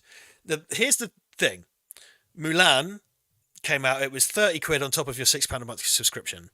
I think Trolls World Tour was £18, but as a mum and dad, like, so say you as a mum and dad and your daughter, like, she's a baby now, so taking to cinema is a waste of time. I take your point. Yeah, it's just that you're condensing 3 people plus snacks. Because you've got to satisfy the kids, and I'm saying that completely seriously because I used to work in a cinema. Like, but like as a single child family. Like, even it's a 50 quid proposition, like, just to go and see a movie. I hear that time and time again from parents that I know. That like it's not a fucking cheap day out. Like, you've got to go and pay 50 odd quid. Like, if you and the wife and the kid go to see a movie, so it's 10 or 11 quid for you, 10, 11 quid for her, and then another 7 quid for the kid. Yeah, so that's £27. Yeah, and you go and sit in a fancy seat and watch it on a massive screen. And then someone says, here's a deal, watch it in your own front room and it'll cost you £3 more. You're never going to do that. Like, fuck off. Like, when Bill and Ted came round, Ivan and I wanted to watch Bill and Ted so bad because Bill and Ted are awesome, that I had to really get out of my way to VPN, because I use VPN to get to the States, and then I had to find a streaming service in the States that would take my English money, such as PayPal. But it was £15 to watch Bill and Ted. So it's £15. It was £7.50 each, which is a smidge less than the cinema to see that. It's a film we really wanted to watch, both of us. We're happy to do that. And, like 2 pints in the pub's going to cost you £10 now, right? Yeah. So it was £15. It was $20, I guess. So it was about £15. And we were like, yeah, dude, I really want to watch Bill and Ted. I want to support this movie so much that I'm going to illegally VPN myself into another country to give the other country my money to watch the film. That's how much I want to watch that. Yeah, fair enough. And it's Fair £50. play to you. £50, £7.50 each. And that was less than an adult ticket to the cinema right now. Yeah. So we did it. Well, that's But it. but then if you and the wife and the kid are going to go see a movie, it's going to cost you £30. I know. Well, that's. I mean, that's. I don't. I stopped short of saying that the cinema chains had got. They were high on the hog of they could charge whatever they wanted, because I understand that they weren't making money off ticket sales. It was all made. Yes, off it's all from concessions. So That's why concessions are such a rip-off. Because yeah, cinema chains suck. They're cunts. I used to work for one. But what fosters that environment is how awfully Hollywood treats them in turn. They're being pissed on down the chain. Like it's So I kind of go, you know what, I do understand, but the problem is they've been all caught. I think where I have sympathy for cinema chains is they just started to move laterally. It's like our local one, they've gone into the whole like big wide leather recliners with a bar and they tried to make it a more finally luxury started experience. make it worth going to. Exactly. And I was kind of like, I wanted to support that. I would go and see more movies as a result. I was like, yeah, I'll buy into your loyalty schemes. I'll do all this sort of stuff. But it's like that got screwed because suddenly everything got taken away from them. And it's a shame because I just think they were trying to operate in a model that was kind of broken for them, but they were trying to add value. When they add wider seats, they lose seats. So it's like they're losing tickets. Well, they're losing sales. The View Cinema in Cambridge went on the wide seats a while ago, and they're fucking awesome. And they lost foot space, but they charge more for the seat. But the understanding in Cambridge was you would go there to have a more comfortable experience, and I was kind of all right with that. The Light Cinema, which took over from Cineworld. Cineworld is a company I used to work for. I have no love for them. I genuinely... I've kind of semi-declared my political sympathies, but they are an awful employer. I hate them.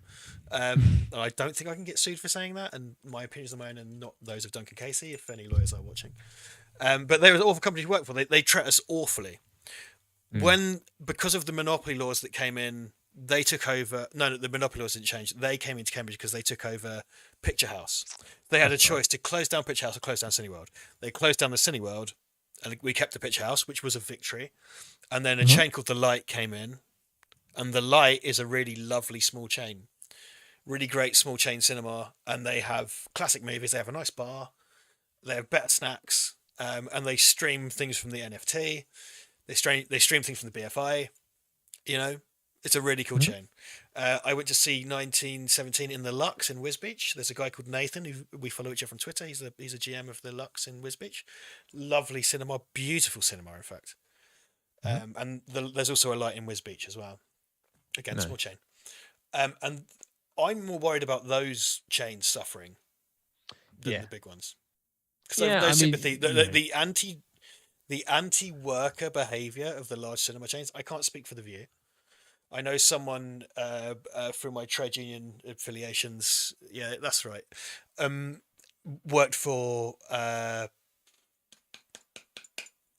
what's the other big chain in this country?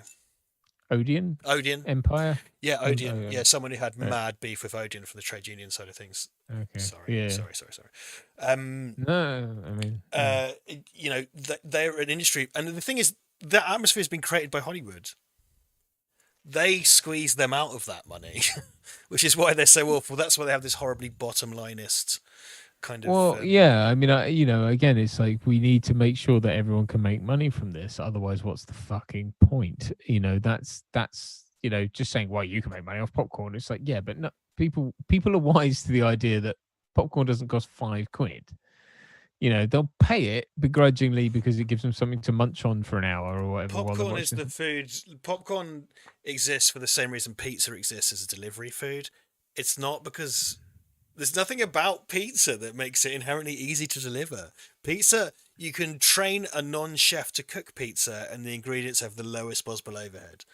And popcorn is the most... Popcorn, I hate you and I have talked about this before. I hate the romanticism around popcorn. Popcorn, like, that's like being fed a bag of grass. That's like someone has said, this is the minimally nutritious food that we can give to you for the highest price. Like, this is a bag of cooked foam that cost you £6. Like, weigh a bag of popcorn. There's no nutrition in popcorn. Someone realised that like you would just graze on it. Like, it's barely food. I hate it. It's the worst. It really riles me up. I hate that. It's the worst. I mean, they're never going to sell bags of broccoli, but I hear you. Yeah, exactly. Because you can cover popcorn in sugar. You can't do that with carrots. And also, do you know what? If you're doing carrots, it costs more to cook them. They take longer to cook. That it's really so down to the line that your electricity costs more. Your water costs more because you could do bags of carrots, but it's more expensive. Like popcorn. We found the one thing that if you look at for a bit, it turns into something edible. That's how popcorn exists. I like popcorn, but whatever. It's the worst. Stop eating popcorn. All right, fine. Dude, look, we're gonna have to. Yeah, can we? I'm dying for a pee. I'm dying for a pee. Me too. I just really, really, really, really quickly, because bless him, he said it a bunch of times, and I feel like we ought to very, very quickly address it. Sam Montgomery, he said, "Hi guys. Firstly, hi Sam, and it's great to see you. Guys, where do you think the discussion on objective film criticism comes from? Do you think it came from a desire for universal standards? I thought art shouldn't have that." Does that make sense? Last Jedi objective review. That's our take. I think that solidifies our take on that, because that's something I thought of. I watched a lot of internet criticism claiming to be objective, which is preposterous and impossible. Yeah. And then Absolutely. Duncan came over to film some stuff, and I said to Duncan, "Hey, isn't that dumb? Isn't that funny? Do you think we could do something like that?" And then you and I kind of made that up on the spot, right? We went to I think I had the initial idea, and then I spoke to you about it. Yeah. Well, no, because we just went to IMDb, and I think we took on the day we took all the bare facts. And then, and then, like, literally, I think the idea was my idea, but we wrote it. What I'm saying is nobody wrote that. Like, we turned up on the day, and it was like we printed out the list of facts, objective facts, and then the idea was he would tennis them back and forth. That's why that video has 2 bits where we just crack up laughing in the middle, because because it's impossible. That's ridiculous. There's no such thing. There's no such thing. There's no such thing. Yeah. And I think the internet loves to do that because it's a cheap click, isn't it? Well, again, let's not get too much into this, but it's that thing of accusing something of being propaganda when it's like, well, that's your bias. Yeah, and you can't possibly call it objectively propaganda. Like, no, of course not, because it wasn't funded by the state. So what are you talking? It like might be someone's like going back to Battleship Potemkin. You could objectively call that propaganda. Yeah. Triumph of the Will is objectively propaganda. Return of the Jedi had a girl in it. I mean, well, exactly. And it's like even if. Like Ryan Johnson's thing was I'm going to promote left, and we've had this discussion. I don't think so, because I think there's plenty of stuff to counter it. But it's like I don't like the film, but it's not because of that.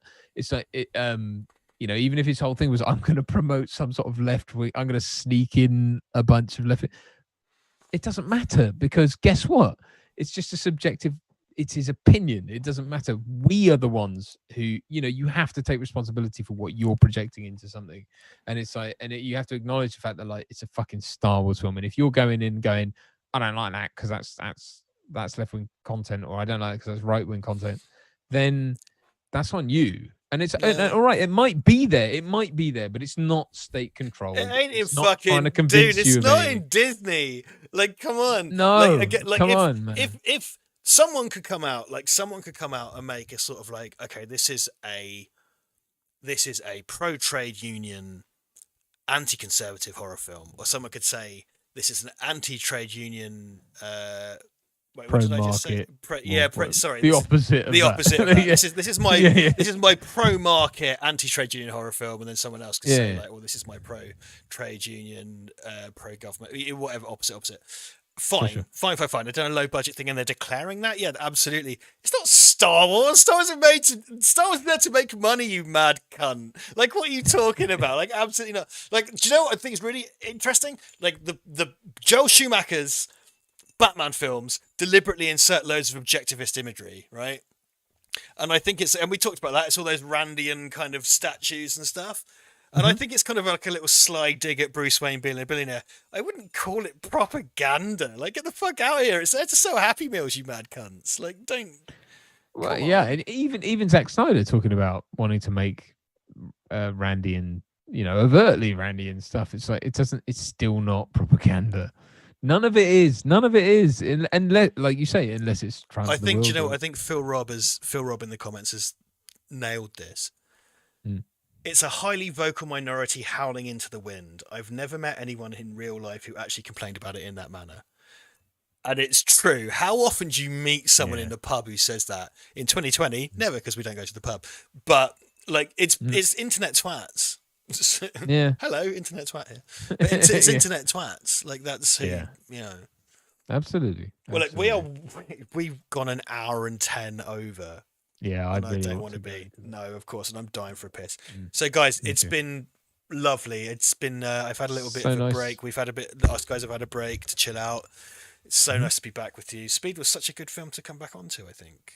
For sure. Yeah, I loved it. I love this film. I really do. So thank you everyone for sticking around. Well, we're going to smash into a updated credit roll for November. For all y'all that on Patreon, we love you. So we're going to go over. So cool. We will see you next week, and we're going to retire. Goodbye. Good night, everyone. Take care.